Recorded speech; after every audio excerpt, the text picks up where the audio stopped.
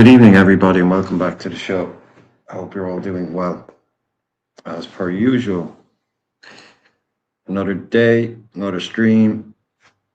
Let's see who's in the chat. Rodney, Lee, Eric. Rodney, Lee, and Eric. That's everyone so far. What's going on? Eric, how are you? See, Rodney's in good spirits. Another 100 million down the drain. That's the way to start it. That's the way to start. Okay, what else have we got? Everything's very slow. Yeah, there we go. We've got John, we've got news, we've got obviously everybody knows Barcola coming in, all but signed, sealed, delivered. We've got the draw for the Champions League, and that's pretty much it.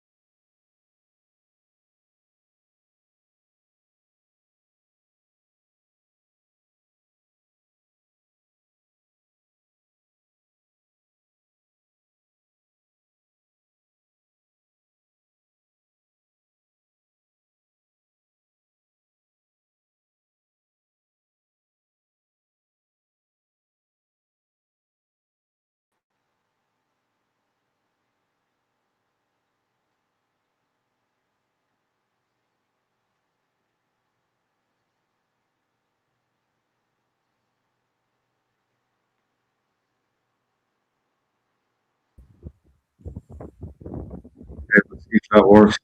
I haven't got any screen here yet. I know if John is there, people can hear me. I don't know. Yeah, we hear you. We hear you now, Brian. Yeah. Okay. Um, yeah. Okay. Right. Okay. Yeah, John. So again, like I was saying, there's one way to drag all of the fun and dopamine out of getting a brand new player in the door, which is kind of drag it out over the entire season, Yeah. over the entire summer. So it's more of a just okay, we finally got the guy, but if it had been if it had been a much quicker transfer, it would have been more enjoyable. Now it's almost kind of lost its luster for me bringing this guy in. It's like it's brilliant, but it's taken so long. We always knew it was happening, so the fun surprise bit isn't here with it, but obviously it's a massive upgrade and a huge player to bring in. Do you think it's the best transfer of the summer? Do you think it's?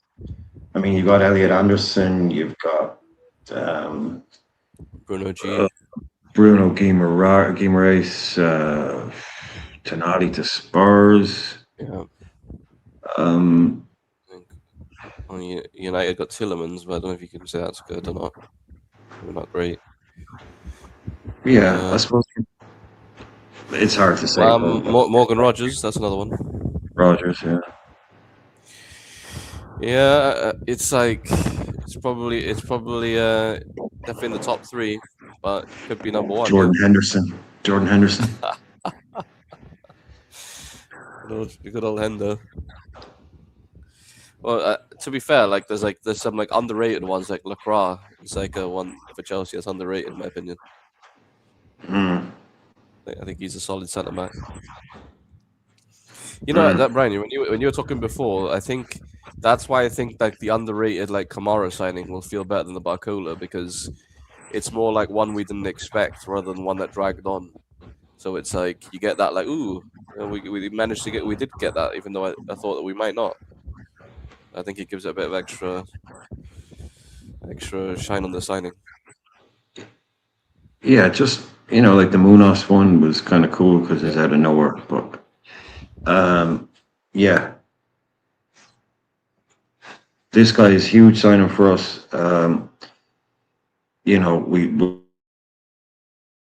We're blue in the face talking about what we need.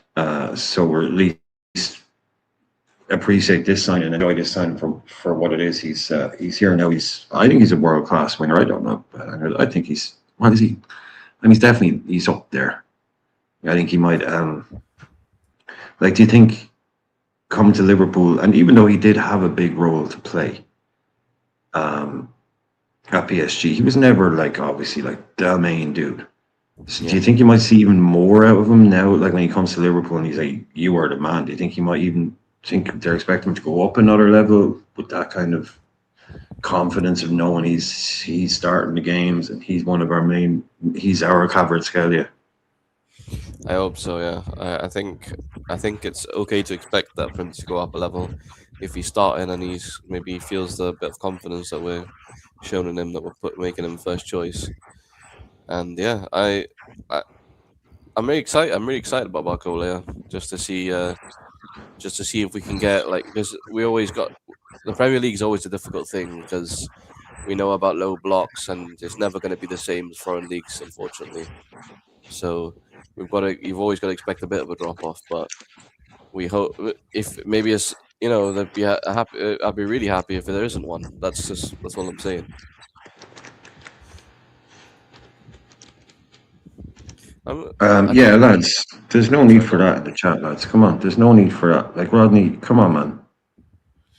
There's nobody suggesting like Lee's just saying he's going to enjoy for what it is. Nobody is here saying the squad is perfect. Just chill out. Like yeah, like can't we just? I always have an issue with people that just can't take a signing in isolation. Yeah, well, like it doesn't mean we're not angry with FSG and Hughes for doing what they've done, but this signing dragged on, but they've done it. It's a good signing.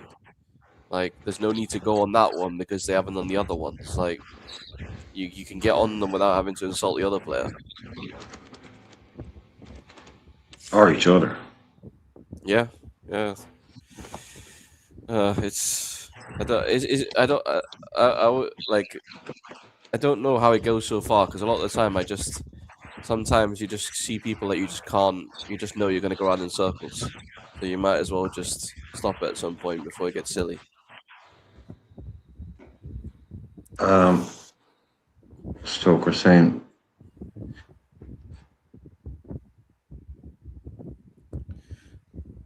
yeah, it is. It's about getting your man. Yeah, Um,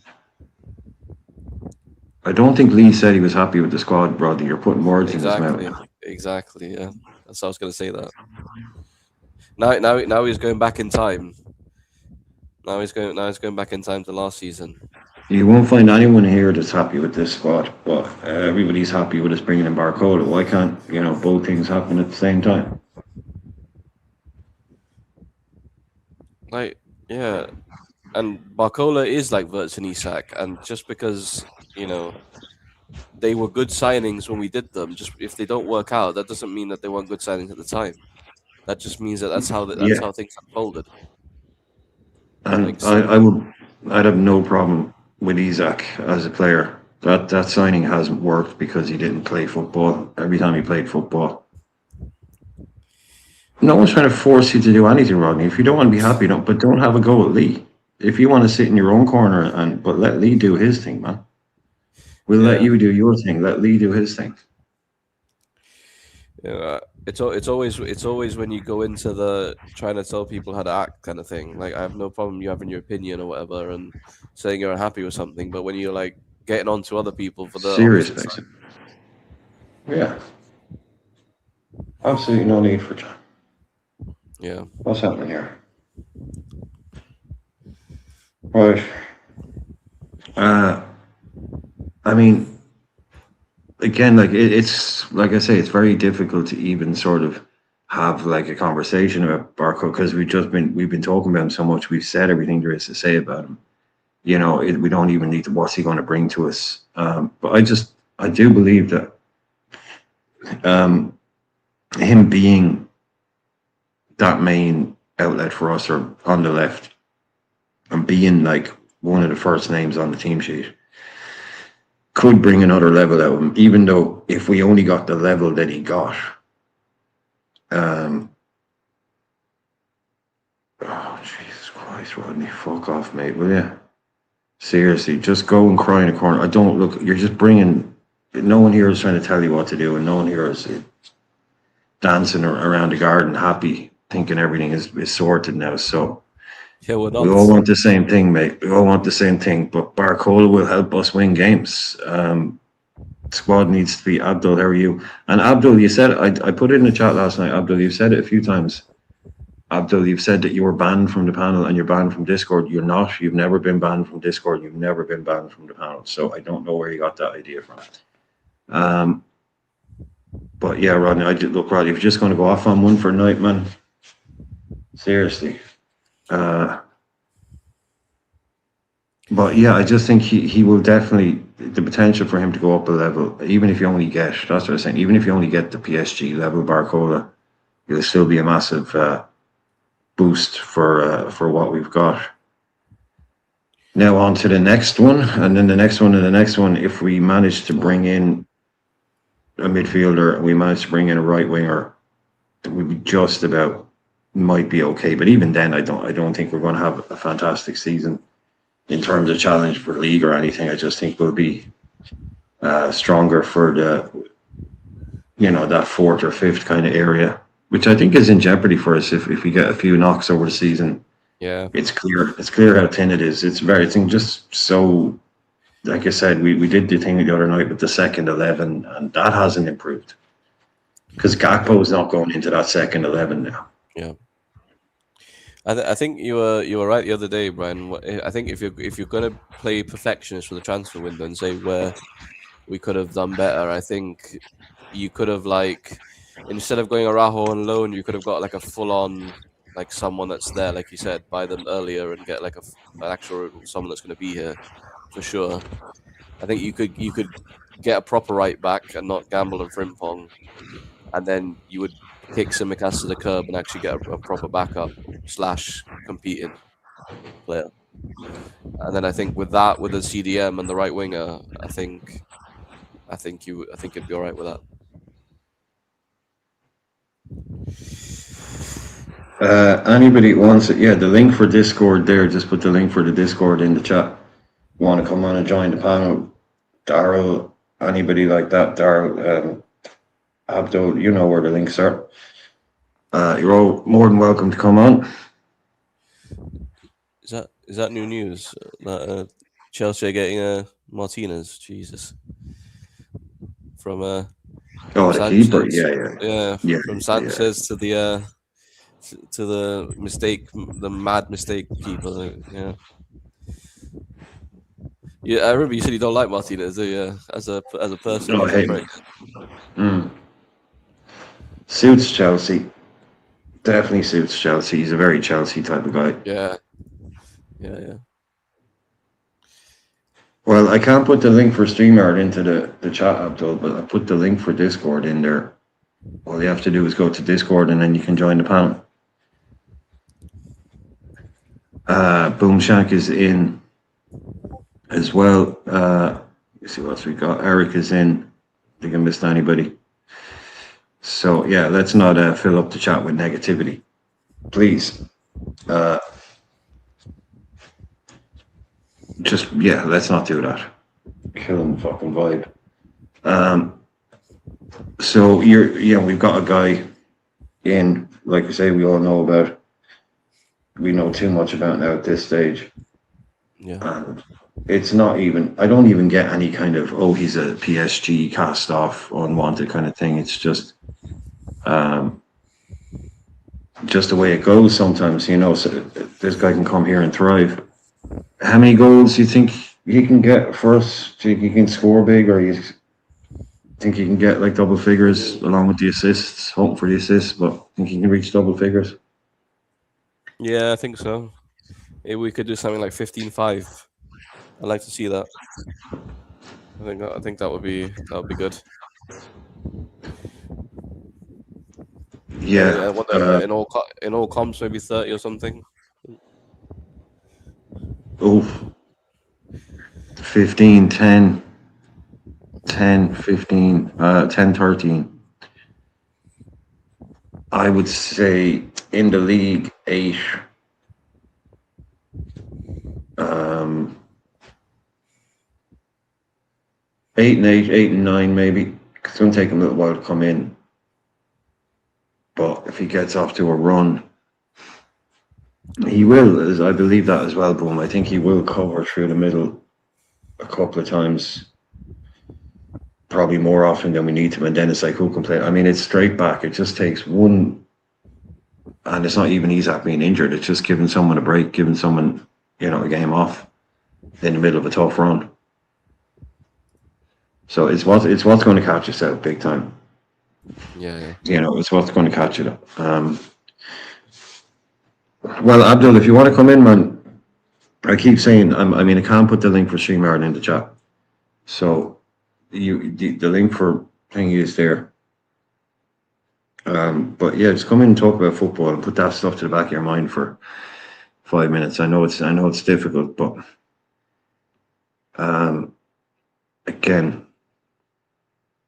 everyone's having their problems. So come in, talk about the football for a while and forget about it. Try and forget about it at least. And yeah. So what? Just click on the link. I put the link for Discord in there. Just click on that. That's all you have to do. If you have Discord, just click on that. It's an invite link. So you just bring you straight to the Discord channel. Oh yeah, yeah. Daryl, the link is in the. Yeah, if you go to the general text channel, you scroll up a bit. Brian put the link there before. But yeah, put it in a couple of times. You don't have to go all the way back up. Yeah.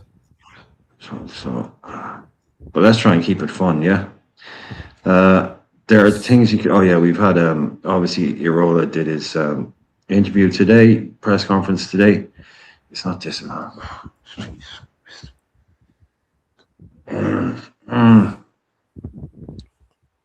Right.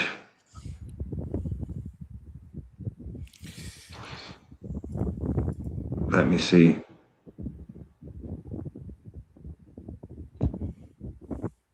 You're not you're in the thing. It's just right there. Just go up like 3 messages and it's there. Yeah, yeah. It's not disappeared. 455. I'll put it in again, Brian. See if it helps him. Yeah, 50 million quid they paid for him for Barcola there 3 years ago. He's gone there. He's been coached by one of the best attacking coaches on the planet at the moment. So he looks like he has the size and the speed, and like he's 6'2". I mean, Cody's a big lad as well, so he looks like he'll have the physicality as well. Won't be too difficult for him. So my God, John has gone back. You disconnected from Discord. Well, I don't know. Let's see.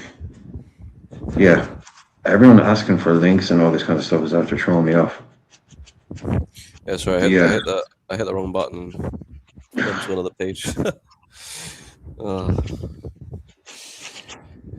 Yeah, Brian. I want more than every fiber in my being for our attack to absolutely click, and we just see goals, goals, goals. Because like the way that the league is talking about, like the rivals are talking about our attack, it's like we've got like Odom Wingy and Saint Maximin and some other dead players there that just don't do anything. Like it's been one season and these guys they've Mm. lost everything. Yeah, oh yeah, Verts and Isaac Yeah, are nothing now. You know, they're trash now. I mean, might not work out for Verts, but um, you know, because of the different league and all that kind of stuff. But yeah, Isaac has already proven he can score a shit ton of goals in a team that wasn't as good as this team. So absolutely no worries about him. Um, some people have you think he's going to miss like every game of his career. yeah, No, you get him fit and firing, and away we go with him. But yeah, Darrell, you finally managed to figure it out. yeah, Daryl. Yeah. How we doing, boys? You right? Yeah, I'm all right, mate. How are you? Yeah, long time. Been a long time, Brian. I thought I'd come on tonight and happy with the Champions League draw in Barcola. So just, just get a few more in now, hopefully. Yeah, do you obviously so yeah, you're a fan of Barcola, so the signing and Oh, all of that. oh, definitely. I think he's probably the third best left winger in the world after Kvaratskhelia and Vinny. I'd say he's the next best. Definitely. Yeah, 100%. He's very quick and direct, isn't he? He's not. He's got Premier League football in him. He's not too small. He's not too technical. You know, Yeah, he likes to run in behind passes. Quick ball in behind, running behind, get onto a couple of touches, get a shot, get a pass. It work well in this system. You'd imagine wanting quick. You know, be a role wants everything quick in behind fast. So he should suit that as well. he reminds me of an Ekatike type sort of player, but a left winger. That lanky, long-legged, but rapid. Mm-hmm. No, So no, I I've heard from rivals he's just a better Martinelli. That's what I've been told. He's a better version of Gakpo, is what he is to me. He's just a much better version of Gakpo, and Yeah, he's more wingerish than Gakpo, slightly more wingerish than Gakpo, is slightly more forwardish, but they're both. Neither of them want to put their foot on the ball and stop and dribble three or four lads like Rio does or Lamal does or whatever. They want the ball in behind, in front of them, not to their feet, in front of them, running in behind, using their pace, minimal touches, get a shot off. I think Barcola is just elite at that, and Gakpo is just kind of okay at it. yeah, yeah. What I heard earlier was he's only good. His best attribute and his like only good one apparently is he just runs. He's good at running into space. That's what I heard earlier. He's one of the best at running in behind onto passes and creating things from those passes. Statistically, under 23s across Europe, best in Europe at basically receiving a pass on the run and creating something from it. So yeah, he is elite at running to space and then creating things from that. So you just imagine someone like him with a striker like Isaac. It's not rocket science, lads. It isn't. You know, he's an uncomplicated player. You know, he's not saying yeah, like Boom said, yeah, he has a few tricks in it, but he's not Yes. he's direct. He wants to be direct. I'm not saying he has no skills around, but you know, when you compare him to some of the lads, but and I like it, I prefer it, you know, in him that way. So I just think you have a fairly simple kind of link up with Isaac. It won't really be too complicated to figure out. Okay, I get in behind if I can. If I can find you, I find you. If not, I take a shot. Maybe a little pullback to Florian Wirtz coming in as second striker or a runner, but I can see him from that left hand side creating quite a lot. And then if you got a fit Yankuba Minte on the other side, who's a chance creation machine basically in a team like ours, you could have a very, like you're saying, John, you really could see this forward line start to fire, and all of a sudden, guess what? You got 25 from Isaac and 12 from Verts. Yeah. Yeah, Brian. You know what pissed me off yesterday? I was because you were talking about the Everton game was on yesterday, and Tieno Barry got a hat trick of tap-ins, and I don't think, and like the amount of tap ins we give to Isak is like non-existent. As like you've got like a dead striker like Tieno Barry, even if it's against lower opposition, getting like such easy chances tapping the net. And then we got against Newcastle, and the only chance we created him was something he has to score for the edge of the box. Like we need to create better chances for him, man. Yeah, Vert's 12. I know it's high end. It's high end, but yeah, I think Vert's could do 1 in 4, Yeah, 1 in 3.5, 1 in every 3 to 4 games. For Vert's playing as a second striker, because he's not playing as a 10, so he's playing as a second striker. So if we can get him into the groove, yeah. But if he doesn't get into the groove, yeah, he could end up with 2. Don't get me wrong. It's a big season for Verts. It's a really big season for him. Fine. I reckon he'll be fine, Brian. I don't even count last season. I don't even count it as a season for him, to be honest. After what happened with Slot. I suppose he kind of looked off it from the start. Really, I'm his biggest fan. Don't get me wrong. I was desperate for him to come to us. I never thought we would get someone like Verts. I was thinking he'll end up at Bayern and then he'll go to Real. Like we'll never get him, kind of thing. But we did. So he's got a lot more in his locker though, Darryl. He's got to start showing it. He's good. He's definitely got it. He's definitely got his locker. You can't wait 2 years. You can't wait 2 seasons, though. By the end of this season, he's got to be showing what we bought him for. What we know he can do. It's not like, oh no, we bought a shit player. It's like, no, you're a brilliant player.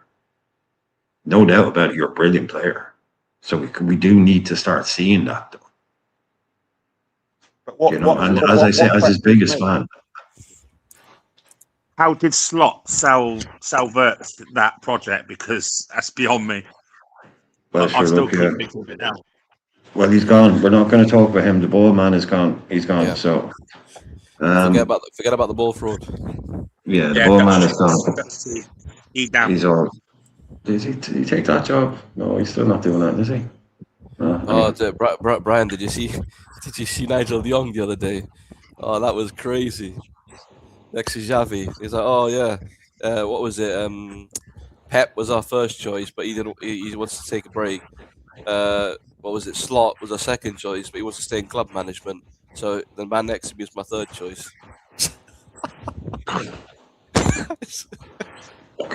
Thanks. I saw loads of people from the English media get onto it. It's so unprofessional. Your boss is saying your third choice right in front of the manager. And so it's not, the best man getting up at the wedding. So, well, we all know John wanted to marry Emma, but she married. And after that, he definitely had his eye on Julie. Then, but look, she moved away. So hey, it's not Mary. Right, it's not like he's some bum as well. He's Xavi, like he's looking at him going. Yeah, the look on his face is mad, Brian. Like they did a screenshot. I don't know if that was like a separate like thing, and they like put it there to make it look like he looked like that. But it's too funny. Yeah. That's the Dutch for you. So Darryl, what's your thoughts then on the rest of the window? What are you hoping for? What are you hoping to see us do? To be honest with you, Brian, I'm letting it just pan out now, because I've been saying for months and months and months now, we're getting him. It's a certainty. We're not getting him. Don't bank on it. But I'd like Kamara. I think that's what we all want as a DM. We've been crying out for one for 4 years since Fabinho left, and we never replaced him. So that's one position I want more than anything.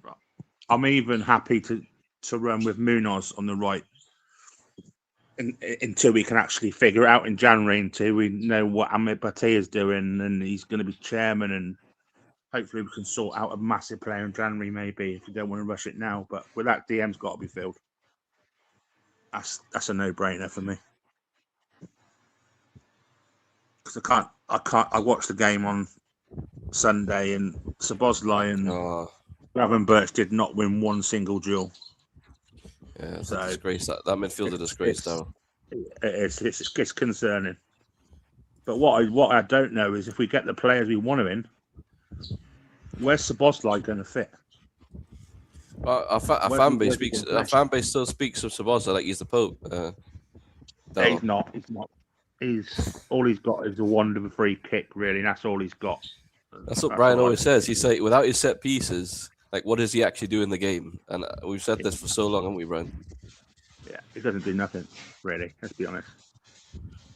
And then they just bring out the cardio sessions. That's what they bring out.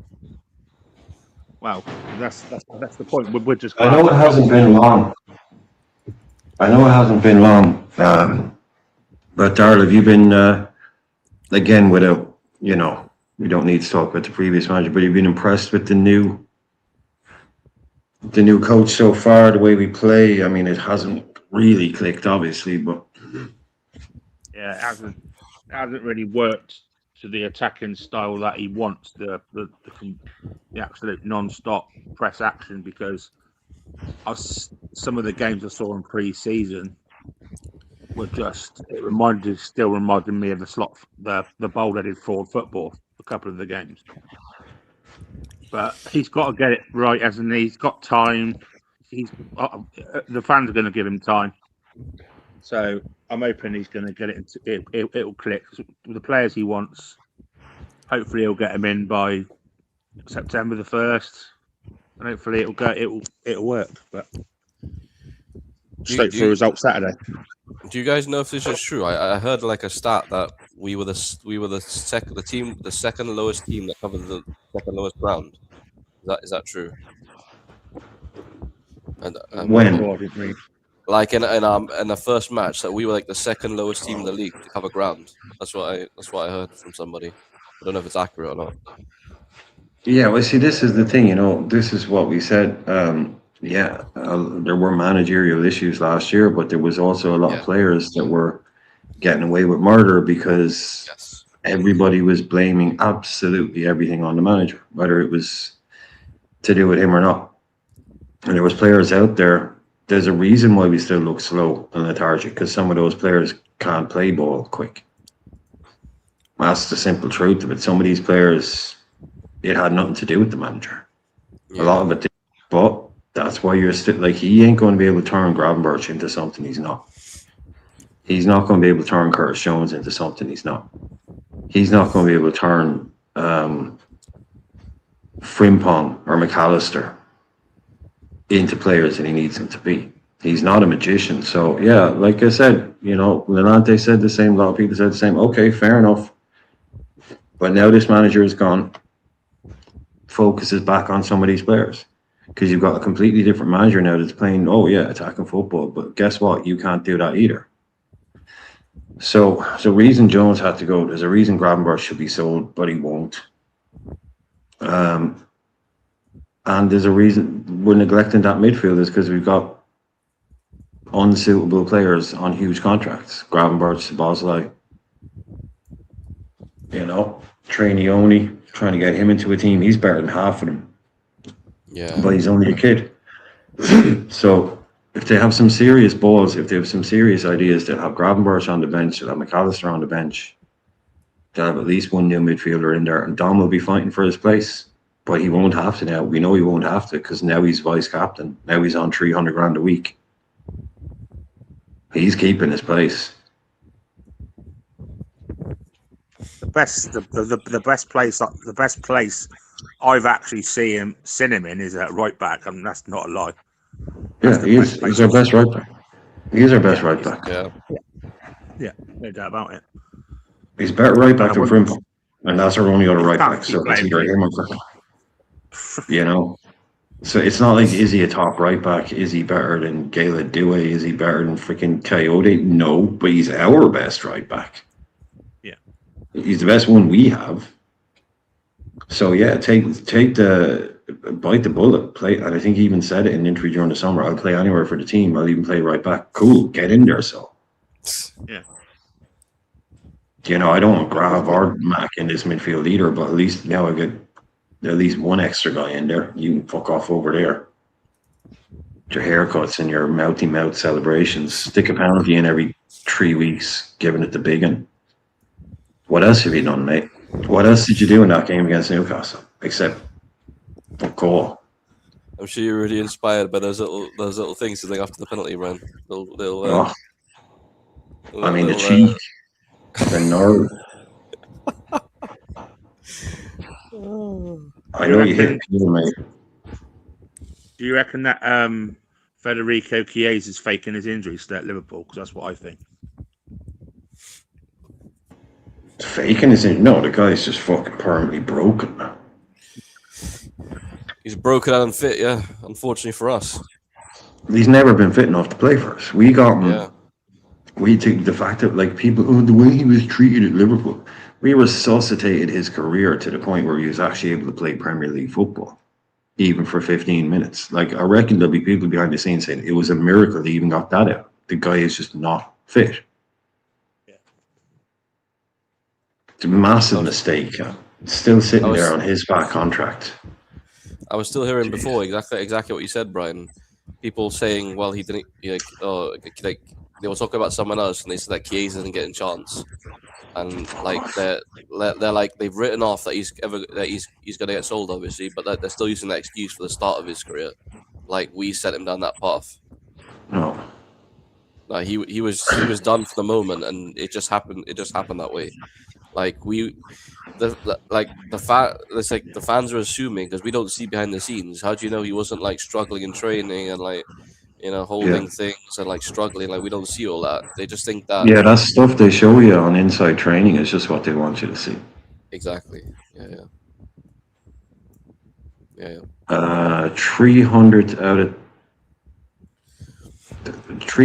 of 10 leagues. Oh, Rodney's just making up numbers. Yeah.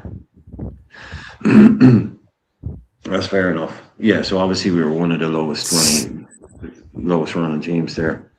Okay, so what do you guys think then about Champions League draw? We got the Champions League draw there earlier on. We have 8 opponents because that's a thing now. Atletico Madrid at home, FC Porto at home, Villarreal at home, Lens at home. Away games then it's Inter Milan, it's Bruges, Fenerbahce, and Lask. I mean, I heard some people are Man United and City always get easy draws. Liverpool fan. I mean, I don't want to hear a single complaint about anybody else's draw. I mean, those look like Europa League groups, lads. They don't look like. I mean, that top one maybe, but Inter Milan, Bruges, Fenerbahce, Lask. That's literally a Europa League group. Yeah, Those are it is, away but I games. can see two. I can see 2 of those. If I have to admit it, I think all 4 of the home games, I think we should win. But I think the 2 tough ones, Inter and Fenerbahce away, because Turkey's never easy to go to. We lost to Galatasaray last year. Yeah, it usually is easy. It can be. Yeah, but sure, if you just win the 4 home games, that's 12 points. Yeah. I mean, you can lose 3 of those games. You'll still be in the qualifier. You'll still be in the thing. Yeah. Yeah. But this is the thing. Like, how thinly stretched is our squad going to be? Lens, strong team. Yeah. Definitely a strong team. Not weak. Interested to watch them. That Inter they're a good side. They're a good side. But I mean, we're not going to. They shouldn't be beating us. I mean, but look, lads. The only one I'd be putting down there as like you can lose them all, but Porto and Villarreal, Lask. Yeah, those have got to be. That's it. I mean, Bruges won't be easy away. Like it won't be a simple. You know what I mean? Fener is like Darrell saying, Turkey. They're still. Yeah, but then I suppose the main one is the Curtis Jones derby. I was actually going to say that, Brian. We're obviously going to lose into Milan because Curtis Jones is going to put a masterclass.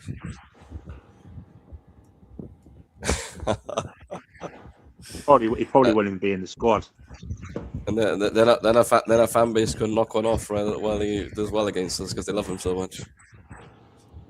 They'll probably start Mkhitaryan. Mkhitaryan will start over Curtis Jones. Lask is Celtic. Finland. No, Lask. Lask is where? Norway.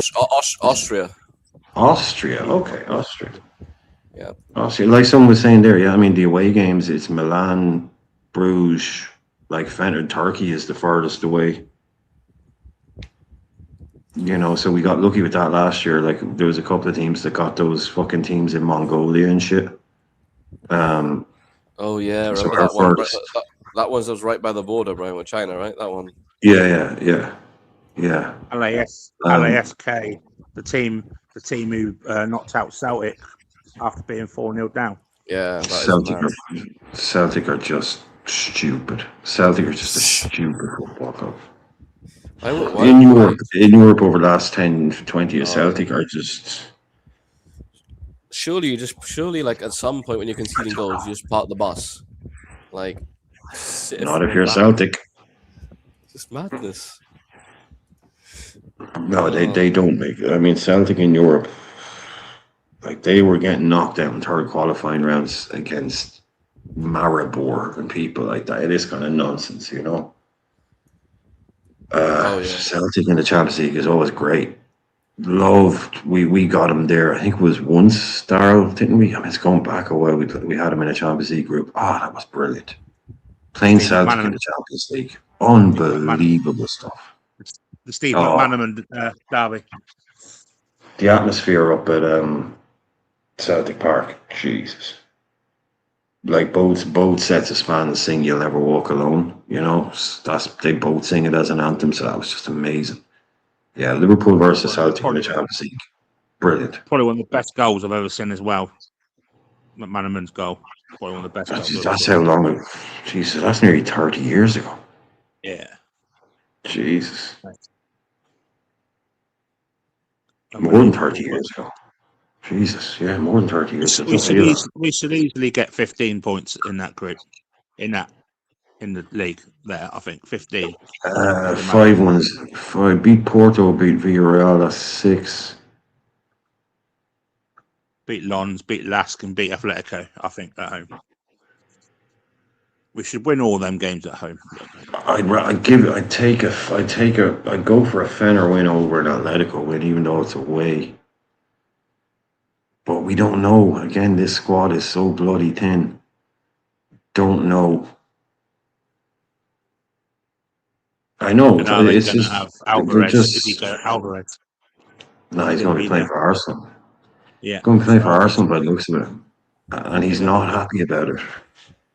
He doesn't want to be there. Why are Arsenal fans going to be all of a sudden thinking this guy is like he's heartbroken not to be going to Barcelona? Why would you buy a player that's heartbroken not to be going to another club? I wouldn't touch it with a barge pole. I thought he didn't want to go back to England because of the weather.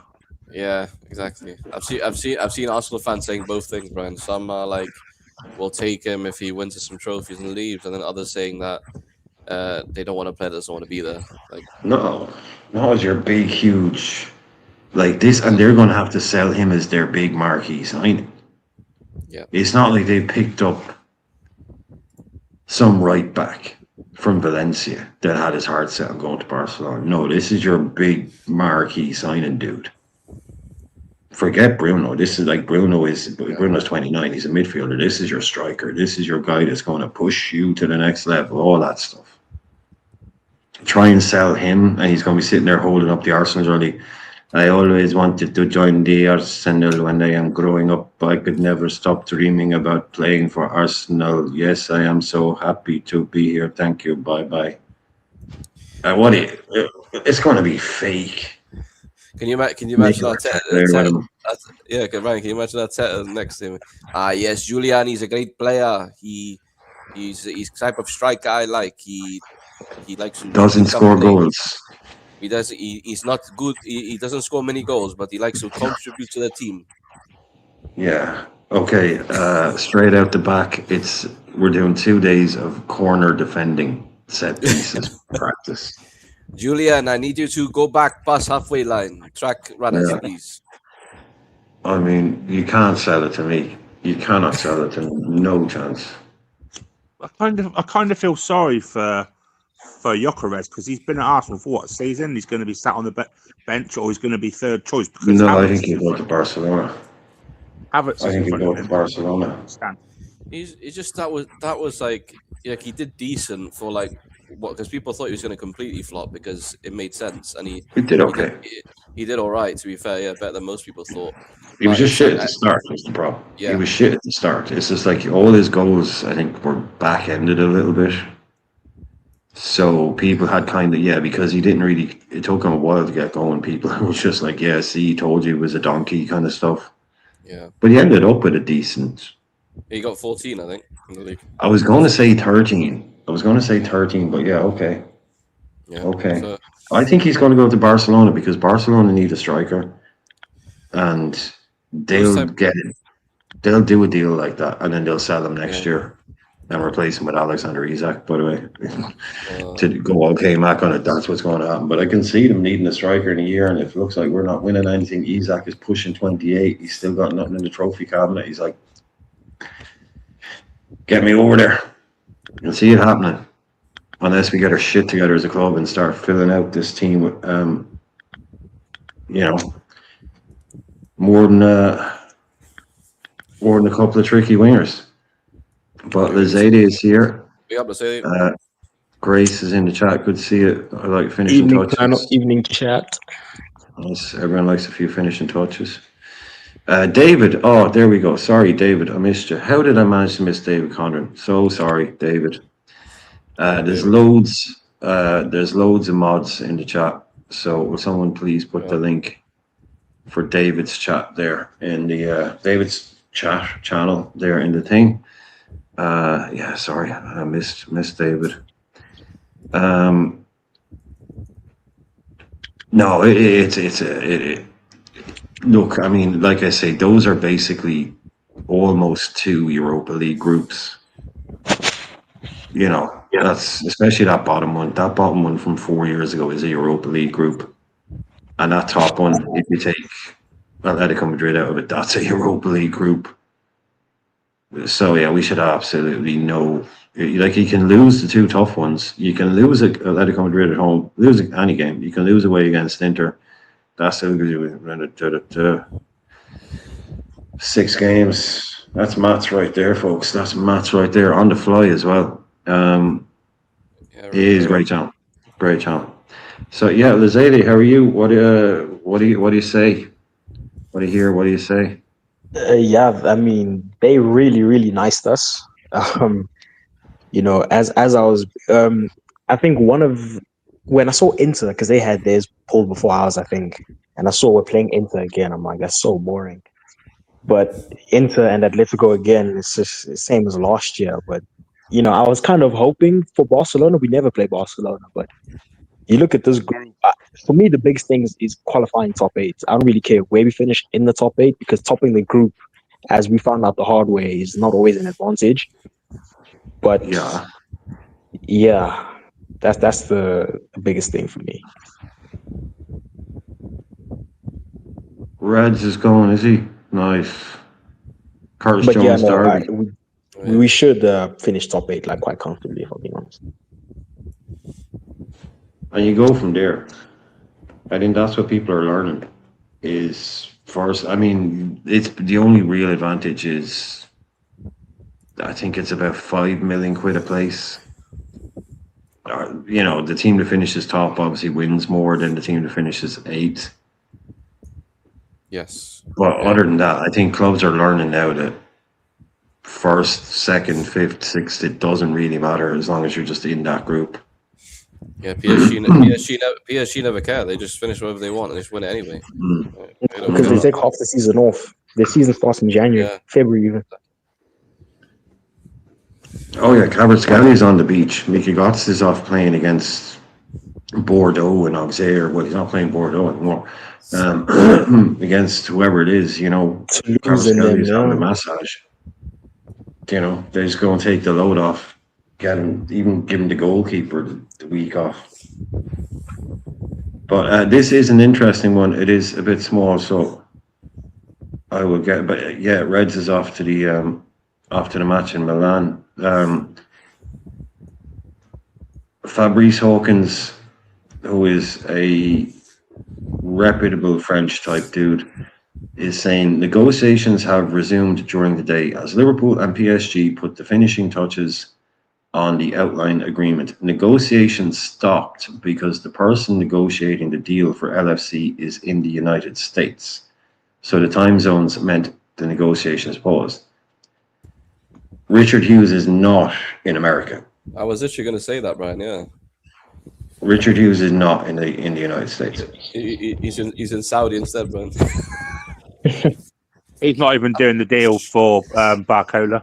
Yeah, Hughes, Yeah, that's what I've been that's told what- it's someone else.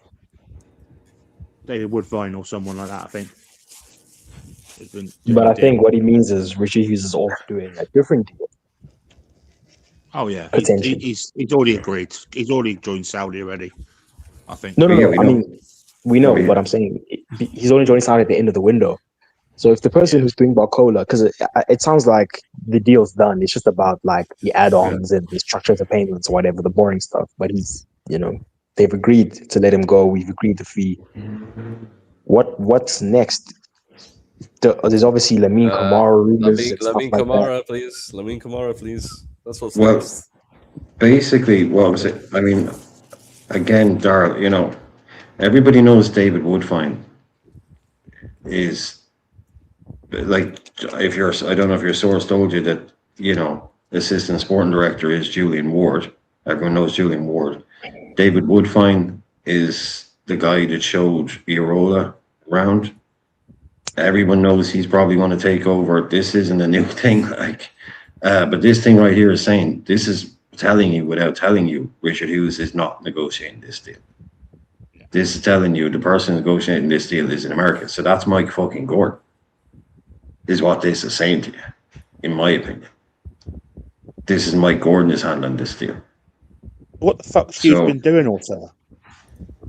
Exactly what everyone said he should be doing. Nothing. He shouldn't be doing it. If he's leaving at the end of the summer, he shouldn't be working on deals for us. He should have left before the summer started. So basically, the guy that's going to take over from him doesn't come in on the Monday after he leaves on Friday.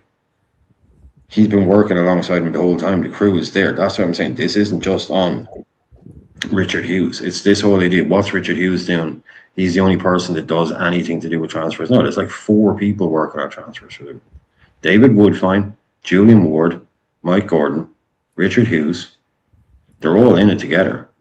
So Hughes is basically being phased out slowly because he's leaving at the end of the year. So if you've got a guy in work and you know he's leaving in a month, you don't let him start a project that's going to take 2, 3, 4 months. Yeah, you don't. You don't know the guy that's taken over. He's coming in. That's what's been happening with this guy. People are over. It's like the Arne Slot thing. Everyone wants to hate Richard Hughes and blame Richard Hughes and everything. Blame the whole club because it's not just Richard Hughes. There's 3 or 4 guys failing to get deals done here. Not just him. There's plenty of other people out there that should be under the microscope for not getting these deals done. Brian, on the reports we've seen, though, they made it sound like these guys came into the deal recently. Like they took over this Barcola deal recently.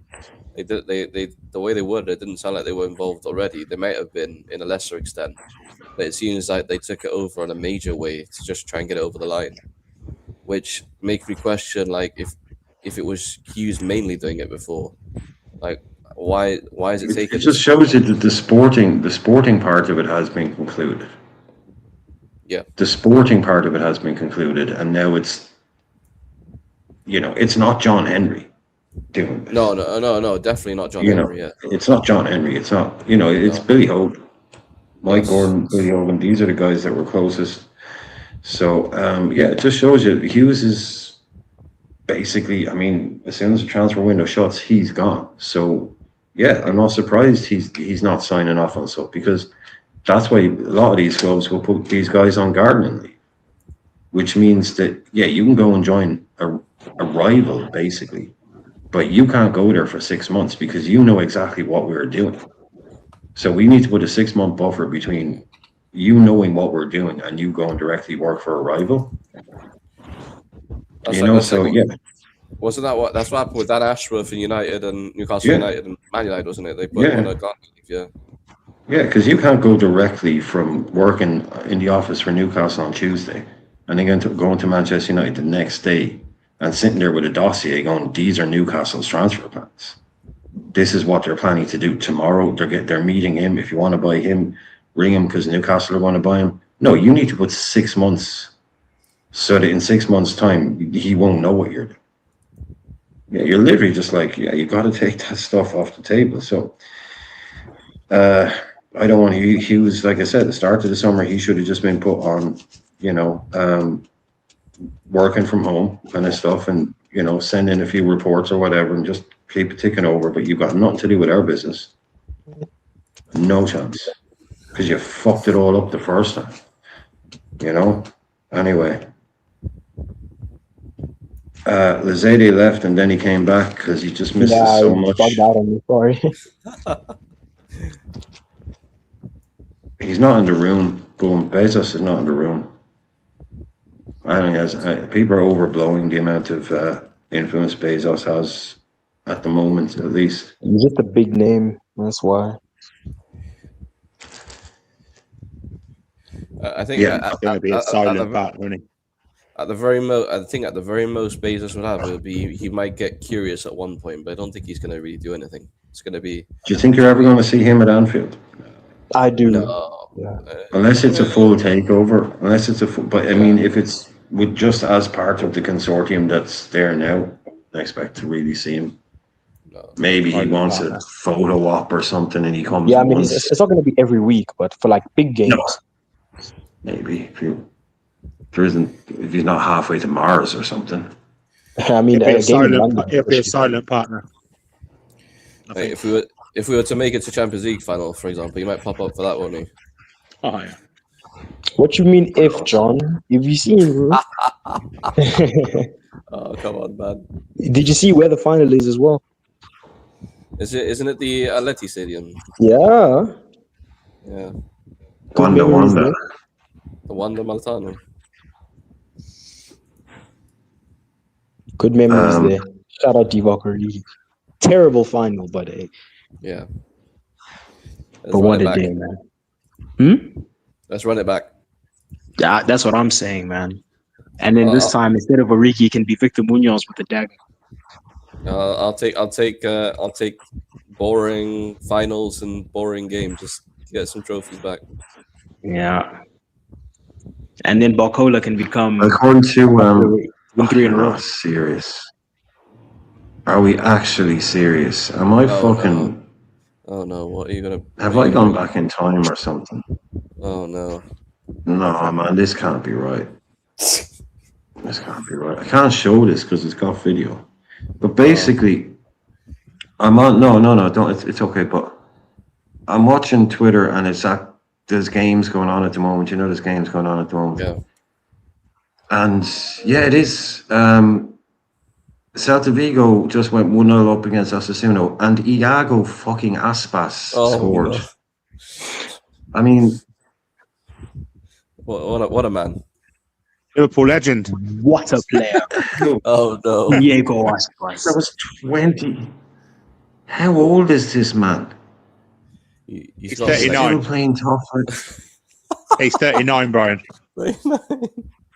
He's 39, and he was Liverpool's number 9 What as a well. goal. He actually wore the number 9 for Liverpool. Can you believe that? What a goal. I mean, it was a scruffy finish, but what a goal. Oh, I think I'm seeing it now. 39 years of age, Iago Aspas. Cutting in and dancing. I mean, it's a bit scruffy, but I mean, Jesus. I know he was terrible for us. And he went back and he scored like 1 billion goals. I didn't realise he was still playing, though. Do you not think it's a big insult, Brian, for Robbie Fowler that we had Andy Carroll as a number 9 and Iago Aspas? What a great note with the numbers. Insult. What a great note with the numbers. In fairness, like I do like a proper number allocation. You know. Oh, he's gone back there and he scored about 1 billion goals, but like he was awful for us. I think he went back somewhere, and then he went back to Celta. And I just think, like, since I think he scored enough goals, I could be completely wrong on this, but I think he scored enough goals for Celta since he rejoined them to become their record goal scorer. Wow. Yeah, he just went back there and just lit it up, man. He was getting 20 a season. Just like, but that corner, people just remember that corner. Yeah, I mean, That's it. imagine that being your whole legacy. And it is too. I mean, unlucky, but that is your legacy. I mean, I could be wrong on that thing, but it won't be far off. I've definitely heard something like that. But yeah, look, he scored a shitload of goals anyway since he went back. But I think he is a record scorer. So I'm But not no, looking finish. at- What a I could have checked that easily before I said it. I could definitely have checked that before I said it. Before I could have said it. I'm checking it now, Brian. So like when he left us, 13, 14. I can't believe it was that. It was that. Can't believe it was that. I thought it was a lot further back than I that. thought it was like, yeah, at least 2 or 3 years before that. But he was So, Brendan, I suppose. He was Brendan, I suppose. So like, what the first season after he left us, Brian, he was continuing his. He only got 2 goals in La Liga in 16 games, and he got better as a year as well. And then he got then is that the next season? Yeah, the next season he got 14, which is decent. 14, 5 assists. Like 19, 4 assists. See, then he got 22 and 5 assists. 20 and 6 assists. Yeah, 14, there you go. 14, There you 17, go. 12. Yeah. Yeah, there, that 20 and 22, that was a little patch he went on, yeah. So has he been there another 12 years since he left Liverpool? He was at Another club. He didn't go directly. He went from us to Sevilla. He went to Sevilla. Yeah, he went Sevilla, to Sevilla. then For Oh, 1 yeah. year. Sevilla. one season. Ooh, then actually, he went back home. I have a trivia question for the panel. Oh boy. Don't look at the chat. Don't Google. Okay. No chat, no Googling. So we've just signed Barcola, right? Who's a Champions League winner. And we signed Thiago before him. Double. So outside of Barcola and Thiago, can you name 3, let's say 4 Champions League winners Liverpool have signed? Morientes. Yeah. Mhm. Anelka. Oh, do we? Oh, I don't know if No. I can count that, but we didn't sign him. Well, yeah, fair. He was only on loan. So like they had won the Champions League when we signed them, or Yes, they won it before we signed him. Yeah. the one before we signed them. Oh, sure. That's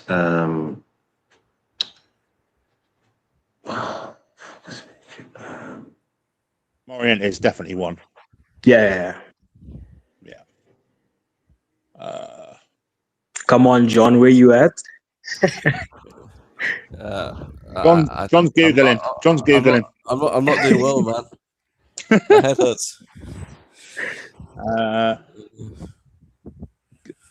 Give us the club. Give us the club. The club they won the Champions League with, or the club you signed them from? No.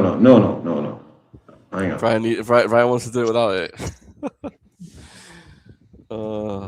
Wait. Okay, if you want a clue, I'll say baby cows. I didn't hear that. Baby cows. That's your clue. Maybe what? Cows? Baby cows. That's your clue, yeah. For one of them. Shaqiri? Yep. That's one. Yeah. Arbeloa? You know, Arbeloa? he won off No, left. he won after he left. Oh, if that's one of them, man, this is gonna be hard, man. Now there's one that you're like it's quite niche because he was a proper bench player when he wanted to. Hazemi? Ooh, this is a bit. Did he win it before we signed him? Probably not. No. There's one that's before my time, like a bit before I was born. It was around the time of Anelka. If you want a clue, I think they would have been teammates actually. Well, we've already said Morientes. Yes, there's another one. Defender. Ooh, I think he was a midfielder. Although I have to double check. Garcia. No, I don't. He didn't win it with Barca.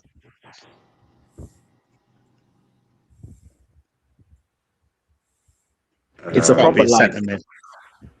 Pardon? It's got to be a central midfielder then. I think so. I can double check though. Let me check. I mean, I don't think Hamann had won it. I don't think Marcus Babel had won it. They were World Cup winners. But Marcus Babel, you're in the right era. That's the right team. So it's 2000 and Zenden? yeah, Bolo. Ooh, he might have, but that's not the one I'm thinking of. I don't think Joe Bolo Clark. did. No, it's not Joe Clark. No. No. Joko left Chelsea before they won it. He lost in the final. You'll know this, Brian. You'll kick yourself if you don't get it. Momo Sissoko. No. Like the same era as Anelka, like the midfield was like Didi, Biscan, Yeah, Gerrard. I was going to say Harman. Michael Owen. It's not Michael Owen, is it? No. Sure, we didn't sign Michael him. came to the academy. Yeah, he's a candidate. Yeah. Like that midfield, Murphy, Redknapp, He Smeetser. might not have been a midfielder. This is what I'm. My laptop's being a bit slow. I have to double check. Hold on a second. Yeah, Patrick Berger. You have Berger in that midfield as well.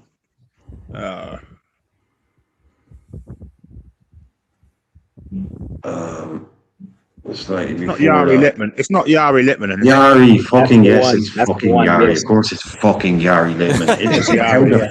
fuck did I forget Yari fucking Yeah. Littman? I knew I knew it. that's why. That's why. I was gonna say He this. fucking scored in Yeah. the Champions League final. He scored in the fucking Champions League final. Yes, I knew you were gonna kick Jesus yourself. Christ. Are some of these in the chat, right? By the way, there's people saying a lot. Fuck's sake. I'll take it. I'll take it that I got it though. I'll take that. That's great work. And now there's one more that, like I said, he was a proper bench player when he won it. So if you get this one, I'll be very impressed. What in the same What era? manager? What No, manager it's- was? What manager signed him? What manager signed him? He played under two different managers.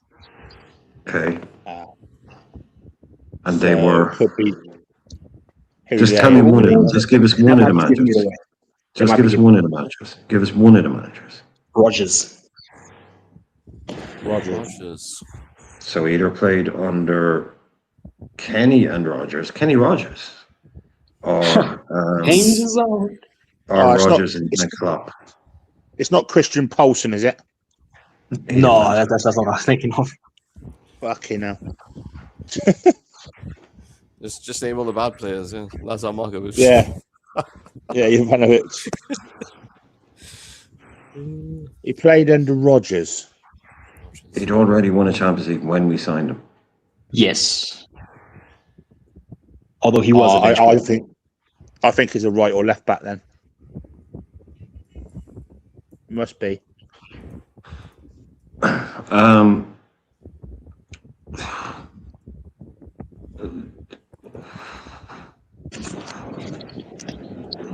In terms of clues, Sorry, I just got distracted there. Who else did he play for? Who else did he play for? Balotelli. Balotelli, no. No, Ballo didn't have it. Ballo's never won a Champions League. No, Who else did he I play don't for? Who else did he play Colo for? Touré. I No, have to be Colo careful not to Touré. give this away. Colo Touré's never won a Champions League. He did go on loan at one point. I didn't hear that. He went on loan at one point. Went on loan. Went on loan, Brendan Rodgers. Either under Kenny or who did Kenny? Jay bring in? Spearing. Jay Spearing.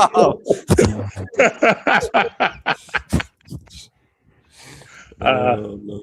But Was it like I said, when goalkeeper? you think of that Champions League winning team, he will not come to your mind. No, I'm lost on this one. Say that again. I didn't hear it say. When you think of that Champions League winning team, he will not come to your mind.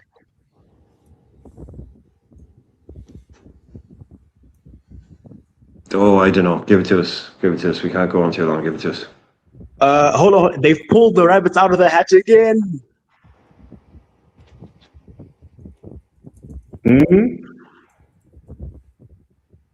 Drogba! I remember that final.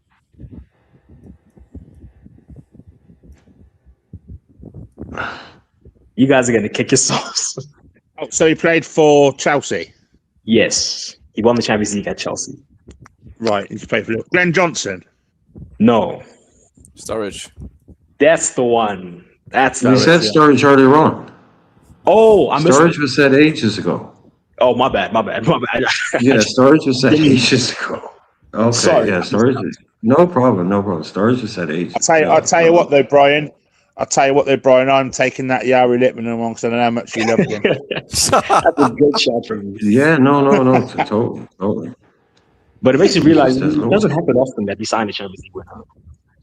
No. We don't really sign that from. I mean, we don't go to the Barcelonas and the Real Madrids and take their players that often. And then, yeah, a lot of like Champions League winners now would be English as well, maybe.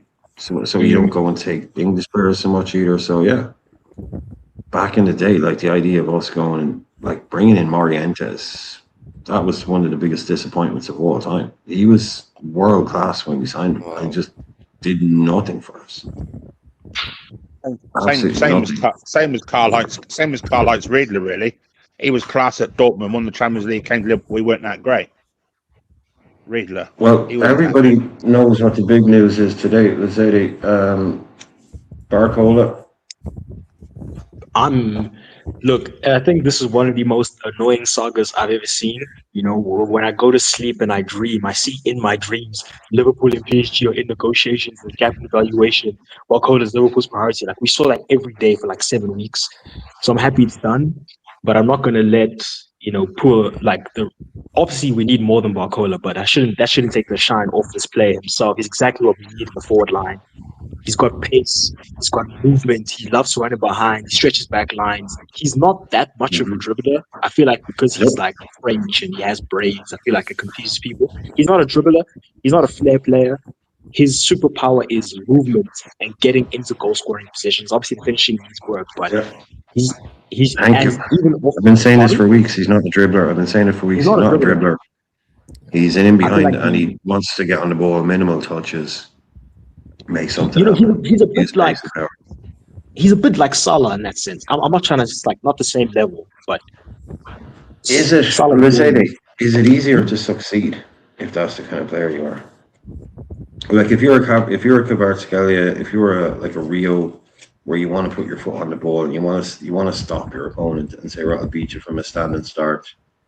Is it easier to succeed as a player if you're a Barcola, where your game isn't as complicated as that? It's just as devastating when it works. But is it easier to succeed when you're more basic? I suppose that's a bit complicated because Premier League fullbacks are just as fast as you. So when your game, a lot of it is based on pace. That's a tough question.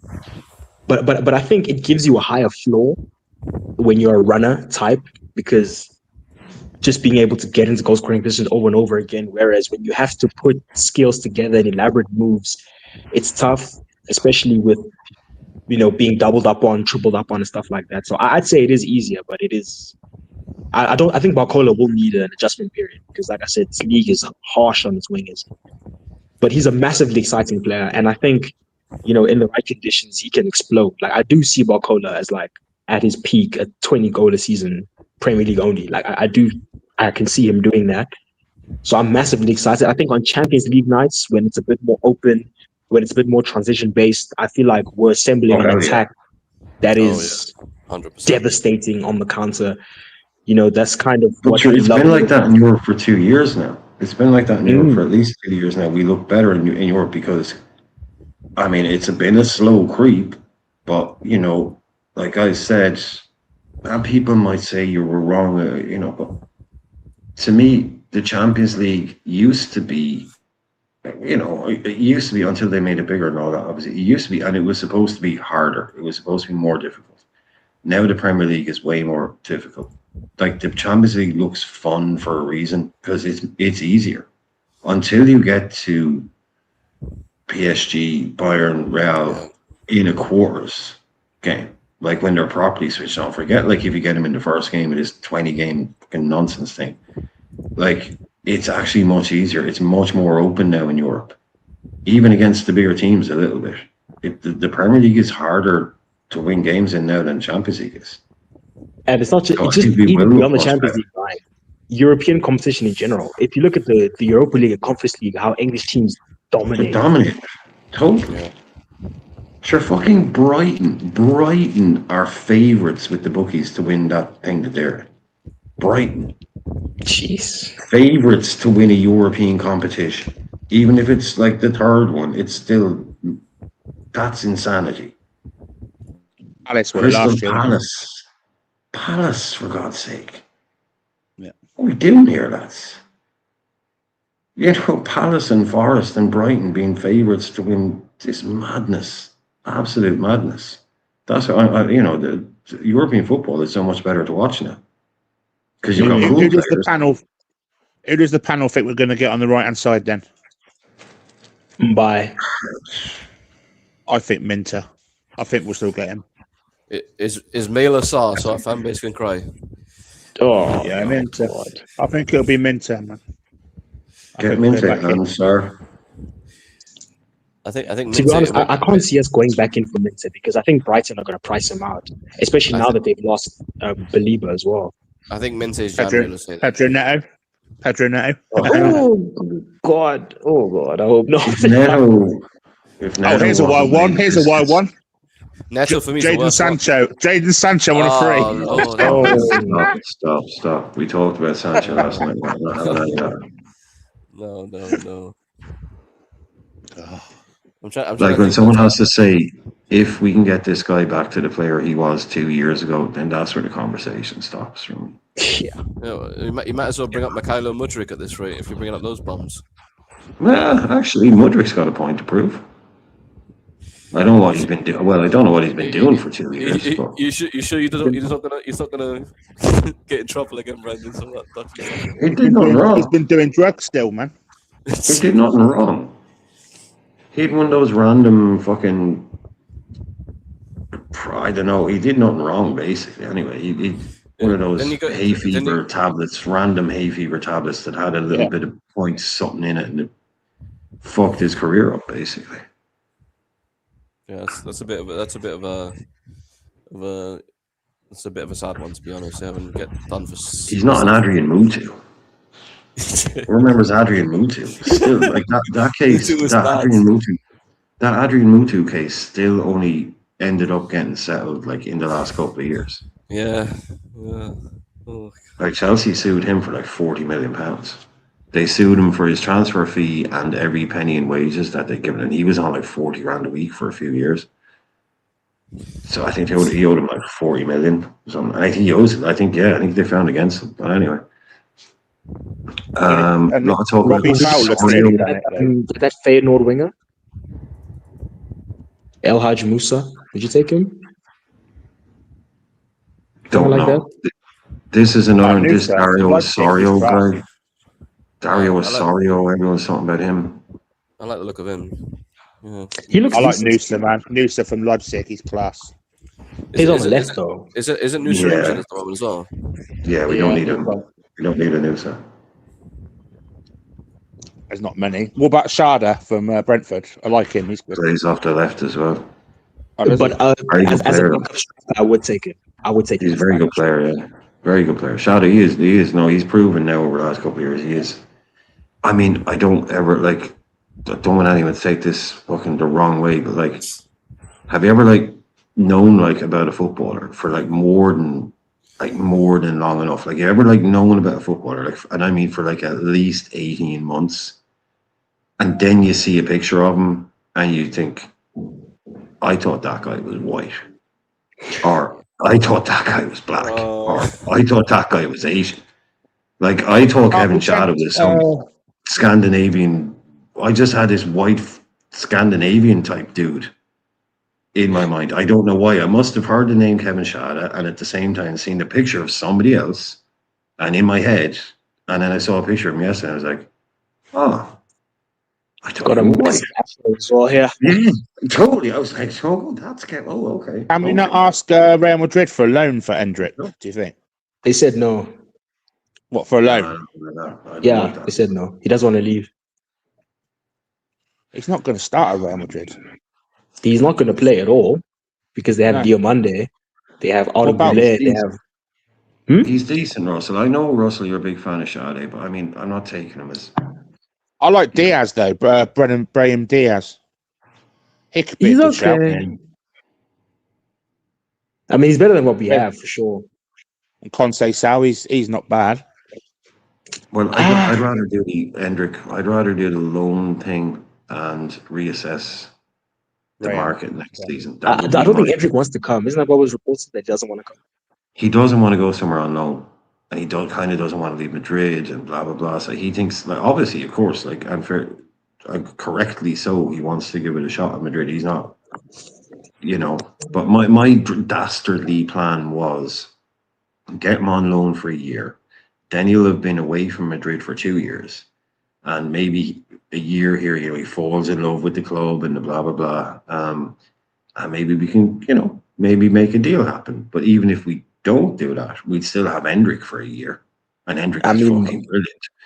My So- dastardly plan was get Endrick and then next season go to Munich and say, give us our guy. We ain't getting him. Not happening. Not happening.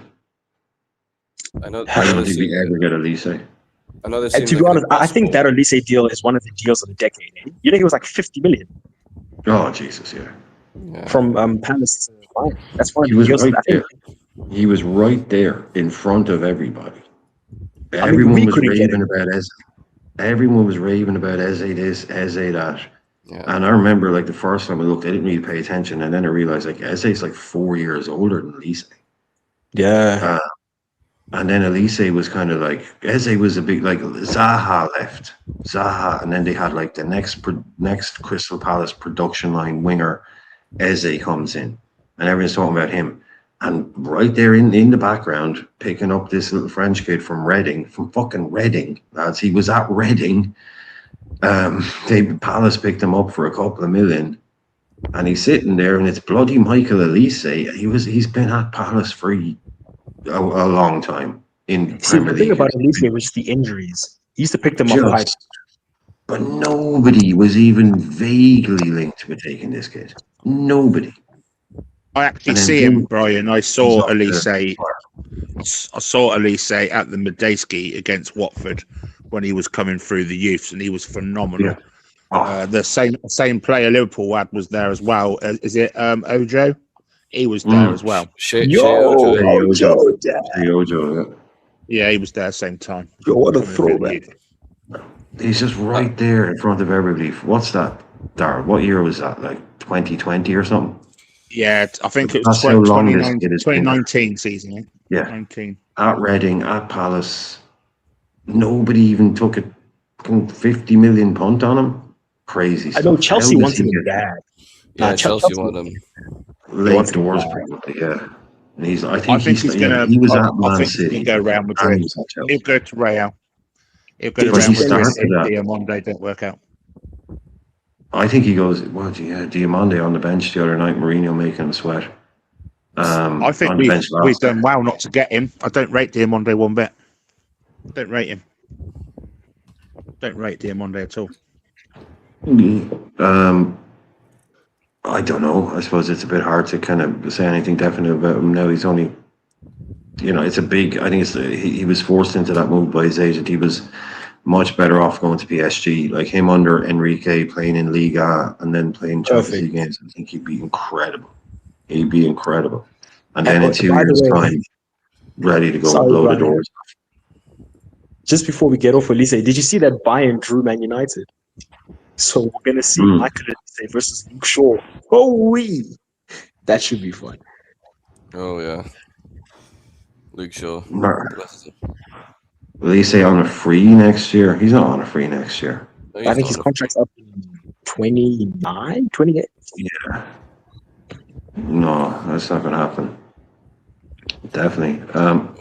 Would you know, you're talking about right wing, which this is one that unfortunately can't happen. But would you guys take NDI from Everton?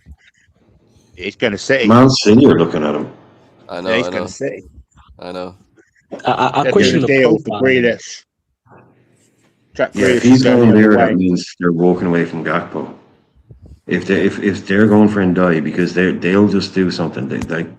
They've lost. Barney, how are you? Like they lost a player that they never use, and they'll still just immediately go out and replace him with someone that costs 50 million quid. That's just what City do. Like we don't like they've lost Savinho, who wants to be just called Savio now, apparently. But he was called that before. So just pick a name, dude. 60 million and Grealish, They'll I've just pay heard. 50 for or Ndai. 60 million to replace a Savinho that never played for them. But if they're going for Ndai, that means they've walked away from Gakpo, because Gakpo has a contract agreed with Spurs since July. They're just waiting on the green light from us, and we need to get a second winger. That's why it's imperative that we get that second winger, because that means we can then sell Gakpo. You will never get a bigger fee for Gakpo than you will right now. It's the He's same as the at- Diaz situation, yeah. Brian, Yeah, so I think City did an us with PSG. They came in and thought they could get Gakpo on the cheap, and they're like, you don't know what's going on, and they're like, oh, right, Yeah, you've got a you can't- competitor. Yeah, you can't just underbid and then just like you hoping that Gakpo might just say he wants to go there and then we're gonna give in. No, like Because it was like with Tonali. It was like with Tonali, John, Yeah. because anybody that went to Newcastle and said, "Oh, we'd be interested in taking Tonali," they were like, "Okay, cool, but you better give us 100 million quid," and we're 100 million quid not in it, well, because we've got Spurs are Wow. prepared to give us 100 million for him. So unless you're prepared to match that, you can walk. So yeah, like there's nobody out there in world football next season that gives us half what Spurs are prepared to give us now for Gakpo. No chance. You might get 35 million next year for Gakpo. If you're lucky, he's on a huge contract. He'll be 28. It's just imperative that we sell this guy now. But yeah, we need that other winger. We need Barcola, that other winger. Then it gives us Barcola, Rio, Munoz, other winger. And we can fill in a few gaps maybe, but just make it happen. I still get that striker. I'd love to do that too, yeah. Because Kumas, I don't know. No, it's not. Let's say that's what Ismail Assar's for, man. But maybe you could. Maybe if you got Minte and Sarr is your backup forward, can cover the right wing until Minte is fit. But I wouldn't pay a penny more than.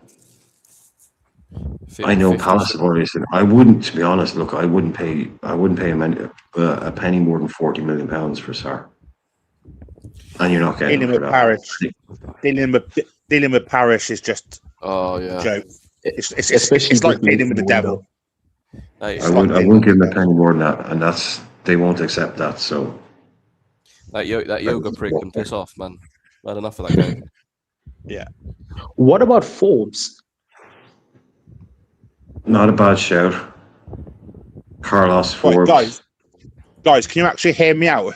Who I actually think wouldn't be that bad for us as a backup? Zane Fleming from Burnley. Very good player. I don't think that's a Championship bad level. shout. I mean, that's He's a not good player, man. Good player. Whenever I've seen Burnley, I always see him popping up now. Yeah, I don't think he'd be Yeah, bad he's as a backup, dangerous. even He's Jaden dangerous. Anthony as well. They're Yeah, decent. Yeah, I did like when they played. They're like solid. They're like okay backup, maybe acceptable. Is he not in NSYNC or something? Jaden Anthony. It's just It does sound a bit like that. it does sound like Boys to Men or One Direction. Yeah, Jaden Anthony. He was on Love Island and Big Brother. You know, Oh wow. that's two first names. I don't like someone with two first names. Jaden Anthony. It's two first. Yeah, we can't sign him now. He's got two first names. Yeah, Okay, what so are you hiding? Brian- What are you hiding? What are you hiding? What's the third name? Wait, so Brian, you don't like Steven Gerrard? Ooh. Gerard with 2 R's though. Okay. You got out of jail. There are fine lines. There's blurred lines. There's always fine. Steven Gerrard. Yeah, but he had a. There's definitely. I know, like he has a cousin that plays Paul Gerrard, but somewhere in that family, if there isn't a Gerrard, then they're doing it wrong. There has to be. I mean, the Neville, like Gary Neville and his Phil Neville's, their dad's name is Neville. So if there isn't a Gerrard in the Gerrard family, then There's got to be. there's got to be one. There was only an Anthony Gerrard, wasn't it? He played against Gerrard in the cup final at Cardiff. Yeah, his cousin. Yeah. Fofana is going left to Roma, isn't he? No, it's turned. It's stored. It's stored that deal for Fofana. Oh, okay. Roma. Yeah, he was all the talk a couple of years. Who was the other one, John? There was Fofana and someone else. It was like the Kone and Thuram. We had the Kone and Thuram midfielder thing. Basuma Torre. It was Basuma Torre. It was one who went to Newcastle. No, this is a couple of years. This is like last year, the year when it was Fofana. There was Fofana and someone else. Was it not Barcola? I remember once Barcola after we sold Diaz. It might have been. Nah, but some of the names our fans come up with when they're desperate. I saw a shout to sign Christian Pulisic for the right wing. Do you remember like the Alan Varela shouts for DM, Jake Ducore? Remember that? God, if we're getting Christian Pulisic, we might as well sign that Loftus-Cheek for DM. Jesus. I mean, Christ. Jeez, it's so. I mean, do you guys think Gakpo plays on Saturday? I doubt it. Yeah, I think he will. Considering his move will be close, would you risk it? I still say we address the right wing in January now. I've got a funny feeling that's what they'll do now. I've just got a funny feeling. I think that's what I think. Because I think it's going to be Rio and Munoz. And then off the bench, I think Kumas will cover for whoever comes off. Yeah. I think we'll get a DM, and it'll be Barcola and a DM, and that'll be it. And that's shocking to not get a right back. Man, I've been hearing some loose links to a Chem. Oh, if we can get a Chempong, bro. Because Chelsea have just signed this defender, haven't they? Even Doué from Strasbourg. Yeah, they did. You're talking about the guy from Atalanta. Yeah, honest something. Yeah, they did. Yeah, I saw that. Oh, come on. Yo, I need a Chempong. He's so good. Homegrown as well. But have you seen Daryl? Sorry, PSG are linked to Gaylor Doué. Yeah, I saw that. But that just brings me back to the PSG conversation. Mbappe is absolutely perfect because he don't even quota till he's 21. Exactly. So you don't have to register. Class. You're right. Surely Liverpool go in for him again. Surely. And more than that, Daryl. Not only do I have to register him, when he turns 21, he'll be homegrown. Exactly. He's in. Yeah, I know that's fine, but I mean, I wouldn't buy somebody because in 3 years' time they'll be homegrown. I mean, that to me is it is a bonus, but it's something that cool, I suppose. But to me, there's a lot going on in his case. I would rather Minte over Mbaye, only because I know that Minte has proven that he can do it in the Premier League. But I have no idea how good Mbaye is. So I'm only basing it on that. If I had watched like Mbaye a load, but again, he's still only 18. So I'm thinking, what do we need? Do we need another project out there, or do we need something? So I kind of go, like, I don't think Minte is ever going to be an elite player, but I think he'd be a brilliant player. Like, he'll be someone that will play for top clubs, but he's never going to be, one of the all-time greats or anything. But he could be a brilliant player for us. Like, everyone doesn't have to be an elite player. So I just don't know enough about Mbaye. We'll never replace that. We'll never replace him, ever. Yeah, I don't know anything. Like, I really genuinely don't know anything about Mbaye. I think I might have seen him play once or twice, and then it's just comps. he's 18. I can't sit here and say, bang in the fist, this is the guy for us. I couldn't possibly do that. Yeah, let's You know, say even if I watch him every week, I'd still say, look, he's only 18. So, you know, he's not like the finished article on that right-hand side, obviously. Neither is Minte, which is why I'm saying I like the look of, I'd love to get someone on the cheap that, like, say, if Minte was 50 million quid in a year's time, then perhaps you could go out and you could spend big on that side. And then Minte then becomes, once Chiesa has left and Elliott has left, Minte can then just become a squad player, a rotation option, but you're not stuck with him on a huge price where he has to be your starting right winger because you spent 80 million. What about a Gakpo Kudos Gakpo swap deal? No, I wouldn't touch Kudus with a bars ball. No. When he's fit, he's brilliant, but he's more unfit than he is. And he's fit. crazy versatile as well. He wants to play for Real. He wants to play for Barcelona. He's one of those guys. He's not like I always go back to that time when he was been linked to us, and he was with West Ham, and he played against us for West Ham, and he started doing like trying to do Harlem Globetrotter stuff just to show off how good he was, and like trying ridiculous things just to show off that was not helping his team. Giving the ball away by trying ridiculous things just to show off in front of Liverpool. Because he said it at Ajax. The reason you moved to West Ham is to get a move to a bigger club. He said, I didn't move to West Ham, I moved to the Premier League. Because you moved to the Premier League, that's the best way to get a move to a bigger club. He said that before he even arrived at West Ham.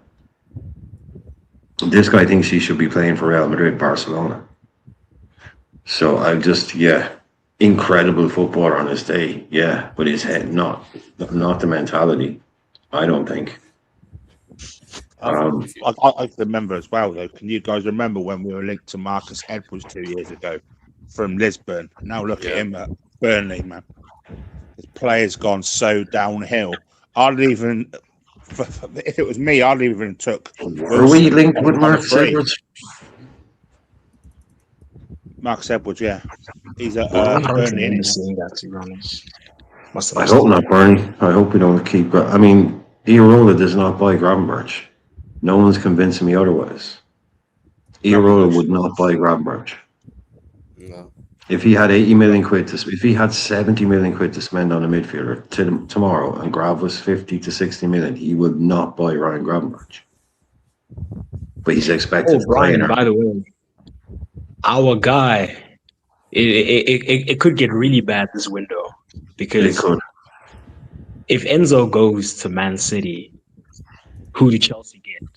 There's big rumors around them and Wharton.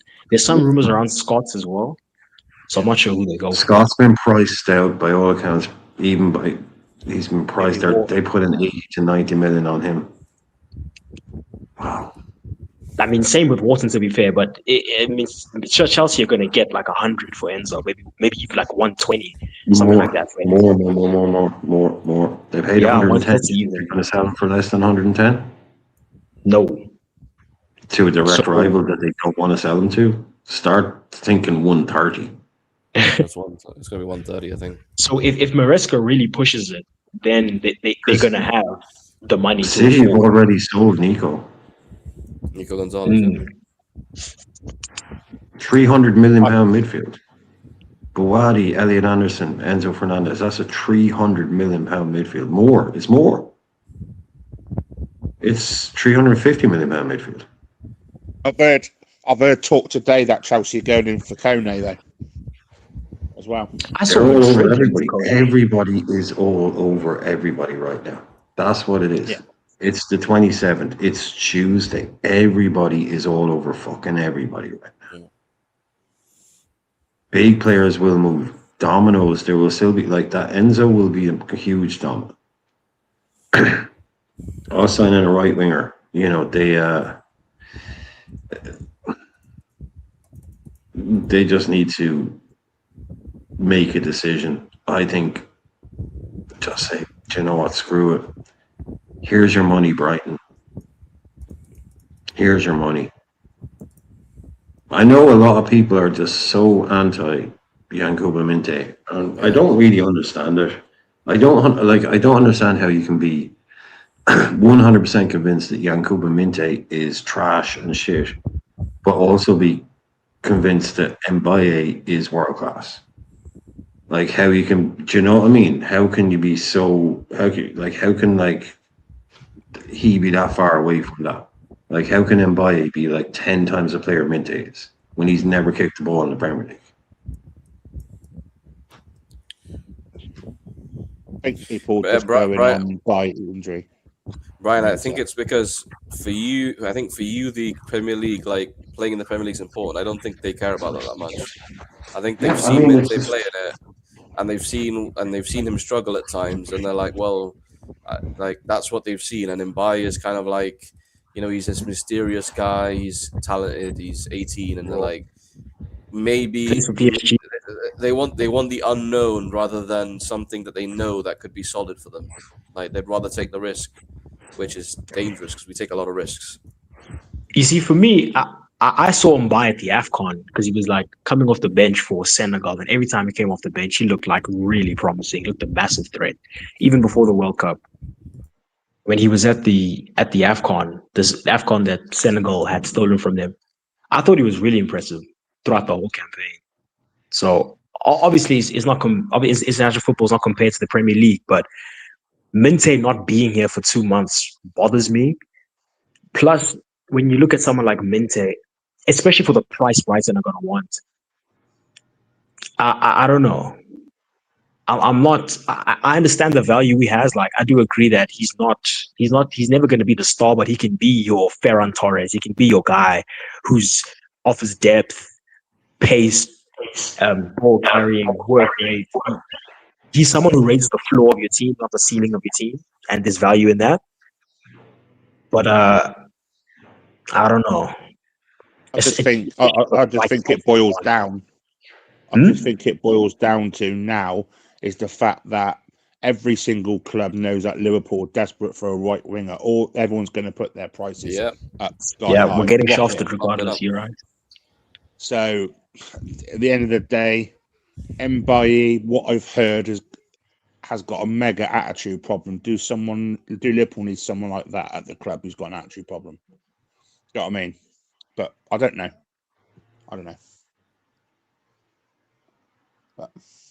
But I think we can all agree this should have. I mean, Diomande rejected us in June, so I don't know why we're waiting until the final days of the window to sort the successor to arguably our best player of the 21st century. But anyway, I said this the shows we've been doing, let's say that after the Diomande deal, it's like they salt for the next month, and like, oh well, that was our only target, so let's just like assess the market, and like it took so long that it's just like they've messed it up because now it's and like basically, I mean, you assess the market for a month and you come up with Ismail Assar, bro. I mean, it's a shambles. It's a complete shambles, to be honest.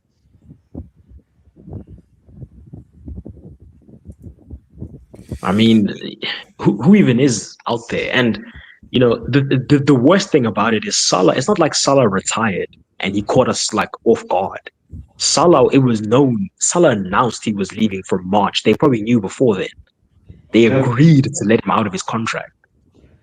So you agreed to let him out of his contract. At least 2 or 3 weeks of negotiating that. At least 2 or 3 weeks negotiating that, cancelling his contract stuff. So whenever that was announced, at least a month before that, they knew that was the plan.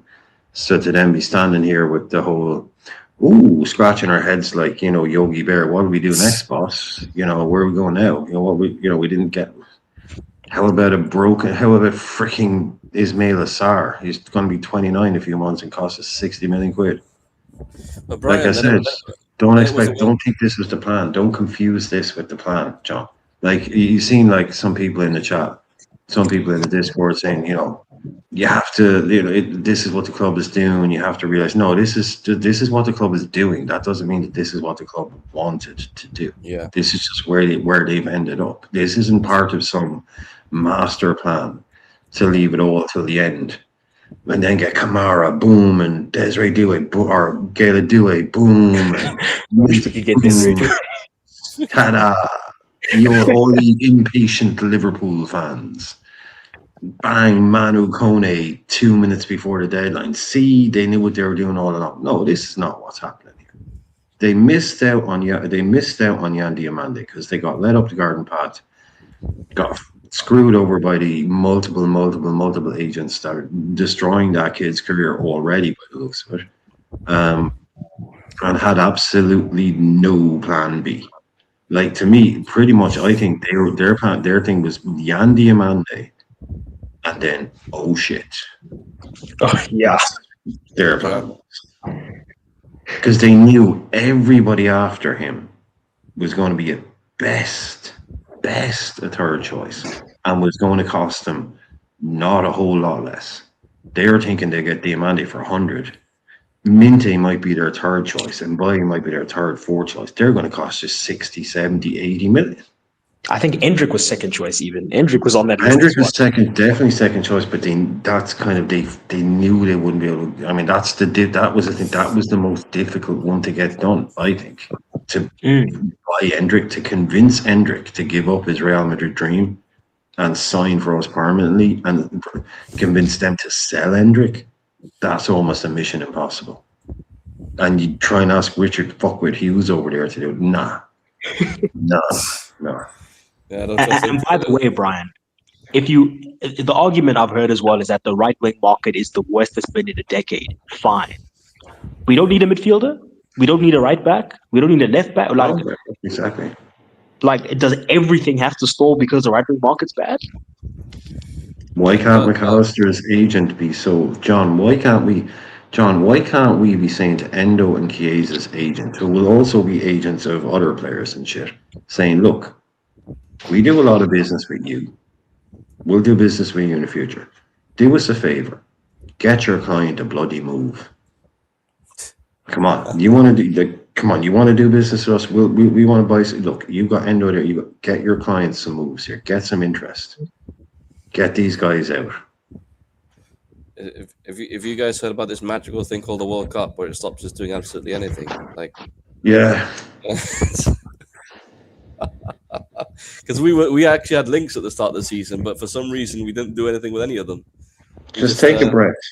John, just take a breath for a second and just think about how long ago the World Cup feels. Oh, it feels so long ago. It was like Because it was only 6-7 weeks ago.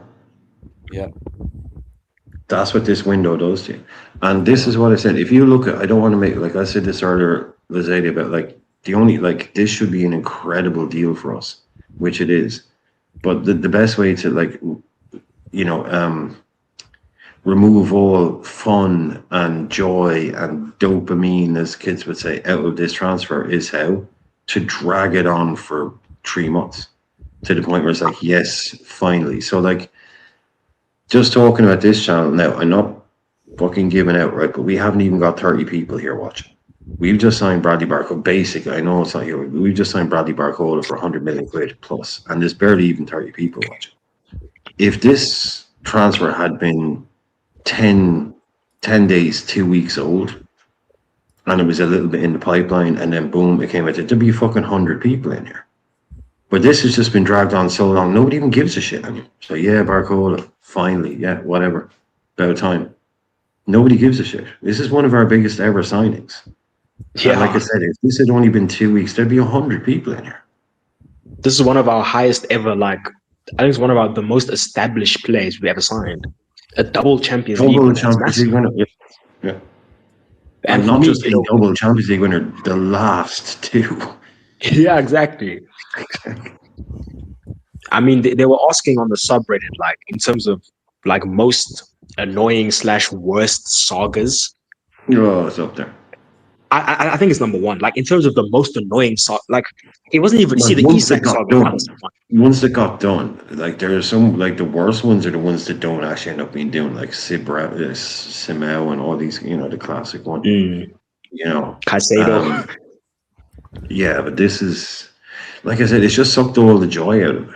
Like we should be jumping, we should be dancing in the streets now. We signed this guy. I know Rodney wouldn't be, but just in isolation, it doesn't fix the squad. Doesn't mean we're happy with the squad. Doesn't mean we don't know we need other players. But just this guy on his own. But yeah, because it's just been like Romano's been doing this shit for 3 months. Like I'll be happy when he's gone. I'll be happy when he's gone. And the thing is, the worst part about this is we knew it was going to happen. So it's just the same updates. Yeah. We're just waiting for it to happen. You see, Isak was fun because we didn't think it was going to happen. Like Luke Edwards was telling us, I'll never forget when they signed Voltemade for a record new fee. And he's like, Newcastle have found the Calamoso replacement. It's like, bro, come on. Oh my God. That's tweet of the year. That is tweet of the year. The Callum Wilson replacement. He's going to Atlanta now. They're trying to Napoli. Napoli, I think. Napoli. Yeah. Mm-hmm. You see, Isak, that's a There was even talk of us trying to loan him. There was even talk of us loaning Woltemada to cover Ekatike. Can you imagine if that actually happened? We took their replacement in Ekatike. Then we signed a guy that they signed instead again, Ekatike, to cover Ekatike. That would have been football. That would have been. Suddenly. Jesus. Bro, I swear Newcastle hates us more than Sunderland. I don't know if there's enough room in the universe for that kind of fume. I don't know if there's enough. Jesus, airspace, Newcastle airspace shut down for 3 years. I've got a theory, guys. Can I say it? Let's see my theory. I think that Liverpool wanted to sell McAllister that much. It's really derailed our summer. They definitely wanted to sell him for sure. Yeah. Yeah, it's derailed our summer. They thought he was being sold, and they thought we were getting someone in, and he hasn't, and he's staying, and that's derailed a lot of our summer. I think in the midfield area, anyway. I absolutely. He starts on Saturday as well. He starts in DM Saturday for me, McAllister. I start Trey. Yeah, I think. I would love to start Trey. Nottingham Forest scare me. I would love Nottingham Forest scare me. They scare me. All kinds of scaring. Glasgow's not going to get into us, that prick. Yeah. Yeah. The cavalry's We here. just got 2 people joining the chat. Someone put it in there. Yeah, Abdul. I mean, I know it's tough. It is tough, but don't try and take your mind off it for a few hours or a few minutes or whatever, and chat about the football. Don't worry. I know it's tough out there, man. But you're back in the game. You'll get something different. Big bad world and all that. So come in and talk about the football. We all know what's going on there, and that's difficult. So hopefully it moves on. But just like I said, give yourself a break from thinking about it for a while. I mean, if you want to voice it out there and let everybody know, that's fine. Say it. That's great. But like I say, don't just come in here for a while and talk about the football for a while. At least give yourself a break from thinking about it for a little while, because that's all we can do. We can't actually affect the situation itself, but we can give you a different place to hang out for a little while. So yeah, we've got JP here, we've got Shane here, we've got Lazada here, we've got John here, we've got Darryl here. Great panel. Hey, how's it, Shane? Fatigue What's up, boy? is real. How's it going, listening? Yeah, cool. I mean, you both literally Let's came let in Brian at the do same his time. thing, guys. Oh, Forest Yeah, used to be that's like our Brian nemesis does in the his thing. 70s. No, not so much anymore. Not so much anymore. Look. I wanted to come in and talk about the tactics and the team and this, that, and the other thing. But yeah, Not about Brian's right. Barcola, Let's no? celebrate Barcola. Yeah, no. I'm like, let's celebrate Barcola.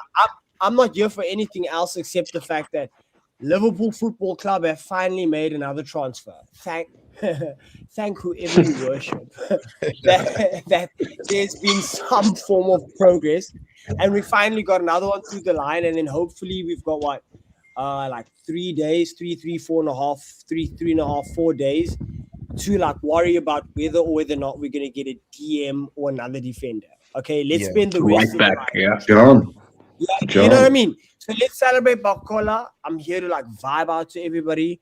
Yeah, we got a winger. We've got some IQ up front, ladies and gentlemen, because we all know the football John. we've been watching. Yeah, I just want to ask John. the football. John, What's John, up, can you get the tweet I showed? You know the AFTV tweet that I showed in the Discord earlier on. Yeah, let's see if we can get it for you. Yeah, that's very funny. What's up, John? What's up, John? Daryl, Lesedi. What up, bro? Russell's JP, not happy.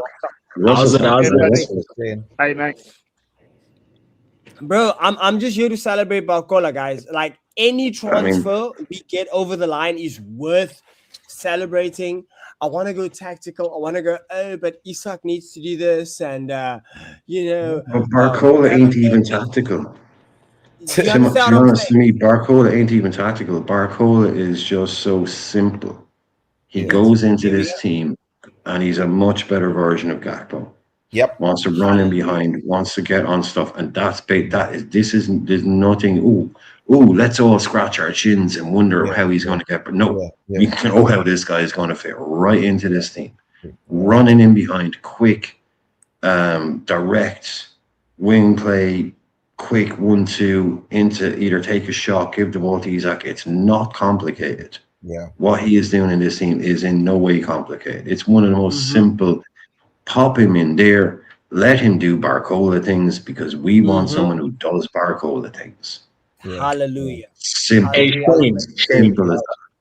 We had to watch a wing pairing of Gakpo and Frimpong, bro. Like, this is reason to celebrate. Yeah. Yep. Any signing. He's look. I'm not disputing the fact that like I know this is 100 million signing, but any signing. I've been so desperate for us to get anything over the line. And the fact that we've got like quality in the correct position. I feel like last season's transfer window was a little bit overkill. We all know it was a bit overkill and a bit, we're going to flex our muscles, this, that, and the other thing. But this season, we needed this guy. We needed depth and experience and marquee signing in the wing position. And we did that. Like, let's celebrate it, guys. Like, we've just improved. Yeah, go on. Yeah, no, sorry to cut it, Shane. Go ahead. I'll just no. I'm good. JP, I'm good. No, like Shane, the person I'm feeling the happiest for, or I will say the persons I'm feeling the happiest for with this transfer is Wirtz and Isak. Mainly because it takes the pressure off of them now. In terms of Except all cookies, John. Except all cookies. Yeah. It takes. I already enough, Brian. Yeah, I'll remove it down. I'll take it. I will. Can you just make it a tiny wee little bit bigger so I can actually read it from here? I mean, I'm straining as it is. Yeah, this is from AFTV Media 10 days ago. Breaking: Bradley Barcola would prefer a move to Arsenal and London over Liverpool. However, as it stands, no indication that Arsenal are willing to pay anything close to the fee. Oh no, lads, yeah, he wants to join us, but we're not paying that money. No, we're not paying that money. Never. Like the guy turned him down. Would go on a date with me, but I'm just not going to ask her out, Yeah, this is like, if you look down, I don't know, John, if you can find it. Like, I saw this because the retweet, like, ITK Space put like the most savage fucking reply to this. See it there? Yeah, he says, in all my years covering this iconic sport as a journalist, I thought I had seen it all. But North London's set-piece dependent project abandoning football for fan fiction was certainly not on my bingo card. That is Yeah, no. Bars. football fan fiction. Oh, I love ITK Space, man. I love it. It's called being profound. That is incredibly profound, Brian. Like, in all my years of covering this iconic sport, as a journalist, as an established opinionist, I thought I'd seen it all. No, that's Yeah. profound. That's why we love ITK Space. He loves us and he hates Arsenal and he hates Bayern and he's brilliant at it. Mhm. Well, He's okay, absolutely brilliant at it. okay. So what like? Oh, have we had a conversation about expectation? Like, what do we want to see? JP, I know you were not finished, but I want to talk about expectation already. Like, what are we feeling? Like, what's rumbling? Because No, just look at it there, Shane. Shane, look at it there. Just put Verts behind those guys, and that's it there. That is arguably one of the best attacking fours in world football. You okay, you okay. you you, you, you, you can't like the It's pace, rapid. the It's pace, it's the rapid. It's transition, pretty rapid. the creativity, the go. We have a gunman in Isaac, right? Like Yeah. that's why I told Liverpool fans, relax. It's going to. We had a horrible season last season. Watch out those guys. Munoz just showed in a little cameo stint how good he Can is I in. just say quickly something, JP? Can I Yeah. just say quickly? And I just, because I do believe in this, I mean, I still do kind of believe in this club. I think they messed it up. But I genuinely believe they wanted both. They wanted both and they were prepared to pay for both. So if it was up to them, I Yeah. genuinely believe it was up to the club, that would be Barcola, Isaac, and Diamande. Mhm. That is what they want to do. Will not be told they did not want to do that and they didn't have the money to. They would have done that. Run it. Yeah. That would have been Okay, Barcola, Isaac, slow down. Diamande, and Verts in behind him. Yeah. I genuinely believe the club wanted to do Slow, that and they would have slow done that. down, Brian. Well, like Brian, I'm slow impressed down. with Munoz and O'Brien. I'm impressed with Munoz. I know it's early and stuff, Mm. but like as you said there, rapid, right? Oh, Rapid, ridiculously quick. yeah, rapid. Ridiculously. You have a Did creative anybody? force in Verts, and you have a goal scorer in Isaac, and then you have Etatike coming so we looking good, Shane. Shane, I just happy that we're going to be entertained as I told everybody else on the stream before. Like I've already seen in the Newcastle game, good little patterns of play, good Okay. positivity, and it's only going to get better from here. No, okay. Field, that's And the one, problem. JP. Sorry, What's that, Daryl. Daryl? Sorry, Daryl. It's Go, the go. two in. It's the two in midfield. That's the problem. Yeah, but don't worry. Whoa, we celebrating. We We celebrating. celebrating. Watch our attack, bro. Whoa, Watch Daryl. our attack, bro. Yeah, it's not that stream, bro. Okay, look. I just wanted to make one more point. John, I know you want to No, come it in. can be. It can be. I wanted to make one more point, right? Isn't it amazing that the two new players we get in with the likes of Munoz and Barcola are not the same people who are on the honest slot regime? So hopefully they don't hold on to the ball and dilly-dally. So I'm happy with the fact that the two new gunmen we got in, right, to add impetus to that attack, even though like Daryl's going to tell us about the midfield and tactics and stuff like that, right? I just feel like the two new personalities who came on are not of the same mindset as the previous manager, and they can bring something to this team. That's why I'm happy, right? Isak's been waiting for two new front foot, forward thinking wide men, and they pose a threat. Muniz is Blessings to you rapid. too, Abdul. Yeah, go on, Brian. No, it's the same blessings to Abdul. I- Abdul, I'm as someone just says, I have happy. to reply when someone says that. No, I don't mean to talk over. It's just sometimes if someone says something in chat, I will sometimes say thank you or hi or bye, but you keep talking. It's just, Got you. Yeah, go on. I know John's gonna come in after me, but yeah, guys, the two new Well- guys are under a different mindset of honest slot. That's what makes me happy. That's my closing point. Yeah, it's. I think that's what. Unfortunately, is what Brian said earlier. I'm kind of like, I'm happy. I'm happy for this signing, but they killed the excitement because they dragged it out all summer, and I'm happy we got him. But yeah, unfortunately, I'm a bit like Daryl because unfortunately I did see a game last weekend and it kind of soured my taste because I don't like that midfield and I feel like I'm going to see it, and I'm going to be. As much as we have good players up front, I don't think they're going to get the ball enough because we have people that can't pass in the midfield. Yeah. John, there are episodes of Friends that aren't as old as our midfield. Yeah. Like, I've been watching this midfield for an eternity. The World Cup seems like years ago. The World Cup that was just played this summer seems like years ago now at this point, because that's what football does to your brain. This midfield to me feels like it's been here. I can't remember the previous midfield. Like the midfield that played before this midfield had Fabinho and Henderson in it. That's how long ago it was. Yeah. I mean, it's indictment. Like I said the other day, like you can come into court with like a 40,000 page document saying why this team is this and that, and I just have to go with one piece of paper saying this midfield is 4 years old. There's your indictment right there. That's all it takes. No serious club in world football is like, yeah, Grav, Ryan, Dom, that'll still do. That's what the third coach that we've had since we brought that midfield in needs. Fits him perfectly, fits him like a glove. He wouldn't change anything. He'd go out tomorrow and buy Mac and Grab and Dom. There's perfect players.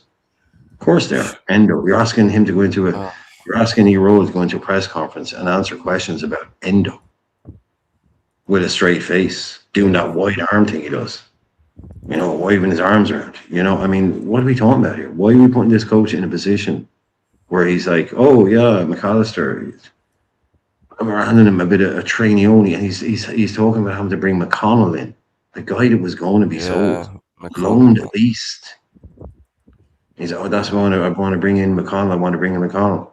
You know, Indy Kalia talks shy, but he did that kind of silly thing. The update where he was saying like, you know, Irola has been given the green light from the higher ups. Oh yeah. To basically bin the cups. Oh. He said you can bin the cups. He's been given the green light to basically play to bin the cups. To play the kids in the cups. He said, "Oh, now this is Indy Kalia saying how do you?" He's been given the green light to play the kids in the cups because the squad is too. Who said that? Indy Kalia. No, I still don't understand, Brian. I'm sorry, I don't understand what you mean. The only thing we are possibly winning this year is an FA Cup. I know what you're going to say. Yeah. So I but they only care about Champions League. They only care about Champions League qualification and Champions League qualification money. That's all they care about. Yeah. No, that's all the owners care about is qualifying for Champions League and getting that Champions League money. So the whole point he's making is that they've given him the green light to basically just play the kids in the cups because the squad is so thin. Where you hear that? No, okay, sorry, Brian. Say again? Indy Kalia. Yeah, Indy Kalia. You know, Indy Kalia, the Twitter guy with the stuff. He's like an ITK. I've never met someone who doesn't know who Indy Kalia is on one of these shows. Okay. But so this guy said that the club gave the manager the green light to just play the kids in the cups. Yep. I've got to go, lads. I've got to sort my lad out for bed. What's wrong with your lad? I've got to sort him out for bedtime, so I'm going to say good night. Right. Oh, cheers, Daryl. Daryl, I'm so sorry. Boys. Cheers, Brian. Cheers, Cheers, Brian. Cheers, boys. Yeah, zipper incident or something, you know? Wait. Okay, but John knows what I'm doing. John knows it. Yeah, no, but this isn't why this doesn't make any I can't get Barcola as a signing, and then we're talking about binning man in the cup games. And I feel personally that there are a lot of cups we could have won if we'd taken them seriously. Anytime we get into a cup final, we're either too much the favorite to win, such that we go in there with complacency, and then we reap you reap what you sow, right? So we reap the result of going in there too much the favorite to the point where we come out of cup games with a silver medal. Easy cup games, mind you, right? It's literally one game and we win a piece of silverware. We've done that a few times, guys. So as a fan, hearing this he's been given permission to basically put kids in the cup games. Paper Doesn't cups, make we used to do it back in the day. Shane, look, I mean, this whole quad nonsense that people think that look, this is all new. We used to do it all the time back in the day, man. Bin the fucking cups. Like, you're trying to win stuff. You've got X amount of players. Look, just, I know kids don't like to hear these, I do. Liverpool should be winning everything type people. I mean, you've got 14 senior players. You've got 14 or 15 guys that can actually, look, you can't do 4 bloody competitions. England is the only place. England is the only country that does 2 cups. Everyone thinks they're mental for doing it. They're like, so you can't expect, you can't say, right, you can't say to the owners, having brought Barley Barcola, right, we're going to go all out for the Carabao and the FA Cups, but that means we might not qualify for the Champions League. Are you happy with that? No, of course they're not going to be happy with that. It doesn't. Even in an imperfect world, Brian, I'm going to let you introduce Miss Bernie and everything like that. You know, I can't see Miss Bernie and not say something. Anyway. There you go again, Bernie. Another good introduction for you. There you go. I've only come on. Well, I was just waiting for, I know Shane does this thing. I was just waiting for Shane does this thing. everybody wants a There's no welcome point Shane. introducing Brian. No, but see, it's my thing that I do. I let people hang back and then I introduce them. And that time these little way. Like I like my time. I like my time. Read you like a book now, Shane. Yeah. Yeah. No, but I know Shane likes to come. He's like he's like I'm he's sorry, like boys. Flavor I'm sorry, Flav. boy. No, he's like Flavor Shane, Flav. He's out of Shane, control. He's like MC. Shane, He's out of control. Make my day, please. Shane is basically Barney's type, man. Shane is Miss Barney's. Bernie. No one talks to me like that, Shane. I love it. I mean, yeah, find someone Bernie, it's who good to have you introduces you here like tonight. Shane Look, does. Basically. Right, Shane. Look, Okay, Dad. this whole yes, I'm okay. This whole thing about the club deciding that they want to publicly, like, okay, Brian, I get it if behind I think you might be reading a bit too much Those into Cali Suite, but anyway. Yeah. somehow we get to Tuesday and the team is a bunch of kids, cool. But the fact that we release a statement saying the manager's been given permission to do this, Well, we didn't release a statement. No. We didn't release a statement. No, we didn't. It's Indicalia. He's the ITK football rumor account. Indicalia said this. Just him. Shane, so his thing is like he alleges he has sources in the club and that's where he gets his information. It's not like he's been told by the club.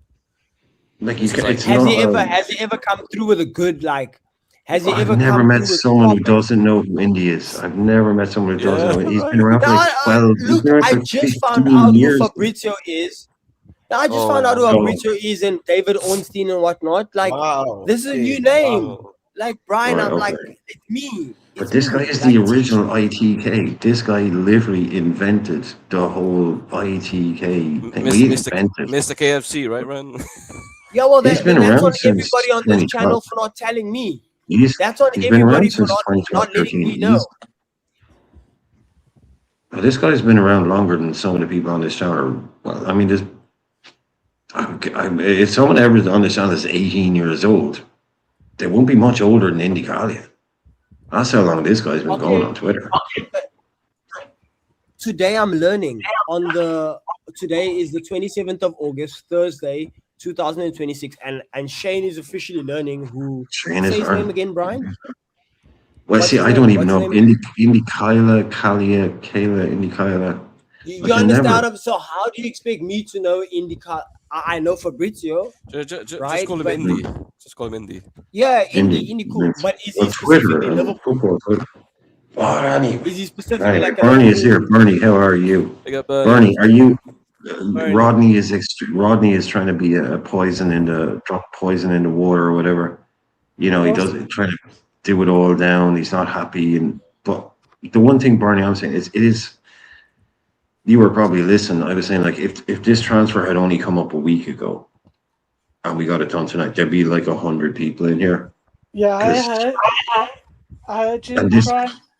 Yeah, because this has been just dragged out so freaking long that everyone's just like, meh. So what? shrug of the shoulders. Eventually, it happened, kind of thing. There's no excitement now around this. Do you remember last year with Isak? If you put Barcola against Isak, the numbers went off the charts, didn't they? Everybody wanted to hear, we're going to get him, are we getting him, and all the rest of it. I think maybe that's dulled everybody a little bit. I don't know, but this season, I think it's more to do. I'm not going on about Hughes again, but I just think this season, we felt like let down before even we went for anybody, and then Diamandi was a huge blow, wasn't it? So I think everyone just like dulled a little bit to it, and whereas we should be thinking this is the guy we all wanted. Instead of You are getting the blame for bringing the shit down, and Rodney, you were getting the blame for our draw because there's like 4 people here, and you were one of them just going, "Nah, I hate this. I don't like this." Nah. But like if you put everything aside, let's just concentrate on the fact that we've landed this guy and we wanted him, and he could be like the catalyst that fires everybody up at the front. So like that's a really positive thing, isn't it? I think he's a great signing for us. Absolutely perfect signing for us. Does he fix everything? No. But is it, the be all and end all? No. But it's a top signing for us. So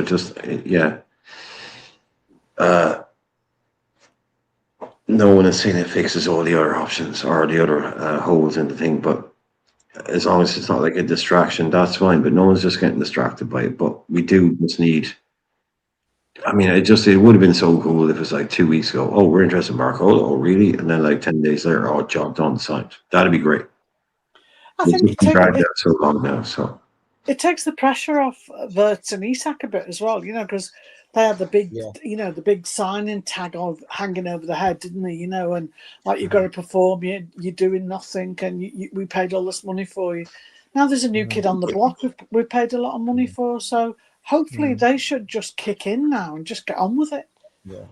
No, but that was I was explaining that earlier, Bernie, and in not only in terms of taking pressure off of them for the price tag, but like for teams to set up against us now, like teams will have another body now, another quality body to worry about. So if they say, okay, man mark Wirtz, man mark Isak, but they have Barcola on the wing, you understand? So it's ease pressure both ways, tactically and the pressure of the price tag. And as I was explaining to some of my friends and some guys in the group, Liverpool FC chat group, look at Sane for Germany, and Sane is nowhere near the player he was, and Wirtz loves that type of baller who could run in behind with pace, and he will feed them and find them all the time. And Barcola speaks, he has that in spades. So it's just happy times for Liverpool. Like having somebody like Barcola in our ranks just improves us 100% in the attacking sense. And I was thinking, JP, before exactly, Ted. Out of, if you think of Madrid to me are just chances. They just take anybody, don't they? They don't care, they don't pay, they just take the best of what because they can get them. But I really do respect PSG. I think I respect the manager, I respect the players. They play great football. So to me, like I think we're the best, but obviously we're not the best at the moment because of our players.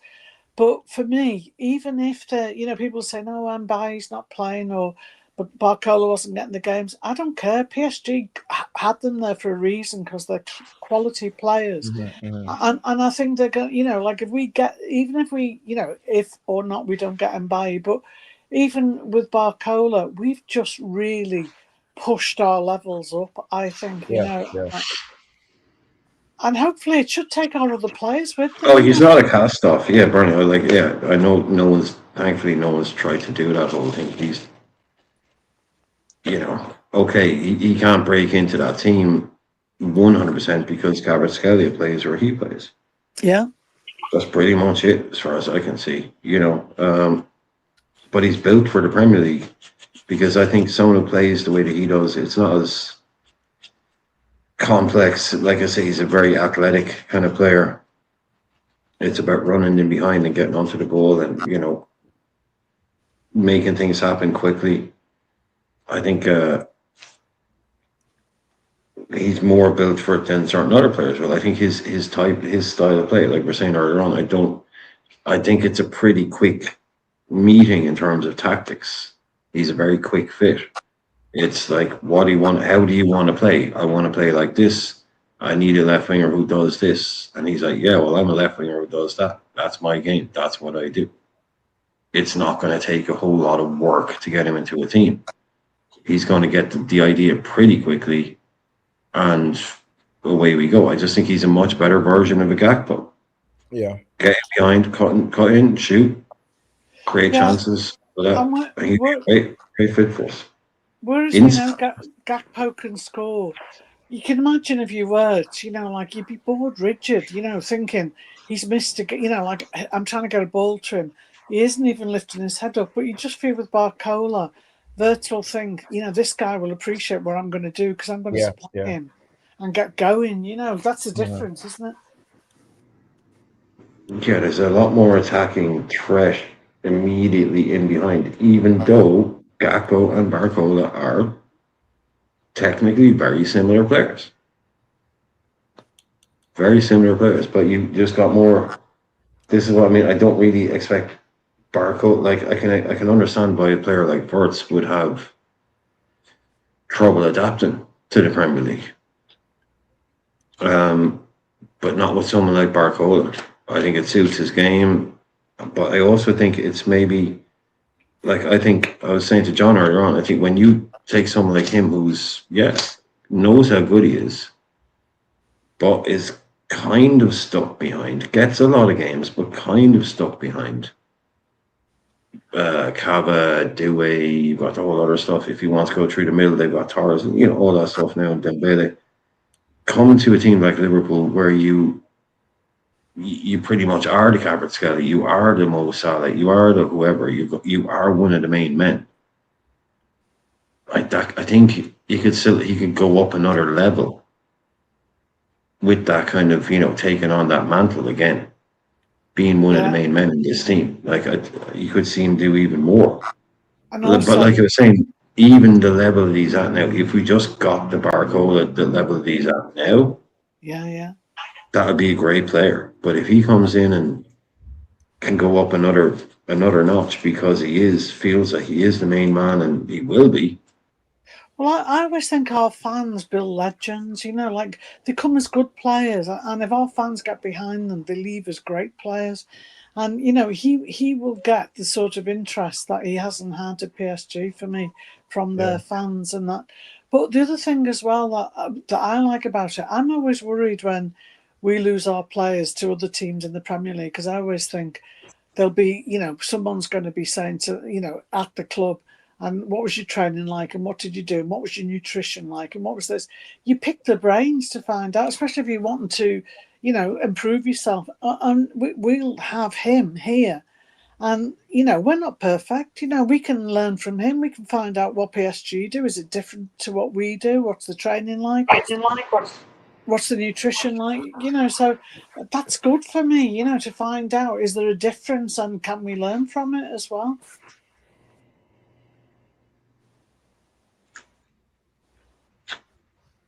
Yeah, I mean, I was sorry, I didn't bring that down. Yeah, Russell was talking about Palacios, a guy that's gone to, and this is football heritage as well, Kili Gonzalez. Anybody remembers him? What a player he was. Valencia, or Argentina, great player. He's going to be the next Inter Miami coach. It must be fun to be an Inter Miami fan, Messi and all that stuff, but yeah, Bernie, we also saw this has been a great draw for us in Europe. Excellent draw. Such a nice draw.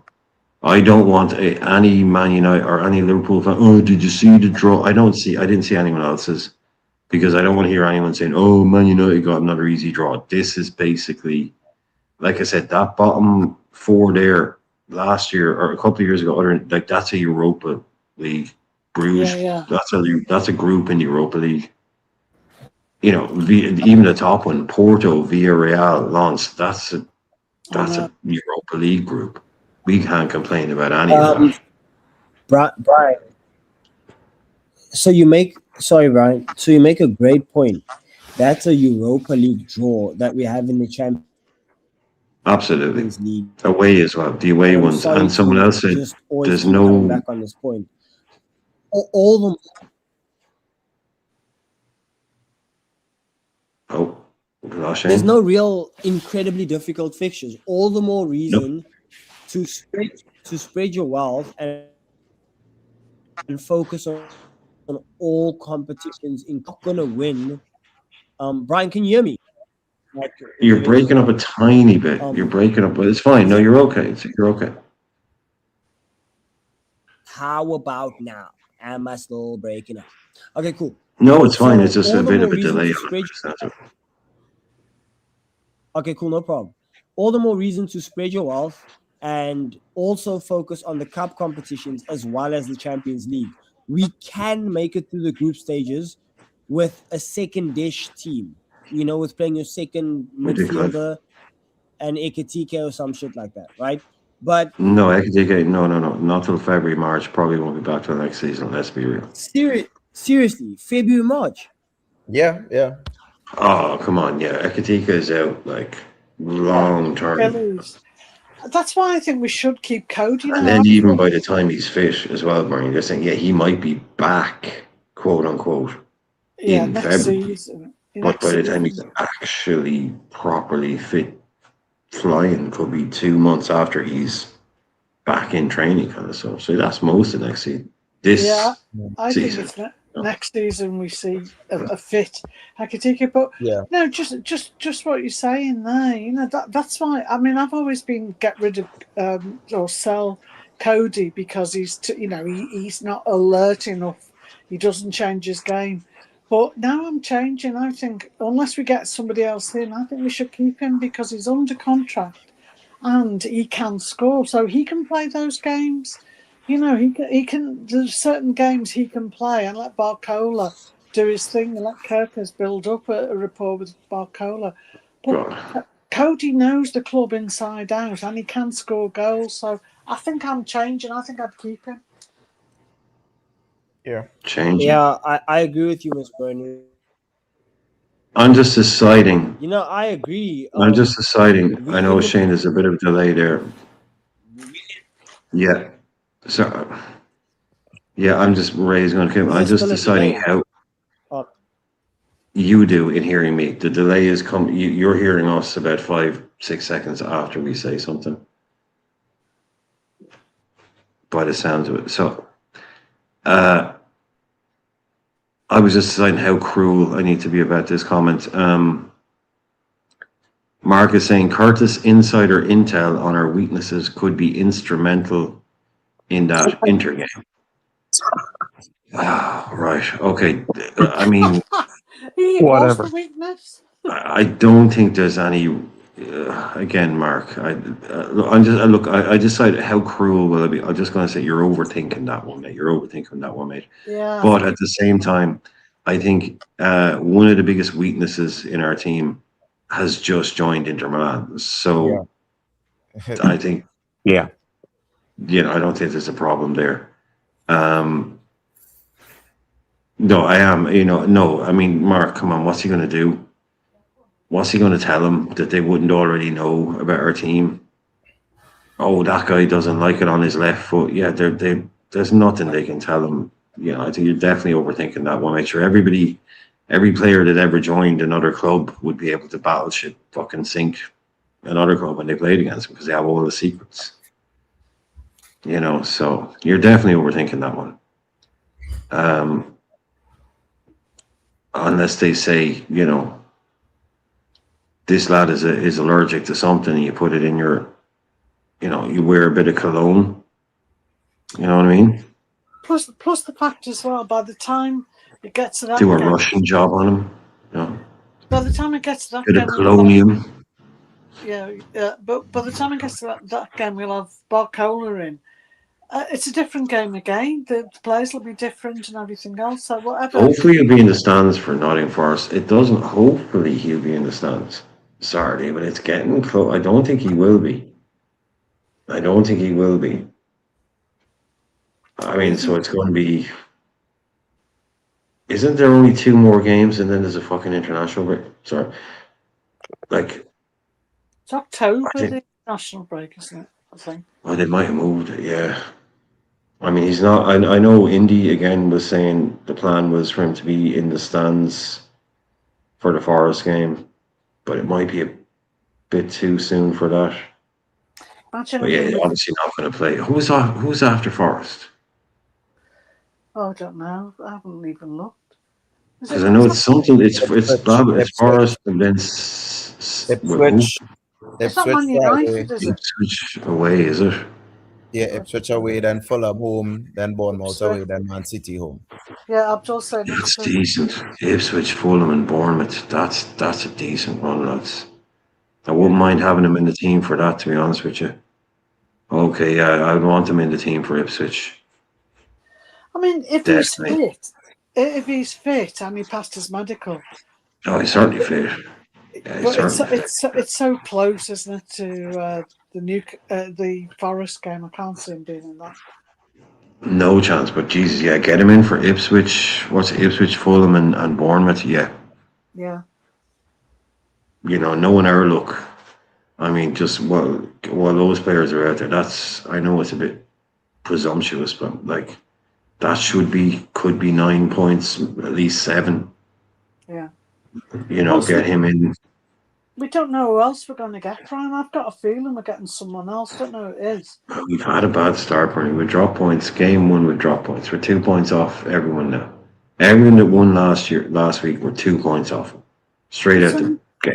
So we need to win. It's only the first game, though, isn't it?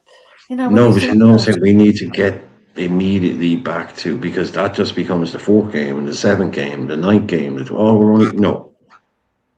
Yeah, but at the beginning of every season, you see like 10 teams on the same points, and it's all alphabetical and all the rest of it. It takes a bit for it to settle, doesn't it? You know, so we have got that bit at the moment, I think. But I know what you mean. No one wants. Yeah, no, I want us to make those 2. Like, we can't. Okay, you can give away 2 points on the first game. Cool. Give away 2 points in the second game. Okay, well, you've already given away 4. Or if we were to lose against Forest, I mean, guess what? You lose the league by 4 points. Well, yeah, when it was City, where we had draws or losses, and they had nothing. Draws were losses. Draws were losses. Do you remember them? Those days where a draw was a loss when we were going toe to toe with City. A draw was a loss. Yeah. City drew against Tottenham. The league is Liverpool's because they drew a game. Yeah. That's how insane those seasons were. 90 and 92, you drop 1 point and all of a sudden, they're not favourites anymore. So yeah, okay, it seems like, okay, only 1 loss. Like if we drew the first game and lost the second, okay, it's only the second game, but that's 4 points. That's 6 points. Or, I don't know. That's 5 points. That's hard to catch up. We can't give it an inch because we're going to be struggling. We're not going to win this league. We're going to be struggling to, I think, with the thin squad to finish 3rd or 4th. So you can't just give away 2 or 3 points here to start and just immediately expect to just match them up again. Yeah, I'm just worried about this team. It's defined margins in this team. I don't know. You know, I do get what you're saying, but on paper we shouldn't win anything. You know, we shouldn't be in the top 4 even when you look at other squads. But I just think there's something well, I think it was something about our club and like, you know, you've got Ali, you've got Verge, you've got some good players in there. Yeah, the 11. The first 11 is good, Brian. That first 11 is a good side. It's just kind of after that, it's where it gets problematic. That's all. Easily be a problem. Derek's just saying about the international break. Do you know what? It really cracks me up. Why don't they have internationals in the way they're doing the World Cups? Why do they have to have them during the season?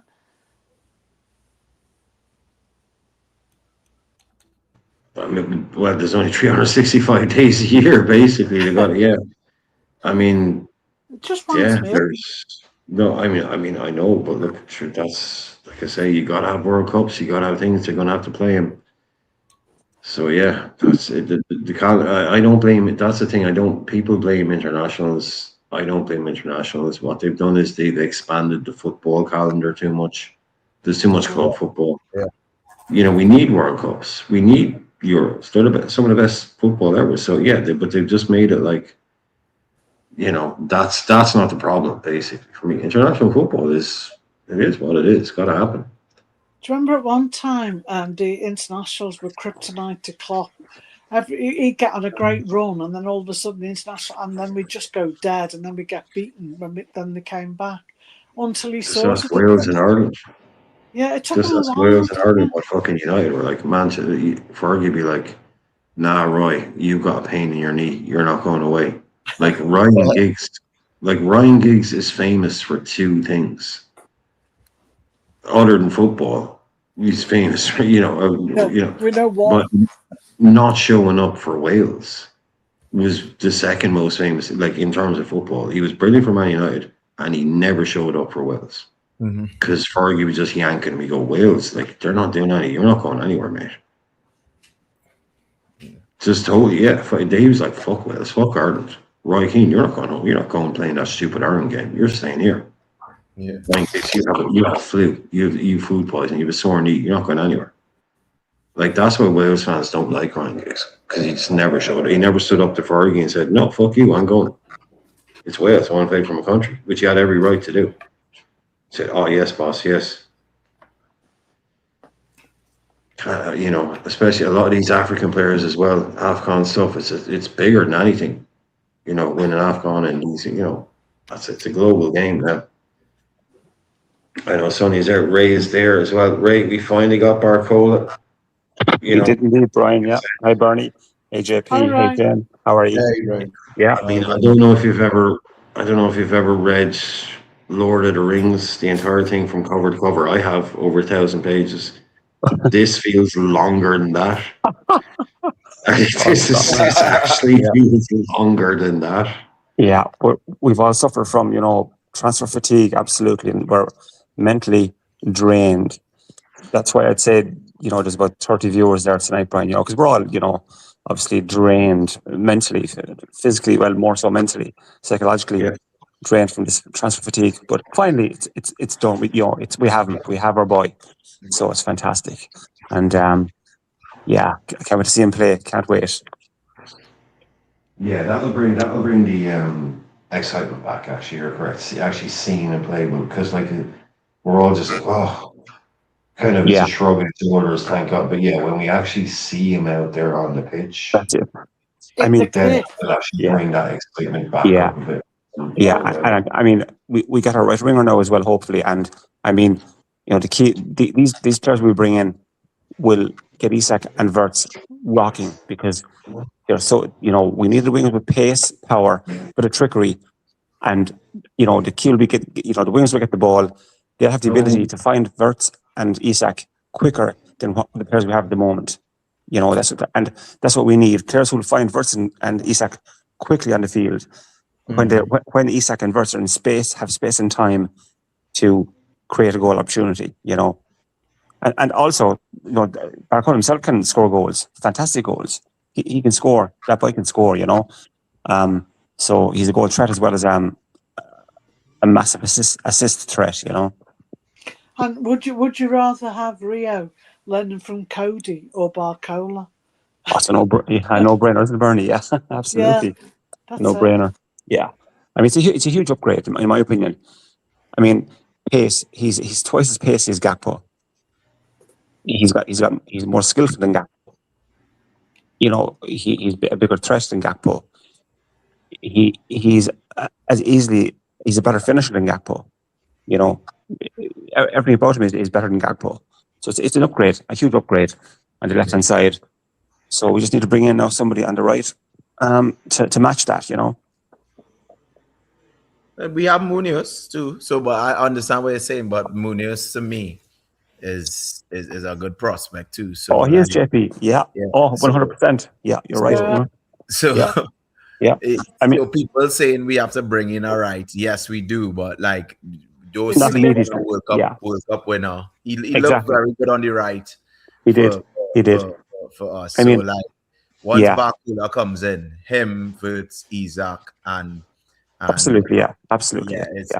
So I mean, Munoz, he's a highly talented young player. Pace to burn. He can go past players like Barcola can. You know, brilliant crosser the ball. He's very direct. Fantastic.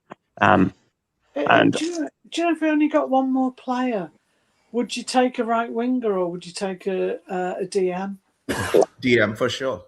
Yeah, me too, Bernie. Yeah. At the moment, in the immediate future, you know, I'd say in short term, certainly, a Kamara, certainly, you know, and I mean, because Munoz can play on the right, you know, and keep the show on the road until we bring in maybe a second right winger who is, you know, more experienced than Munoz and maybe more established in the Prem. Hint, Minte, you know, in my opinion. But you know,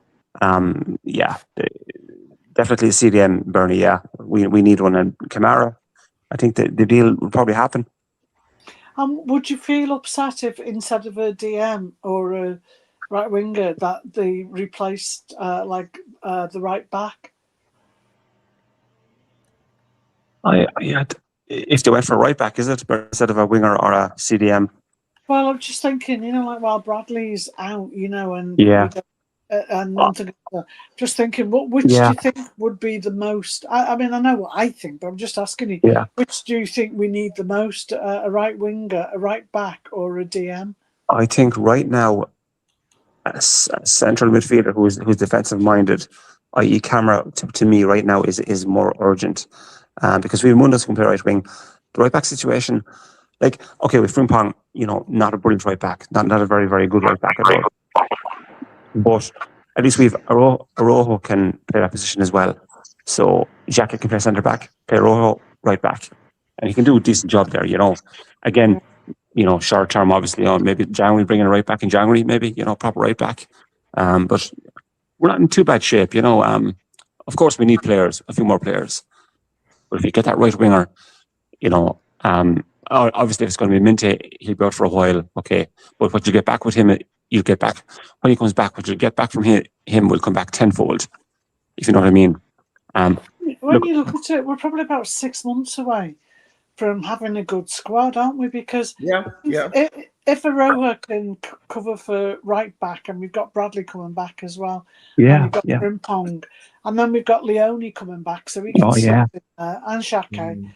And then, I mean, not sure about left, you know, because we've only got Kirkus there, haven't we? You know, or Simmons. Yeah. So there's a bit of a weakness there. But if you look at it all over, we're not that far away from having, you know, a couple more players, and I think we would have a decent squad. Yeah, true, Bernie. We're not far. You know what? Go ahead, JP. What I'm saying, Bernie, like for me, like when I look at this Liverpool squad now, right? Like how Bernie said, a few pieces of the puzzle away. Like for me, that's attacking front four that we just said there. Right, the Isaac, Wirtz behind, Barcola right, and Munoz. Yeah, that will give any defense in the world problems, right? 100%.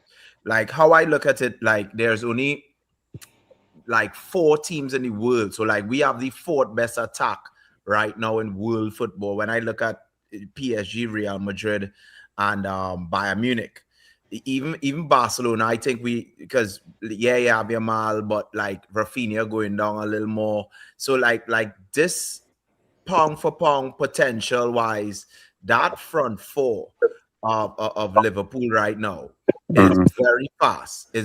Wirtz is very creative. I mean, we haven't seen the best of him and Isaac yet, but I just talking about like if you see, and you see these Champions League fixtures here, I love them so much because it gives you know, like you have some easy games where you take the pressure off of players and they're going to do well in those games no matter what. And they will come in the right time where we could gain momentum from them to kind of go on a kind of win streak, and then everybody will be talking about, oh, this Liverpool attack is dangerous. So let's say we beat like Ipswich 4-0, and then we go into Club Brugge, and then we beat Club Brugge 4-0. So that's 2 back-to-back 4-0 games we had where everybody cooking, everybody doing well.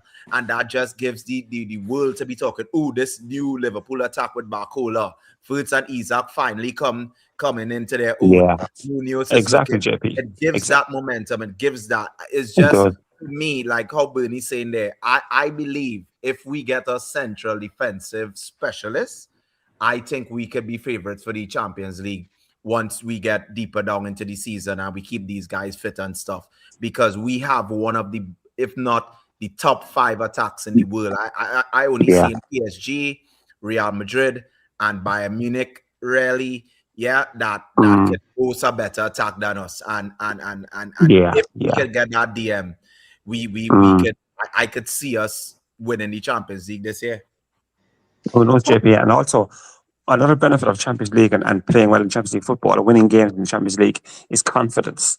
Yeah. You know, they can carry that into the Premier League then, and it'll help them so much. Players like Verts, maybe confidence-based players, Verts, and so on, you know. And like Bernard said, in 6 months we'll have a very, you know, a very, very, very, very good team, possibly a very, very good squad, because we probably had to do it in January. But remember, we'll have Ekitike to come back as well, which is fantastic. I sign in. Oh yeah, big time. I can see Ekitike be playing second striker up with Isak to give Verts a break now and again, and play that number 10 role behind it, right up his side, stacked, you know, parallel slightly to Isak. Be fantastic, you know, to have. I mean, you know, if we get that right winger, oh man, our attacking, you know, prowess would be fantastic. Yeah, thanks, guys. I just had to step out. I got a curry on the go. You gotta attend to things every now and again. What kind of curry? Indian or? Well, it's a massaman paste, but I've add a little bit of extra to it, kind of stuff. I've never had massaman much, you know, but the king's favorite, or it was King of Thailand's favorite, massaman. Yeah. It's usually with beef, isn't it, massaman? I have it with that's why it's out there for 6 hours, because it's got beef. Yeah. This is a football. I know, yeah, but I mean, you add a bit to it. You add a bit to it at the start, and then beef it up. No MSG though. No MSG. Oh. Not in Indian. You don't need it in Indian. You don't need it. You need it in Chinese. You don't need it in Indian food. Enough. Massaman is Thai. Well, I mean, sorry. In curries, usually I wouldn't put MSG in a curry. No. It's that fried rice kind of stuff is where you need it. But I mean, it's going to be out there now. Peanut, bit of that and all that thrown on top at the end. I don't know. We'll have it tomorrow. Or on to Brian's for a late night supper, I think. Sounds great. There's a bit more to talk. But yeah, no, it needs at least another. It's a new oven. It's not my oven. You know, this isn't my house as such. We're here for a few months and all that. But it's not my house as such. So the oven's a bit whatever. I don't like the hob. The hob is I don't like that either. It's not gas, so it just. Immersion maybe, or induction, I mean maybe, but anything that isn't gas, I just can't live with it. I can't cook without gas. Electric oven, great, yes, perfect. Ovens should be electric. Yes, you don't want a gas oven. Yes, you should electric oven, but you have gas. I don't care about blah blah blah. Induction is okay, but it's convenient. You just can't beat gas. You cannot beat gas. Don't know. I love my induction, Brian. Yeah, we've induction now. Yeah, it's handy. So a very strange headline today, lads. Online. We're cavemen on. We see flame. We need to see flame. Fire. Yeah, we see fire. We know things. It's don't take it away from us. Hobbs, these big wok burners, man. You'll never see anything like it. Incredible. I took my fire out and opened up my chimney, so I have open fire in the winter, and you can't beat it. You can sit for hours. No. Yeah, natural flame. Standing there looking at it, logs burning like a dog. You're just staring at it. Why? Because we're cavemen. We will stare at a fire for absolutely no reason. You won't stare at a picture of a fire in your built. Everyone has these fake fires in their walls now. Yeah. No one looks at that. You like a proper real fire. People come around your house and go, "Wow." You're like, yeah. Cleaning up's not so good. The dust and everything's not that good off it, but never mind. It's still worth it. Okay. Dogs and real fires. That's all we need. Dogs and real fires. You see, people are dog in front of a real fire. It's looking and going, "My God, I'm in heaven." I'm resting my legs on my dog at the moment. Coco lying flat out in front of a fire, and you you put him in front of a real fire. Jesus, that's it, men. Cavemen, cave women. Not quite cave, but flame, dogs. That's all we need. All we need. And a Massaman curry. And a Massaman curry. Yeah. I'm Bradley Barcola on the left. That's what. Oh man, that's what. What's the buzz in France? That's a lot of spice. That's a lot of spice.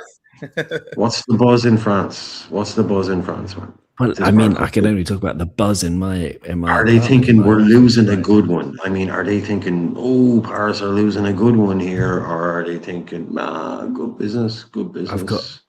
I've got an exclusive for you, Brian, because I just got a text message 10 minutes ago, 15 minutes ago, from one of his old teammates, Bradley Barcola's old teammates, because I asked him, what are your thoughts on Barcola to Liverpool? And the response is, for sure, he's going to be crazy with Liverpool. He just needed a club where he could have more responsibilities and he will be able to exploit his full potential.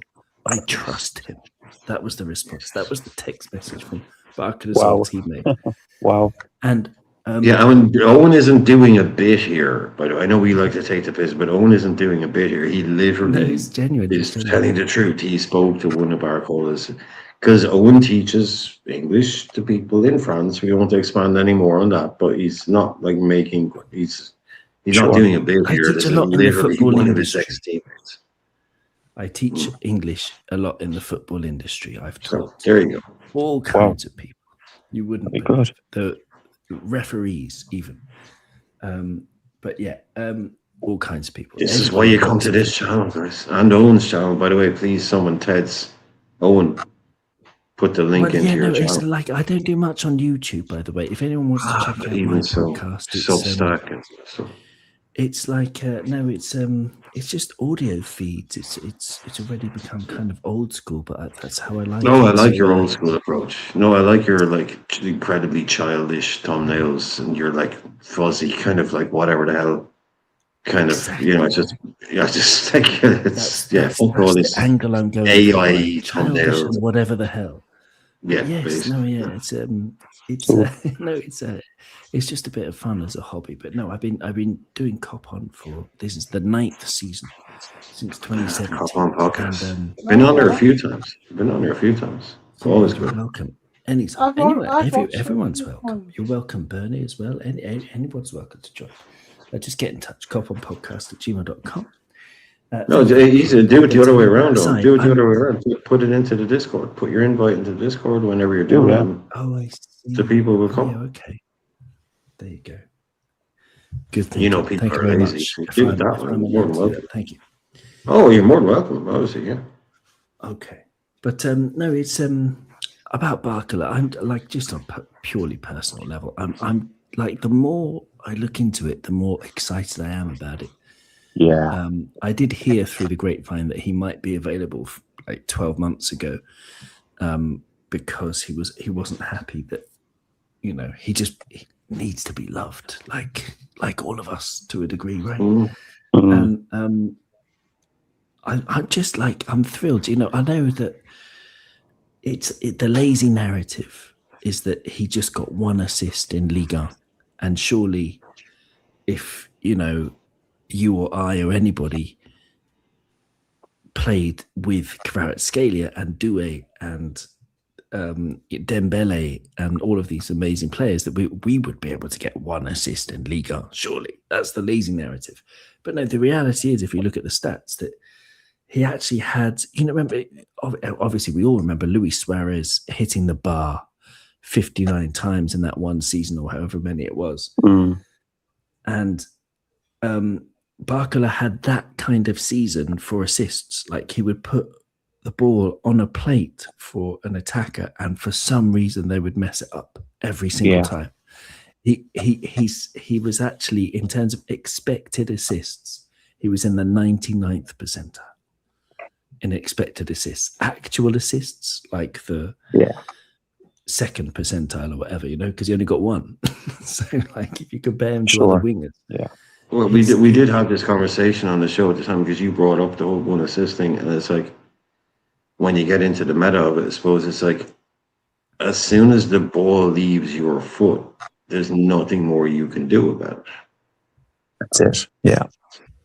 So you can play the best pass in the world in behind. So that's why, if you want to get into the weeds with the expected assists, that's like, basically, this was a pass that guy should have put in the back of the net. Exactly. And That's why it's a good match. So I mean, some people don't like it. Expected assist, or like, shut the fuck up, and I can understand that as well, but it's basically, this guy created a lot of chances for people, and but it is an anomalous number for someone like him to have 1 assist in an entire season is odd. It's definitely odd, but just to add to what Owen it was wouldn't worry me either. Brian, just to add to what Owen was saying too, like, in terms of, it looks like this season Liverpool's big 3 money signings have things to prove, because, like Owen said, Barcola had that type of season, especially in the assist factor. But, like, there's a similar thing for Wirtz and Isaac. And, like, for me, like, it's so harsh on fans to criticize both Isaac and Wirtz, because, like, there was a period of time when Wirtz was in period form, and he was very good for a couple of months. I think it was after Christmas, and then he got injured in the Nottingham Forest game, and then it went downhill from there, because he didn't have the support after. But, like, look like, in terms of with Wirtz, with the chances created and the expected assists, and somebody was saying, like, if Salah finished the Chelsea goal, for example, when Wirtz came on and flicked it with the back of his heel and straight into Salah part, and hits it at the side netting, if that had gone in, that would have been one of the greatest assists in Premier League history, right? And it to me, it's just these 3 players coming in together will realize that they are the marquee players for Liverpool. They know what Liverpool bought them for. They know they want to go for big trophies, and these 3 players have a lot to prove. And it helps that these players will be loved and adored by the Liverpool fans. And I really can't wait to see the likes of Barcola linking up with Isaac and Wirtz. That's what I was going to say to you two, and like what Owen was saying is, I asked John earlier on, do you think, like, I would take a Barcola as he is now? Yeah. Like, output in France, whatever, but just the player he is right now, I would take that player. But, and as Owen was alluding to, Kvaratskhelia is in front of you. And has, he was talking about his friend, his mate talking to him there, putting Barcola in a team where he is clearly the out and out main man, not maybe in the team, but he is guaranteed number 1 type guy in his position. That, to me, like, that's probably a guy that might raise his game. I think. Now, does that just even out? If you take into account the difficulty of the Premier League, even if he does up his game, does that just kind of even out? But I definitely think that coming into a team, this is a guy that's chomping at the bit to be the main man. Mm-hmm. You know, like, He's about and to we turn have that. 24. Yeah, we have that position for him. It's right there for him. So do we even get like a better version of Barcola being at Liverpool? He should be coming in feeling $1 million because he knows how we fought to get him. Well, $120 million for him. Yeah, I mean, it's all anybody's spoken about for ages, but also Brian as well. I mean, you know, he's been around. These players have been around for a few years. They've seen our club reach great heights with Salah, Mane, and Firmino, and they've seen what we played like and what we achieved. And they now know, and if they don't, I'm sure someone's going to be, if anyone's got half a brain, is going to be saying to them, you three are the next. You know, only you could be better. But that's, you know. Can you give me a sec, Brian? Can you just give me 1 sec? Yeah. Amr Jawad is saying, is there a way I can join the talk? You want to make a few points you want to give out? As long as you're sounding all that, I mean, we put the link in earlier on if you have Discord. I did put the link for Discord in, so anybody, it is technically still an open call-in show. So anybody that does want to join the panel, they can. All they have to do is join go to the Discord, and the link is in Discord, and I will put the Discord link in there now. 1 second. I did earlier. If you wanted to scroll back, you can, but no, that's fair enough. Put it in there now. So anybody that does, yeah, if you want to join the panel, if you want to come in, and as long as you're respectful and all that kind of stuff, you're more than welcome to come in, but you just have to do it via the Discord. We used to do the StreamYard link in there, but so yeah, there you go. That should be in the chat now. So anybody who wants to join the panel can come on and have their say, and have, again, as long as you're respectful and all that kind of stuff, but just do it via the Discord, and away you go.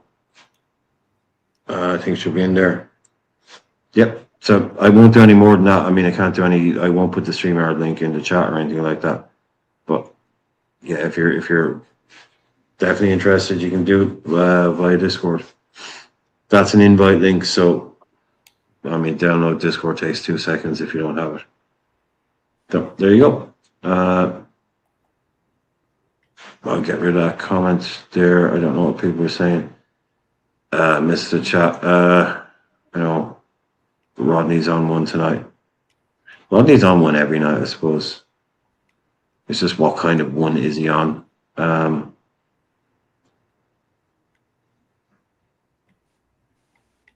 Rodney just likes no, that's fine. I'm not going to do that. No, you're okay. You're okay. I'll just leave it at that, mate. It's just Discord only, so sorry about that.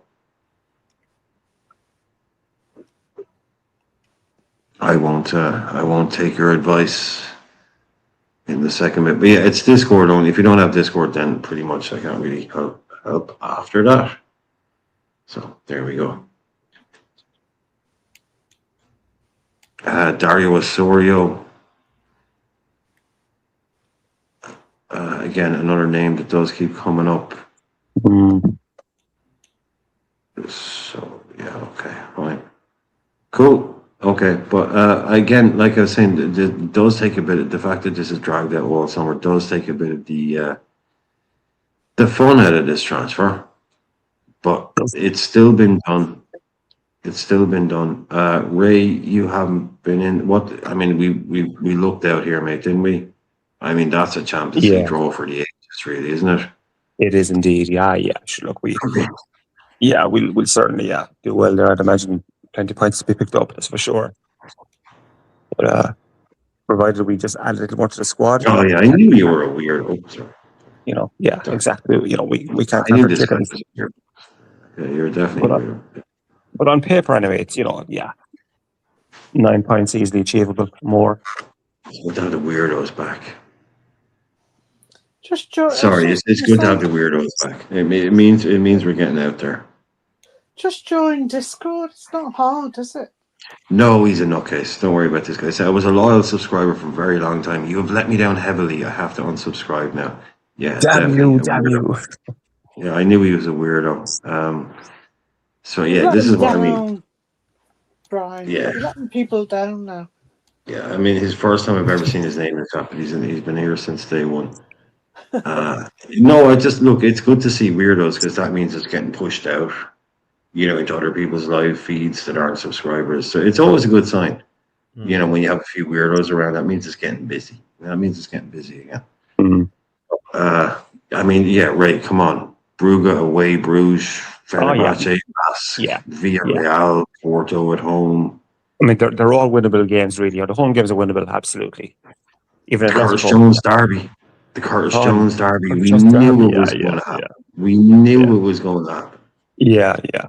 Football never lets you down. We were in it. No. We had a chance again. We knew it had to happen. Curtis Jones, okay.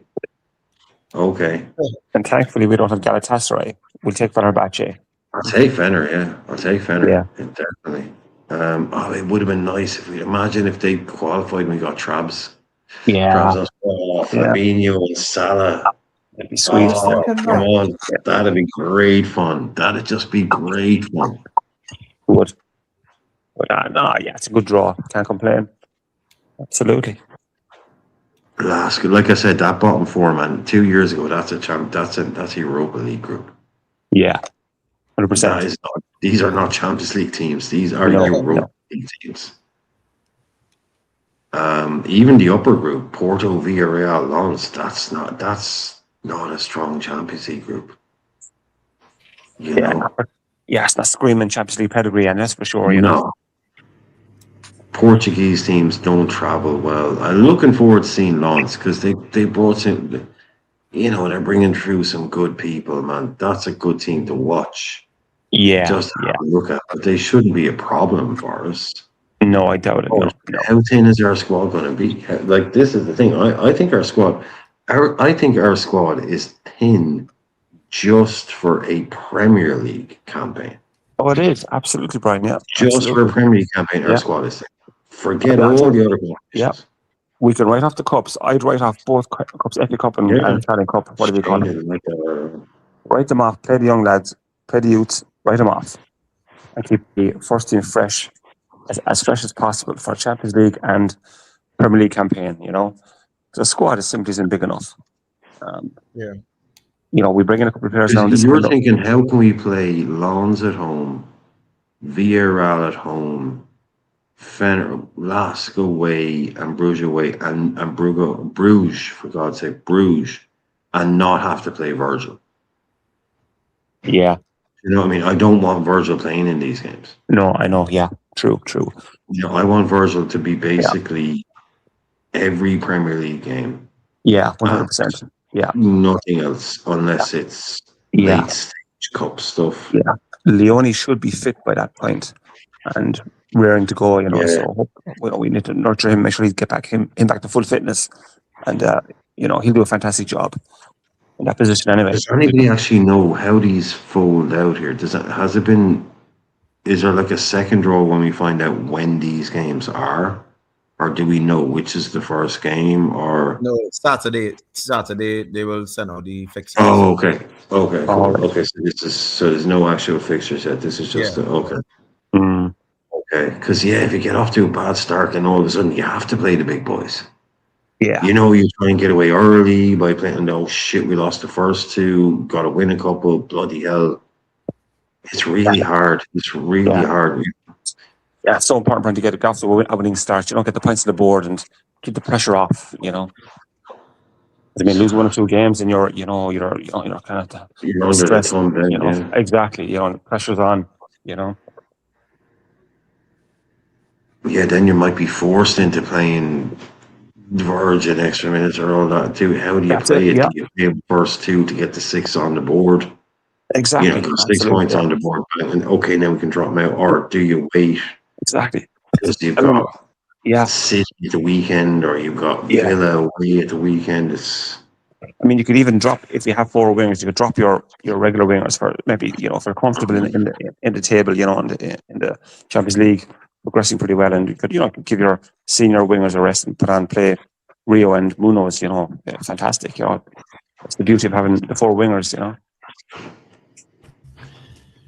It's all very exciting. Somebody said to me a few seasons ago, Lens are like Sunderland.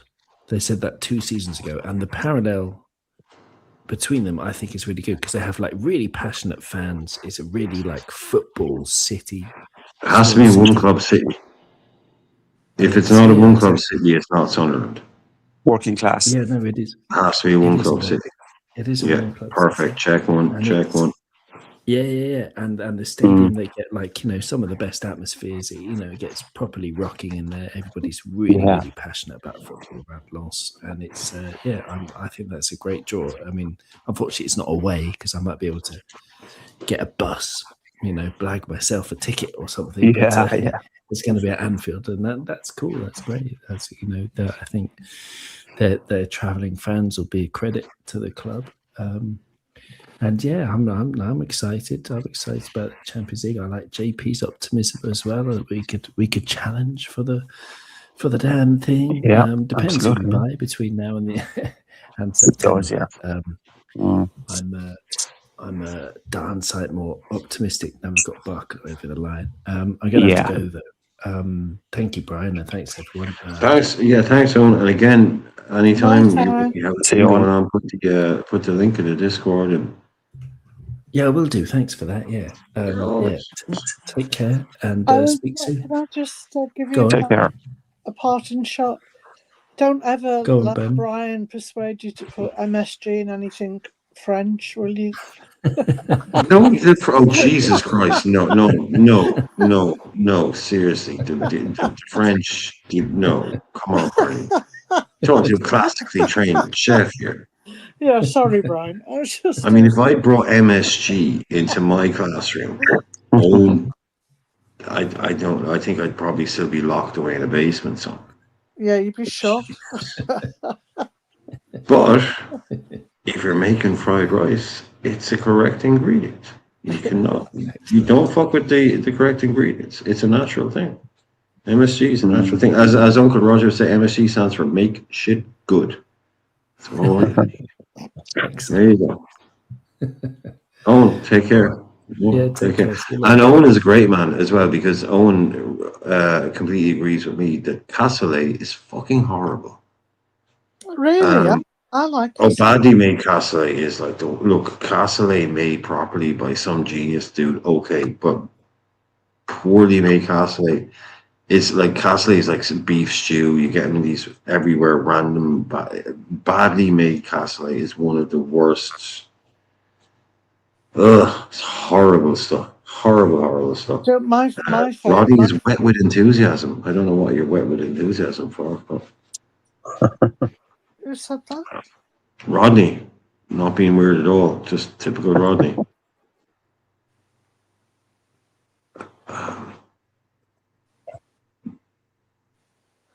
But and again, by the way, this deal isn't over the line as well. So I mean, there's a lot of this going on, but yeah, not signed off on yet. Officially done yet. No, it's not. Yeah. I mean, but isn't it amazing? We've attracted Barcola, Brian. 2-time Champions League winner, PSG footballer, French international, and he wants Liverpool Football Club. And it was said today online that he has some desire, always had a desire. He was interested in Liverpool as a city and as a project. He's always had a curiosity with Liverpool, so it's come to fruition, Do you know the good thing about that as well is, think about other players that we're wanting to attract at the moment, and they know that you've got Isak Wirtz and Barcola in there, and Virgil van Dijk and Alisson, and you can just imagine, can't you? Like if there isn't a youngster coming in who we're looking at, and they're not sure. Bradley Barcola's at Liverpool. It's a good draw. And any of the players, we've been linked to it since, over the past few days. I mean, Minte, Sarr, and so on. They all want to leave their prospective clubs. Go to Liverpool. They would for Liverpool. Didn't Didn't Minte say he I wants just to want to do give that? everyone a bit of a laugh. We'll have a bit of a laugh here. Indicalia. Again, I can't believe Shane heard about Indicalia tonight for the first time on this show. But anyway, this is so basically from yesterday. Indy is doing this stuff. Look again. Just make your own mind up, okay? But I like reading this out because it's kind of funny, and so allow me that. Ibrahim Mbaye's agent just left an important meeting with a group of people at a coffee shop in Paris. Right? They were saying at a coffee shop. Okay. One of the restaurant staff has gone from coffee shop to restaurant in one sentence, by the way. Randomly contacted us, because that's the thing that happens, and said Liverpool was mentioned in the conversation. So one of the restaurant staff has Indicalia's phone number, right? It's gone from coffee shop to restaurant in one sentence, by the way. That was yesterday. And today, Indy goes upon, but was the restaurant employee right all along? I mean, yeah, if you don't love it, I mean, come on. Hearing talks have restarted again for Ibrahim Mbaye. LFC still trying. This window is not over. The waiter heard it. The coffee shop meeting happened. Now the rumors are back from the dead. I mean, look, he's making it fun, lads. If not, lads, very good, very good. I tell you, Brian, he's got some big kahunas because last night he announced Barcola was done. More or less. Oh yeah, he did. We thought we were on here, and he said it's done deal. That's done deal. Yeah, broke live. Yeah, 10 o'clock this morning. What was it? 9:10 this morning. Yes, it was confirmed. Romano said, yeah. Because he is a massive. This guy is so confusing. He talks absolute bullshit, but he gets so much stuff right. He does. It's annoying. Like, it's so annoying. It's like that's why when he says something, I mean, yeah, boom. Why would a waiter lie? Why? Why would a waiter lie? It's Yeah. The juice of it might be true. The juice of this might be true, and the juice of this story is we still absolutely. Mbaye has been apparently left out of training, right? He's also not playing. Yeah. He hasn't joined anybody else as far as I've seen. Exactly. So until that happens, I mean, that deal as well may have been linked in. All this fighting over is 120 million. We were on 140 million. There could be part of that tied into Mbaye as well. We don't know. Now that they've landed something, they might say, right, okay, well, we'll move forward with the next thing. Well, considering, I mean, Romano said a couple of weeks ago, he said, and he's been right. Romano keeps saying blah blah blah. He said, I was here 3 months ago, and he was here 3 months ago saying, look at Barcola to Liverpool. He said we wanted him last year, which we did. We tried to buy him last year. We did. Now, there was a lot of news went out last year that he'd been offered to us and we couldn't afford him, that we tried to buy him. But it turns out, we just straight up tried to buy him last season and they said no. So we've been trying to buy this kid for a year. Yeah. He said 3 months ago, do not take your eye off Barcola to Liverpool. And for the last month, he has been saying, Liverpool will buy Barcola. It is basically a done deal, but it almost certainly will not happen until maybe deadline day. Right up until then. And here he is, 5 days short. He's been saying this for months. Sometimes this guy, I fucking hate this guy, but he knows exactly what he's talking about. He said, this is a deal that will happen, but I can guarantee you, because Liverpool will try and take the money down, it will happen. Everyone knows it's going to happen, but it could go down to the last 2 days, 3 days. He's been pretty much spot on. I don't know about you, but I've actually been watching him lately, Romano. I'm actually thinking, you hear him talking about us, you hear him talking about other clubs, but I actually think he has got an insider somewhere in Liverpool because he's agents. His info comes from agents. Okay, it's all his info. Yeah, it's all agent talk. But I think he's closer to us in a lot of his knowledge than he is with a lot of other Premier League clubs. I don't know. It's maybe we're bigger business, you see, but yeah, that's you see. His thing is he's not in with clubs, so he doesn't owe clubs anything, so he can say what he likes because he knew early. Like if I'm in with a club, then I can't go early because that club will say, okay, so he can just get anonymous information from agents, name nobody, and he can go early. This is why you see what like Paul Joyce, some of these guys, they'll be allowed to announce stuff, but they can't do it until they're basically allowed to do it. Someone like him, he's freelance. He can go. He can say it when he wants. So all his stuff comes from agents. But he's so sure, wasn't he, Brian? He was so He knows sure. everything. This guy knows fucking everything, basically. Like, and that's why he's talking about walking away from it. Because you see, he's doing videos at 4 o'clock in the morning, 3 o'clock in the morning, because he's going big now. You can't do that. You can't live your life like that. This guy is getting. That's why he's money. That's why he copyrighted my channel, because there's other people out there doing that stuff for him. He's getting out. He's copyrighting. He's getting rid of all these people that are.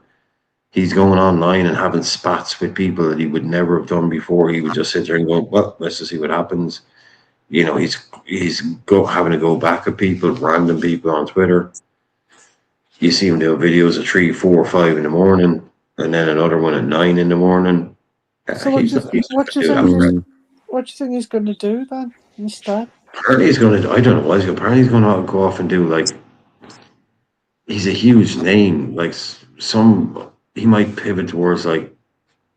I don't know, influencer.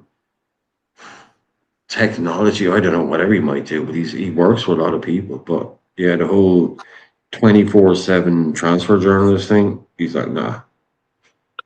Do you know what, Brian? I'm not surprised. He's made a big enough name for himself. He can probably go up and do anything he wants. Yeah. Just a little bit of this Indy there, the coffee shop rumor. I think we might just very well be circling back for Mbaye because the talk was we wouldn't spend over 200 million for both Mbaye and Barcola. So now that we got Barcola, we got the price down in Barcola. Maybe there's wiggle room to afford the 70 million for Mbaye, and we are circling back for him. Maybe if they get an agreement on Mbaye, then they will sell Cody to make up the difference. Yeah. Because, as much as I love Minte, 80 mil is fair, just too much, considering he'll be out for a few months. And, it's more expensive than Mbaye by what, approximately 10 mil. So I'd imagine they'd probably go for Mbaye while he's available. I don't know about you guys, but I'm thinking, it was such a damn squib, sort of Barcola coming in because we waited that long. I'm now really excited for who's coming in next.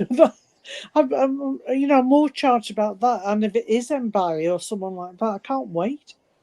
Oh, totally, Bernie. Absolutely, yeah, absolutely. If we get Kamara, I'd be over the moon. That centre midfielder with the defensive instincts, be fantastic. We've been talking to him as well, haven't we? That's been out there. Definitely, yeah. And from what I've seen and heard, all the signs are very positive, from the Monaco camp, from his camp, and Monaco Football Club. So it looks like we'll win him. Fingers crossed, and there's nothing guaranteed yet, but it's all going to go in direction. Yeah, Song said 3 big deals would be very Richard Hughes. I think Richard Hughes is out of it now. I think they've bypassed him from all accounts, haven't they? I mean, if he's somewhere involved, if he does, pull off a right winger and Kamara, I'd be willing to give him the benefit to say, look, okay, thanks Hughes and good luck. You've done your job, in fairness, in this window. We can't expect Hughes to bring in, cover for Kirkes, a right back, a centre midfielder, the 2 wingers, and cover Friesek in the one window. There's too much work to be done in the one window, So, I know, people might come on here now and slate me for saying this, but I know Hughes has had his critics, and rightly so, criticism, rightly so. But if we get that winger, right winger, and Kamara in, I'd be happy enough going forward until January. And in January, bring in the right back and cover for Kirkes. And we'll be sorted. If he got those players in, I would apologise to him for everything I've said about him. Because I don't rate the guy at all. But I would take it all back, Ray. And I'd say, I'm and sorry. Sure, absolutely. I say many people would, Bernie. And the thing is, even if we get those players in, would it have been his work that did it? Maybe not. It could be Mike Gordon, or somebody else. I've got a feeling he's got all the dossiers on everybody and he's been working on. And at this stage now, because it's so crucial, I think like Mike Gordon or someone's taken them off him, and they're getting them over the line. The bigger from something that went out before, saying that the actual agreement for Barcola came from America, and they had to wait for them to get up, 8 hours behind or whatever, to be able to finalise the deal. That's what I read before online. So I wouldn't be surprised if that's what's happening. They said thanks very much, give us your work, and and they'll finish it for him. Of course, that could be the case, Bernie. Absolutely, it wouldn't surprise me at all. Absolutely, But look, I don't care who's involved or who's responsible. Get the players in now in the next 5 days. You have 5 days to bring in 2 players, a right winger and Lamine Kamara, and job done until January. Because I think we'd easily manage. Aroha could cover the right back position if Frimpong is out, or Frimpong is out of form, or if he's not favoured, and we'd have Munoz to cover the right wing. Well, everyone's been laughing at us in a way, haven't they? The other club fans and everything's, we can't get anyone, and we're not getting anybody in, and we've been made laughing stocks to a certain extent. But then you look at City. City are doing all their business, most of it late on now, and everyone's saying, "Oh, they're just getting on with it." Just buying players. I tell you this much, Bernie. Sorry, go ahead. No, I was just going to say, Ray, but if we get a few players in right at the end, well, there's no difference. We've just got, of course, and that's it. I absolutely hate Man City with a passion. I hate them with an effing passion. You would not believe. Them in Real Madrid, I despise them. But I will say is they've spent over 300 million on midfielders and 3 players to cover Rodri, cover the one position. So that's how important Rodri is for Man City, or has been for Man City. So Man City, they've lost De Bruyne, they've lost Bernardo Silva, and they've lost Rodri. I can see them struggle this season. I hope they do struggle. I hope they absolutely fail to make Champions League football, and are severely punished during the season for the 115 charges. I think their biggest loss is Pep Guardiola, isn't it? Because Maresca might be a good manager, but he's lost players. It's a fresh start from him in a way, isn't it? And so I don't think that they're the threat that they were to anybody at the moment. No, I suppose time will tell. Maresca, he doesn't have the influence or aura of Pep Guardiola. That's for sure, or maybe not the man management of Guardiola. But look, kind of forgot I was in it. Oh Jesus! Oh, for fuck's sake! Sorry. Okay, right. Sorry. Yeah. Okay, right. Sorry, guys. Sorry. Yeah. Typical me. I wandered off into the kitchen. And kind of half forgot I was doing a YouTube show. Well, okay, right. You'll have to give me a second here. Oh, bloody hell. Maximum curry. I know. I fucked off into the kitchen. I half forgot I was doing a YouTube show, and I come back and there's 120 people watching because Shane Gunner was live and he sent us over. Of course, Shane, absolute legend. But Shane raid. Yeah, Shane sends a raid while I'm wandering around the kitchen.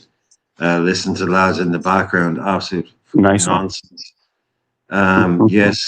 Yes. Okay, thank you. Thank you, Shane, legend. Right. Okay. So Shane's done that before. Shane's an absolutely fantastic guy. Shane Gunner, Arsenal fan. does some great stuff. Hundreds, oh, bloody hell. Yeah, listen, lads, sorry. Yeah, I was literally pottering around in the kitchen, listening to Barney talking to Ray, going, sure, they can do. Oh, for fuck's sake. Yeah, well, anyway, here we go. I don't know what we have to say to Arsenal fans, many of whom, they've come in before. I'm glad we've taken down that tweet earlier on, taking the piss. How The do they Arsenal feel about fans Barcola? that thought they were going to get Barcola. Yeah, the swear jar will fill up. Topside Hybrid is in. All those people. I don't know if actually Ben Williams is in. Static is in. Jenkins is in. I don't know if actual Shane is in. I mean, for fuck's sake, Shane! Literally wandering around the kitchen outside. Think there's only 20 people in my show. Oh, bloody hell! There you go. Anyway, look, I'm happy for all the Arsenal fans who are in. Listen to Cool. I know us guys talking about Barcola. They did. I mean, they thought they had Vinny. I'm not going to bring it up. They thought they had Vinny. It looks like the trying. Looks like they're trying for Alvarez now, doesn't it? Looks like that's the next superstar signing they're going for. Hopefully they don't get him. Like, Hi, Sonny. I fear they might get him, all right. I fear they might get him, but sure, like Brian said, he's heartbroken. He wanted Barcelona or nothing. Yeah. Oh, God, yeah. Him holding up the Arsenal jersey. I always wanted to play for the Hybrid, but the Arteta. This is my dream come true to come back to England and play for. No one's buying it, mate. Nobody's buying that story. No. You did not want to. You wanted to go to Barcelona. Everyone knows it. So yeah. I mean, whether they get him or not, they're still the team to beat this season, Arsenal. I think, you know. Yeah, definitely. I mean, yeah. They've added some good players to the squad, you know, so they do lack maybe up front, but what they lack up front for, they can compensate midfield and the wide players, you know, so. Yeah, I quite like the signings, man. I caught Quan's a good signing. Bruno Camara. No, I don't know if Shane caught it or Shane, man, you're a bad man. You're a bad man, Shane. I mean, there was only about 20 people here, man. I was thinking, and I went out. I needed something to do. I was out in the kitchen for 5 fucking minutes, man, pottering around out in the kitchen, listening to lads. And I come back in. There's 115 people in here. So yeah, I mean, but yeah, that's one of the best. I was just thinking. Yeah, I think I could. We've been going on 3.5 hours. The numbers are dropping out to the 20s. I can fuck off. I can make a cup of tea. I was getting something for the dog, and I come back and there's 115 people watching. So yeah, no, but excellent timing, mate. Excellent, absolutely excellent timing. Solace. Yeah. Hey, look. I mean, the football world is weird.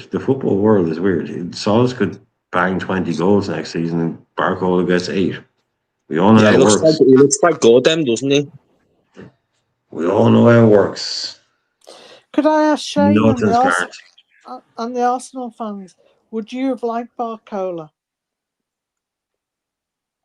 He would have walked into Arsenal then, wouldn't he? Definitely. Like, he's 10 times better than anything they've got in that left wing position. Like, I'm very surprised they didn't go for him, mate. No, considering they were going for Vinicius, like they had the money to go for him. It's very strange that they didn't bid for him, isn't it? I don't see a team in the Premier League Barcola doesn't start for. Maybe Man City. Maybe. If he just chose, to do Jocko or something. But I mean, I think he walks in. Yeah, he starts for Chelsea. He starts for Manchester United. He starts for Chelsea. He starts for Tottenham. He starts for Arsenal. Starts for Liverpool. Does he start for City? I don't know. Yeah. I mean, he's a huge upgrade on Cody Gakpo. Similar enough to fit into the system. He's not a completely new type of player. Like I said, Barcola is pretty much plug and play for this manager. He does, the manager wants a player that does what Barcola does. He doesn't need months to work on him. He doesn't need, he's like, I want you to press, run in behind, high energy. He's like, yeah, that's me. That's what I do. He You know, couldn't it's have. not. He couldn't have come from a better system or coaching setup, could he? Like, Oh you know, yeah, obviously Barcola would have come from like another club. Like, the fact that he's come from Enrique. PSG, it's going to help us so much. I think, because I think he's just going to fit like a glove, like the way Premier League football is. Like PSG already play like that kind of. It's like high intensity, it's in your face football, and it's going to be like a little bit of an easier transition for him, I think, going to Definitely. Liverpool. Yeah. No, I mean it's simple. It's not like you're bringing in a Florian Wirtz trying to fit, or you're trying to. I don't know who you might bring in, but you're bringing in one of the most like Premier League style wingers, pace, power, running in behind. Yeah. Elite levels of that can also create when he gets on the ball. You And know, his quick profile. passes. It's easy. You're asking him to do basically what he's good at. All you're asking Barcola to do in this system is to do what he's good at and to do what he naturally does. So does it work out? Who knows? But you're not trying to bring in a player and make it, this should be a really quick, initiation or integration into the team. Like I would have thought with Wirtz, I thought 3, 4, 5 months max. But okay, you get a year, you get a season, but I would have thought Wirtz was straight up. This guy's ready to go in the Premier League. I don't buy. I give everybody the whole give him a season thing because that's personal. But that's when I talk about giving a player a season. It's not about football. It's got nothing to do with ability. When I talk about any player needing a season, that is purely because you might be moving to a new team or a new country, new league, different kind of stuff. But I would never think that a top player would need a season to show how good he is at football. So do you get what I'm saying? I don't ever think a player needs a season to show how good he is, but you say, maybe the family didn't move over, all that kind of stuff. But it should never about football. Wirtz didn't. I would have thought Florian Wirtz, football-wise, would need 2 months, 3 months. He shouldn't need a year to show how good he is. Like Sangare comes in the other day. Brentford, v Tottenham. Not saying this to be all and the end all. It took him 1 game to show everyone how good he is. So when I talk about needing a year, I don't. Yeah, that's not about ability. So Wirtz has had the ability. He should be able to just really explain. Show what he can do pretty quickly. That's why season 2. I think Wirtz could go to Madrid or Barcelona and look like one of the best players on the planet. But he's got to start looking like that for us. No, the positive I take out with Brian, like if you look at his stats, or like you take a man, this is meant to be a bad season for him. He scored like 8 goals and 11 assists across all competitions. It's like, if that's a bad season for him, imagine what a good season is going to be like. Yeah. An informed Isaac, fit, Barcola off the left, creating more cutback chances. Isaac Wirtz is playing more as a second striker now, not as a number 10. Playing that croupy role, getting more on the end of things as opposed to dropping deep and creating and all that. You have someone like, we've got 94 watching. I know a load of you from Shane. So if you all just bang the like immediately, we get 50 likes. We try and do the 50 likes thing. We're getting, not a lot of people, but we had some problems with YouTube lately. We've been getting crushed, so we're trying to build it back up. We're living on the edge here. We've only got 1 more strike and we're gone. So anybody wants to love the channel, like the channel, go ahead and do it. If you want to support the channel, we're not monetized on this channel. I don't make money from ads. I don't make money from super chats. I don't make money from memberships or anything like that. If you want to support the channel, you can do so by the link to buy me a coffee pinned. Scan the QR code. Don't give 30% of your money to Google. We don't do memberships, super chats, any of that shit here. It's all, it's all on ourselves. So you want to go out and do that, but only if you can afford to do so and you're comfortable doing so. That's the spiel. That's the first time we did the spiel after nearly 4 hours, Barney.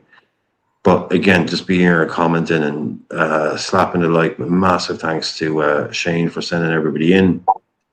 Like I said, still over 90 of you watch and listen.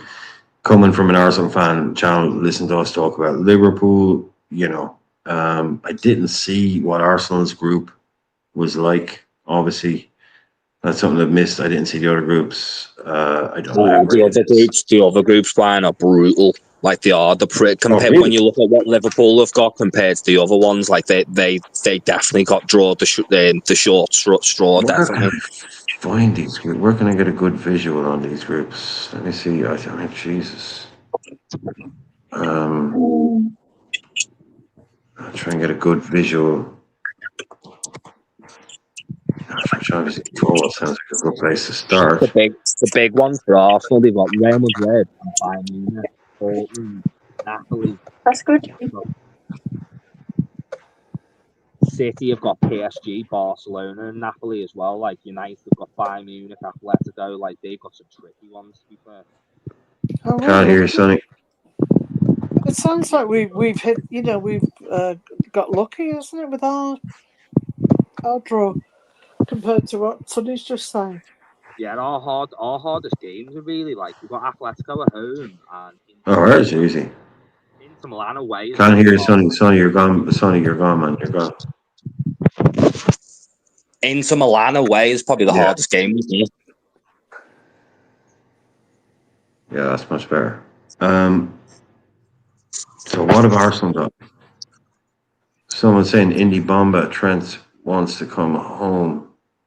Oh, I can't be doing that. I mean, I love this. Keely Gonzalez has agreed to become the new Inter Miami coach. Keely Gonzalez, what a player! What a player! Could you imagine being an Inter Milan, in fact, Inter Miami fan? It must be unbelievable, mustn't it? Messi or like all the players they got. No.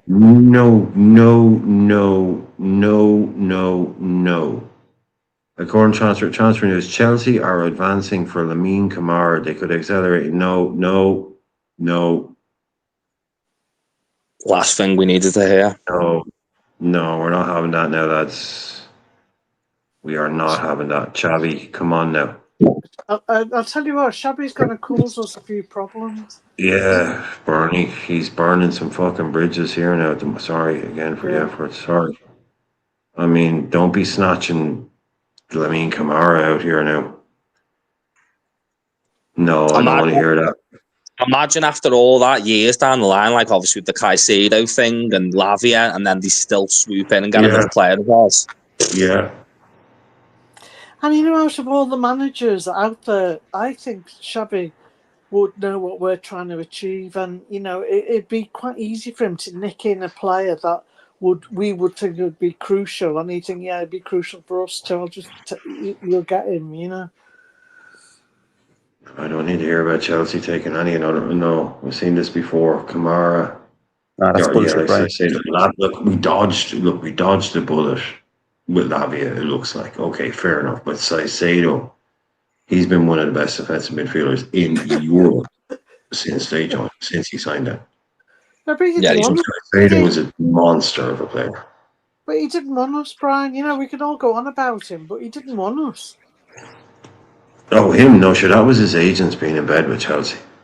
Do you think he regrets it now? He must regret it now. I know, obviously, this is what happened last season, but he would have had the Premier League winners medal by now. I don't think he would have given a fuck. Look, to me, I honestly don't think he would have given a damn whether he played for Chelsea or Liverpool. I'm not taking the piss. I genuinely like. He's from Ecuador. He's gone to Brighton. He's not going to be choosy. You know, he joins Liverpool in a heartbeat. Yeah, of course he does. Of course he does. Yeah, I mean, I know, but no, Bernie, the whole thing is they are almost certainly going to lose Enzo Fernandez to Man City. Is how it's looking. So, yeah, they are looking. So, like yesterday they're looking at Adam Morton. Like Kamara and Morton are completely different types of players. So, it's just, it seems like maybe there's just names been thrown at everything. You know, that's the biggest surprise for me, Wharton. It's been like quite communication-wise has been dead Right. for all, Yeah. hasn't it? Makes no but- sense. The fact you look at the amount of midfielders that have moved in this transfer window, like why has no one gone in for them? It must be that like Palace are asking so much for them. Yeah. Or have just shut the door and said he's not up for sale and don't come knocking. Because nobody's talking about him, are they? You know, they haven't been. I think Palace have just shut him down. I think Bernie and lads, I think they've just told everybody, sent a memo to every a fax or whatever to every club. He's not for sale. Don't even dream We've of got it. another big one. This guy Schumich. I know a lot of people are like, who are you talking about? But anyway, this guy. Anyway, he seems to be fairly up to speed. But he's saying Chelsea ideally want Adam Wharton or Alex Scott, completely different footballers. Both seem difficult as things stand. They are also inquiring about Manu Kone and Lamine Kamara. Chelsea want to spend Enzo's sale. Yes, they want to spend the Enzo money. What? Because they will get like 120, 100. Like they spent 110 on Enzo. They don't want to sell him. They're not going to sell him for less than that. They're going to have like 130 million. Yeah. Like you will get Manu Kone and Kamara, or Manu Kone and Wharton for 130 million. Yeah, definitely. God, they'd be sorted, wouldn't they? Look at their midfield then, I'm not, but they'd be fantastic, wouldn't they? Chelsea, they got them too. Yeah, Caicedo, Kone in the pivot, and get Kamara. Like, yeah, that's very hard midfield to deal with. Is it better than Buwadi, Elliot Anderson, and Enzo? Not too sure. That's a strong midfield City have put together up there. I'm just mentioning, Brian, just mention ours for a laugh. Oh, Don Graven Mac. Don't grab back. But if you add Kamara to that equation, it really puts a different slant on it. Yeah, if you throw weight into like the midfield as well, if you Adams is technically like an attacking mid, like bumps it up a little bit. Dude, look, lads, dude, the one I would love to see, to be honest. I mean, I know I would. Buwadi. Buwadi is such a footballer. Hasn't He is such. He's gone to City for How much did we get him for, Brian? 100 million. 100 million, yeah. 100 million. I mean, this is kind of like. Exactly. This is I'm thinking, let's just let him sit there at Lille. Nobody knows about him. That's what and then he goes to the bloody World Cup. Yeah. Dominates Brazil in the first game. All bets are off then. All bets are off. He's going to go straight in. He's going to go straight into that side, isn't he, Brian? He's going to. Is it a little look into the future, because he dominated Bruno Guimaraes in that game, didn't he? And you know what I mean? City against Arsenal next season, maybe like he does the same. Yeah. He completely bullied that Brazil midfielder on his own, pretty much single-handedly. Like obviously he had people helping him, but yeah, like it bodes well for City next season. Like there was the other game I watched. I think it was I think it might have been against France. Was it? They played France, right? Like I said, a while ago. Yeah. And there was just like a little.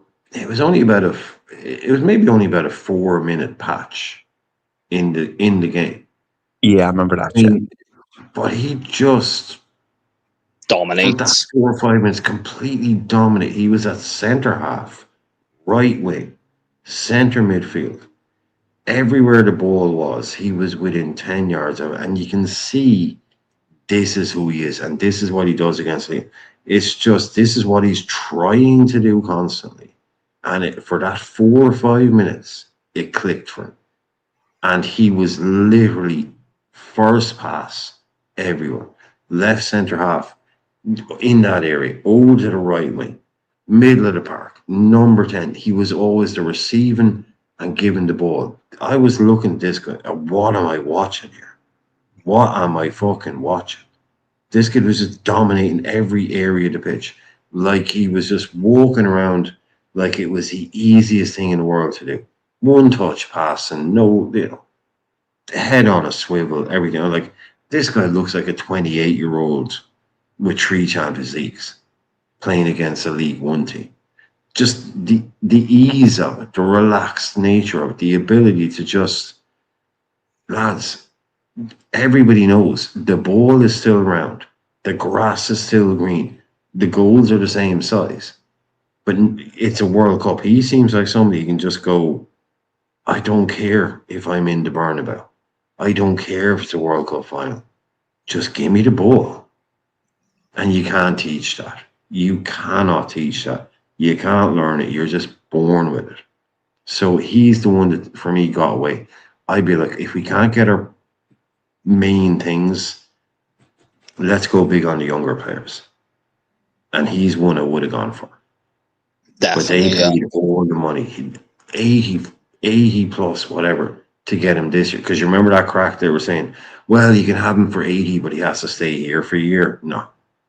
Yeah, and you have to pay an extra 40 on top of that. Yeah. Man City just said, no, fuck that. Here's 100. He comes here now. He plays now. He's big, he's tall, he's strong, and he's oh man, I've just been crying out since Alonso left. Just someone, because we've had it, John Barnes, Jan Molby. We've always had class in the midfield. A touch of class. Hard bastards. Souness was a hard bastard, but people in the day will tell you he was one of the best passers of the football you've ever seen. Souness was brilliant at football, but people just remember that stuff. We don't have any class in this. We have Dominic Szoboszlai, who thinks he's Steven Gerrard. He thinks he's Kevin De Bruyne, and he isn't. He thinks actually. I think Szoboszlai thinks he's Pavel Nedved. Is who he thinks he is. I've never seen, don't be wrong, like, but Dom's got moments of brilliance in him. Like, he is a technically good player, free kicks, all that stuff, but I've never seen him dominate a game once. And for someone of such as class, like, I don't understand how he hasn't got the ability to be able to, say like, oh, I'm gonna grab this game by the scruff of the neck and take over this game. I've never seen him do that once for us. Mr. Moments. Just Mr. Moments. Oh, look at you sticking a freaking last minute penalty, like last kick of the game penalty in a game we, probably deserved a draw in, maybe. But we were 2-0 down. We were 2-0 down, so no. And you're doing the whole shut everybody up thing. You're acting like you're the big man. No, he's. What did he do in that game before that? What did Szoboszlai do in that game before he scored that penalty? Please, somebody remind me. Give away a goal. Him and Wirtz, they should have pulled Wirtz down. If it weren't for them two, you know what I mean? But like, they wouldn't have. Newcastle wouldn't have scored. He was abysmal. Him and Gravel were abysmal in that game. Yeah, he doesn't have that Fernandinho thing. Fernandinho just takes that guy down immediately. Doesn't even get instant yellow card, bang, no problem, done. Yeah, but he's not getting away from you. And it made it worse, Brian, of who it was. It wasn't some big, muscly tall midfielder. It was little Wissa. Wissa's only tiny, and he bullied two of our midfielders and ran through the pair of them like they were nothing.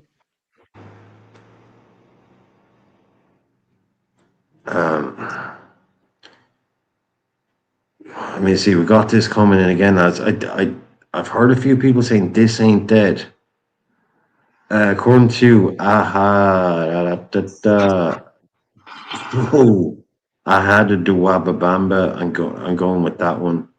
Kadim Diakate is saying Liverpool are considering a second bid for Ismail Assar after Palace rejected their initial offer of around 50 million.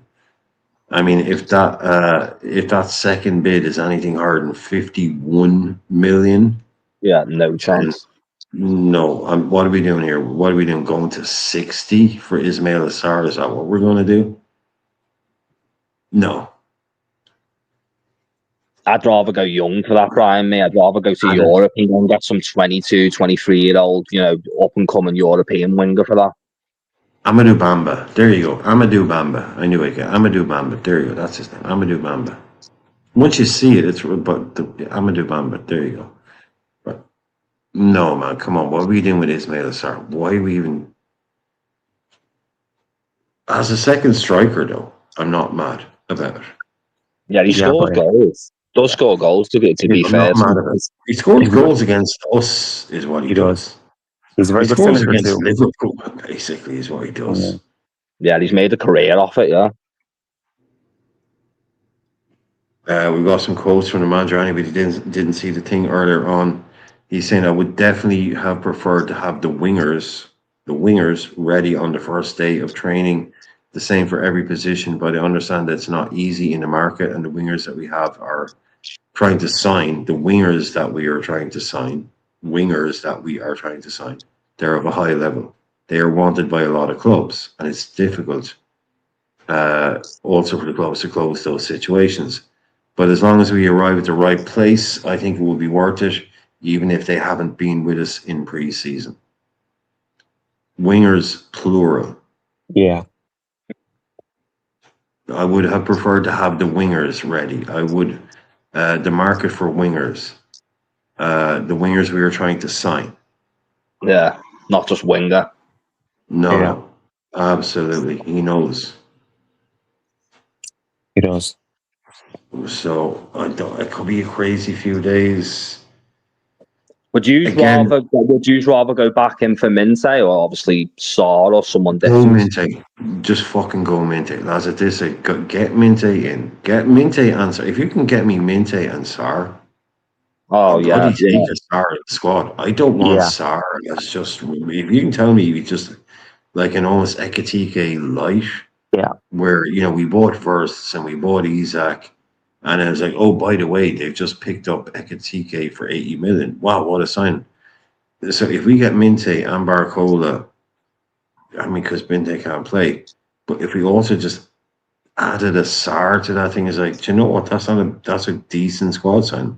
But yeah. I'd be banging my head against the wall at the same time. And we're hanging a bloody minute. If we can be this proactive up here, where's the freaking midfielders? Where's the bloody midfielders? Where's that bloody 6? Yeah. So take that Sarr energy and put it on a bloody 6. Like, put it on a Kone or a Kamara. I'm not giving you more. I don't think Sarr's going to happen because, honestly, even now I'm standing for him. I'm not giving you a penny more than 40 million for Sarr. Not a penny more than 40 million. And they've already turned down 50, so I don't see it happens. I'm not giving you a penny more than 50 for bloody Sarr. He's 29 in February. Yeah, 29, like very soon as well. You know what I mean? Christmas is right round the corner. No, I'm not touching that. No, I can't go any more than that.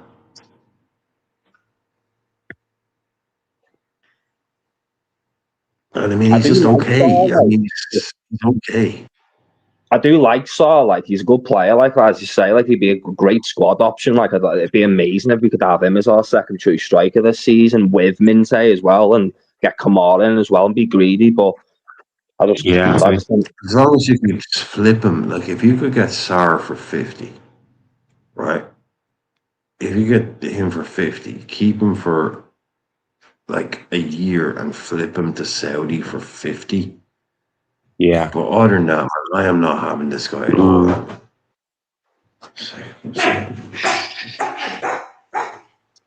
Especially not for the money that they're being closest for him. Like, rather than paying, like, I don't know what they want, like 60, 70 million for Sarr. Like, you can't tell me you can't find a better class winger in Europe for that price.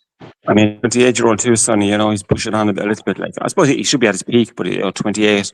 But as a squad option, I think, it's 50 million. Anything over 50 million is too much, but it's a lot of money. But look, the market has gone bananas. It's inflated as it is at the moment, this window. So maybe pay the money, bring him in, and him and Minte, he can cover the right wing with Munoz until Minte's fit.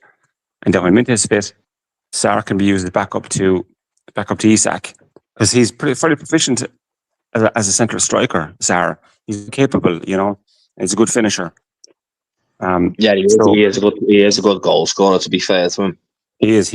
I know it wouldn't be ideal, but until Ekatike is fit, like Brian said, flip him to Saudi, get your 50 million back, or close to it, and job done. Yeah, because if he comes in, we keep him for 2 seasons, sell him when he's like 30, 31, you know what I mean? Like, we still probably get, like, probably close to what we paid for him back in off the Saudis, so it's win-win regardless. Maybe that's the way Liverpool are looking at it as well. Maybe so, absolutely, yeah. I mean, the Saudis are after him now. There's Al Hilal want to sign him at the moment. You know, they're trying to lure him in. So, but it's you know, so but like it's better to have 1 or 2 players more than what you need than 1 player less than what you need. So it's all coming out here, lads. It's all, you got another guy saying with this guy seems to be a lot like the African kind of, you know, base journalist saying Liverpool considering second bid, Palace rejected, blah blah blah. Reds have made him an option to bolster their attack.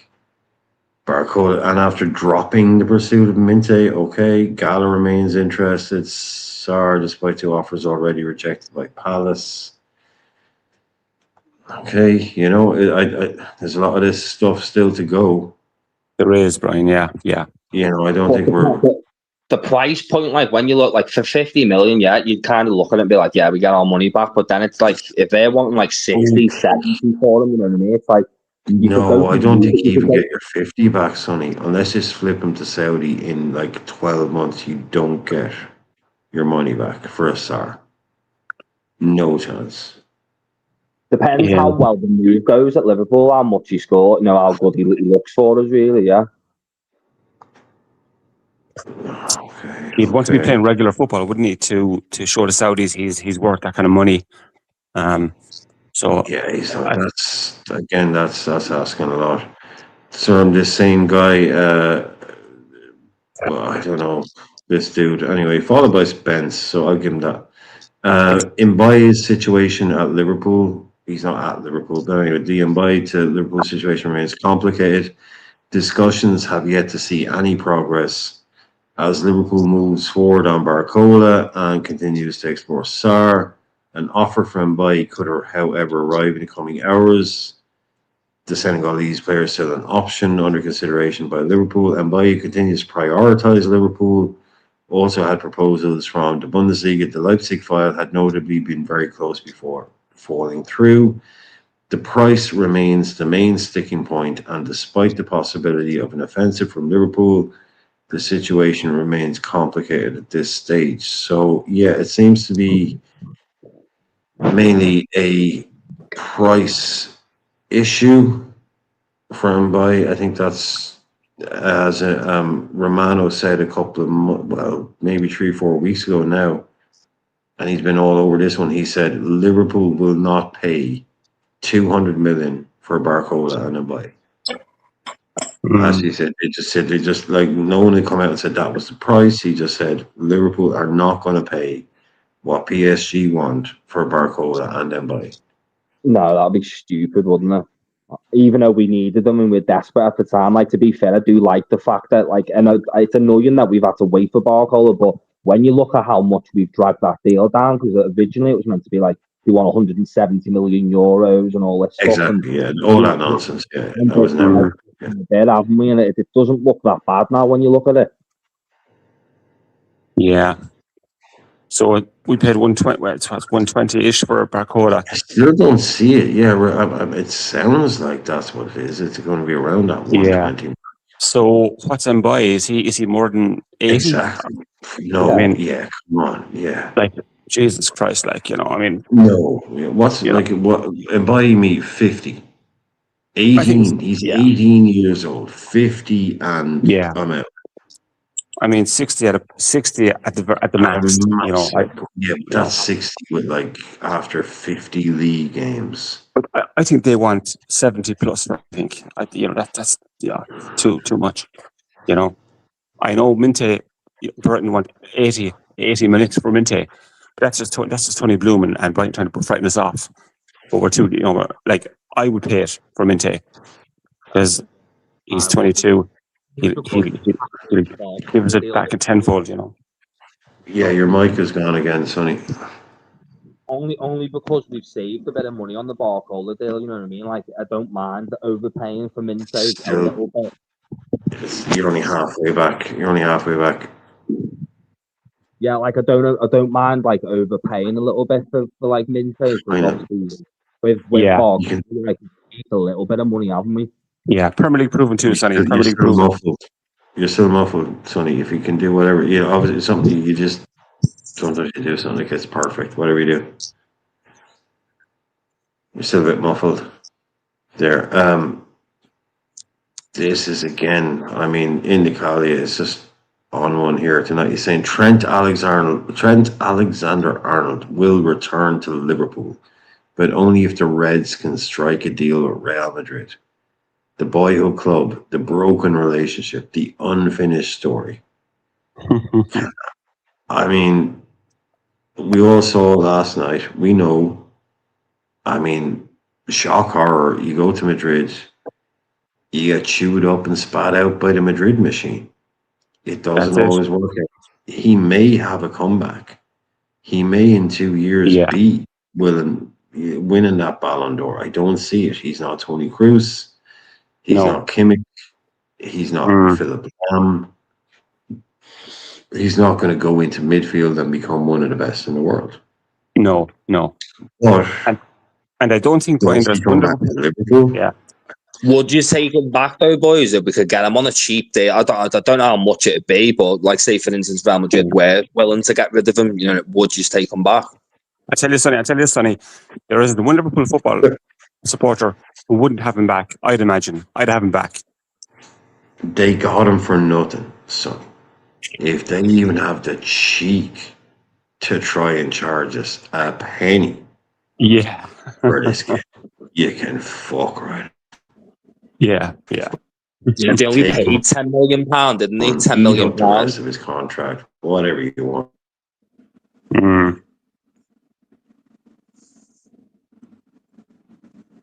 He can certainly play a role for us now at the moment, anyway. That's for sure.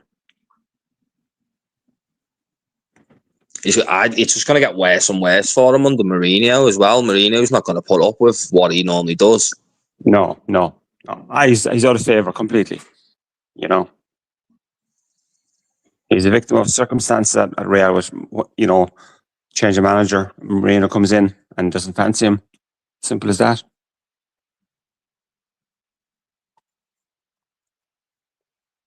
Because Mourinho, one bad game from Trent and he'll be playing. Mourinho will just throw a centre back at right back over him, won't he? He won't mess around, Mourinho. No, absolutely not. He already doesn't. He's already benched him, I think, twice. He doesn't fancy him at all, so I think his days at Real are over as long as Mourinho's there. And to be fair, he actually looks like he's got the dressing room all of a sudden, Mourinho. He's gone back in. I know he's a bit of a mad character, but he's probably the perfect person they could have chose for that job at this point, isn't it? Yeah, he's a strong personality himself, Sonny, I suppose. Yeah, he's the one manager you could think could manage those egos at Real, and kind of get me kick up the hole and get them playing.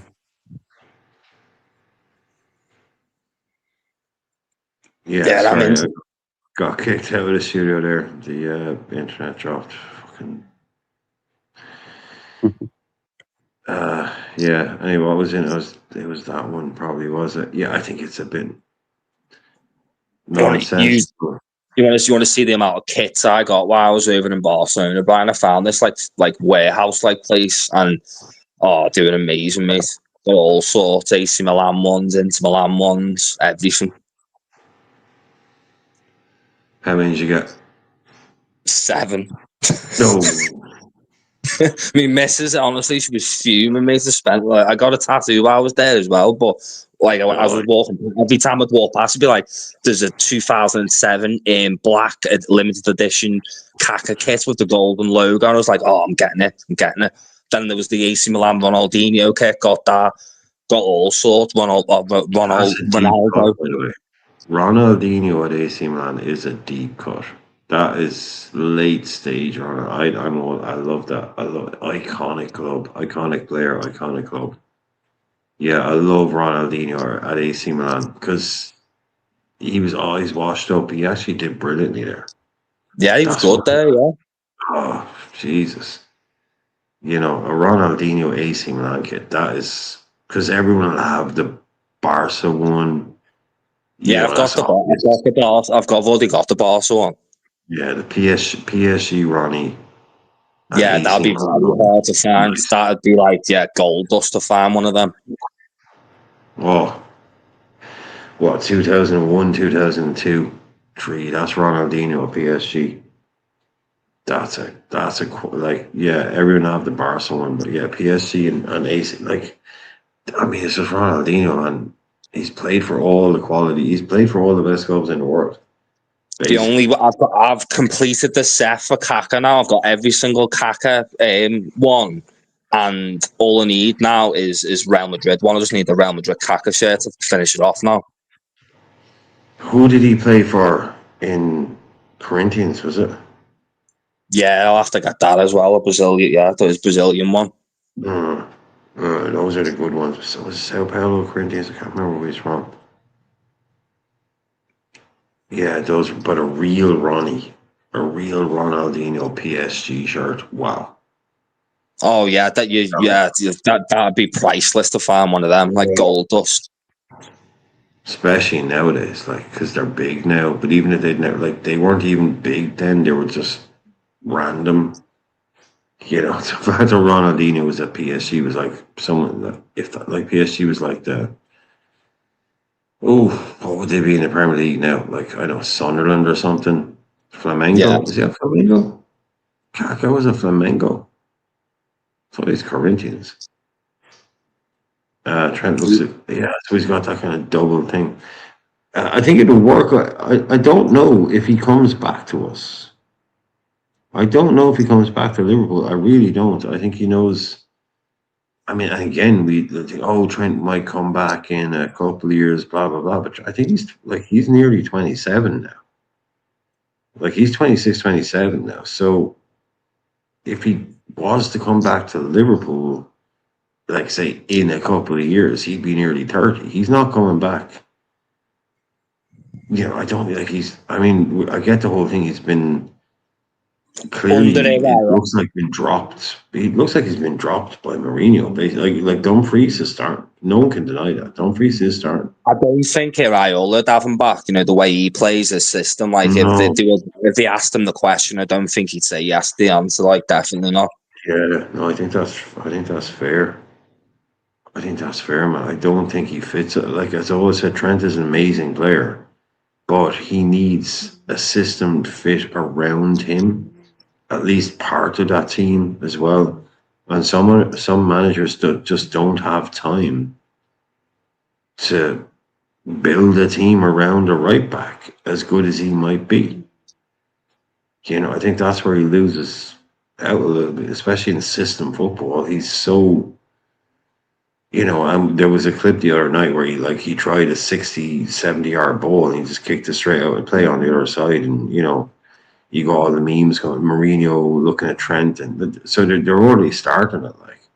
But like I say, for a young kid like him from England going to Madrid, they don't have a lot of love. You know, and I think it'll be a bad one.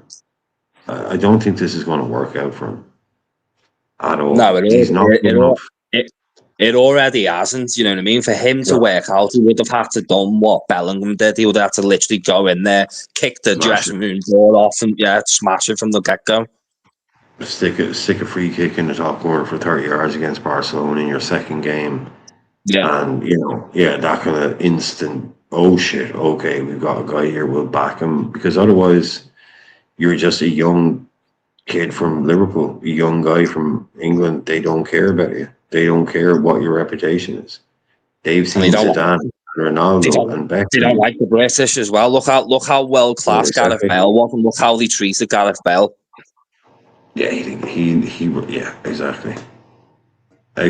So I don't think the love is. I kind of looked at him as going to Bayern next as like a Kimmich replacement. Yeah, that makes sense.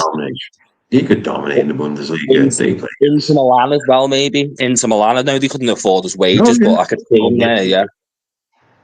Italy, you go to Bayern Munich and do that gimmick role 99% of the games in the Bundesliga, you'll be able to do your thing. Okay, maybe not so much in the Champions League, but see, Trent's a real unicorn, and Klopp really got the best out of him and Robbo. But he does need a little protection racket around him. He needs people to cover for him. It was Jordan Henderson first, then it was Ibu. So who's going to cover for him at Real Madrid? Because everything he can do with the ball, there's other people on that team that it's just the worst place to go to try and be a right back and stand out. Yeah, and he'll be like, "Oh, look at that pass I've just done," and then like he'll be looking at another player next to him, and be like, "Yeah, I can do that as well, mate. Great, Yeah, don't score a goal." It's incredibly hard to stand out at Real Madrid. It's real easy to stand out at Liverpool. Real easy, as a Trent. But to go to Real Madrid and stand out, they don't give a shit. They don't give a shit. You're not winning a Ballon d'Or at Madrid. That was an insane thing to think. You can win a Ballon d'Or at Madrid. He's done a Coutinho to himself in his career, in my opinion. If Coutinho would have stayed at Liverpool under Klopp, exactly like Klopp said to him, they would have probably built statues about it, you know what I mean? And you've chose, the grass isn't always greener. You've chose, obviously, I understand you grew up in Brazil and you speak Spanish. You want to, obviously, naturally, you would want to go to Real Madrid or Barcelona, but after it sometimes it doesn't make sense. Sometimes moving to these clubs, and I thought that about the Trent move when it all come out, and just this doesn't make sense to me. Why wouldn't you do what Gerrard's done? That's what it looked like he was going to do. He would have been the captain soon. As soon as Van Dijk would have left at the end of the season, he would have been our next captain, and immediately would have started getting legendary status off the back of it.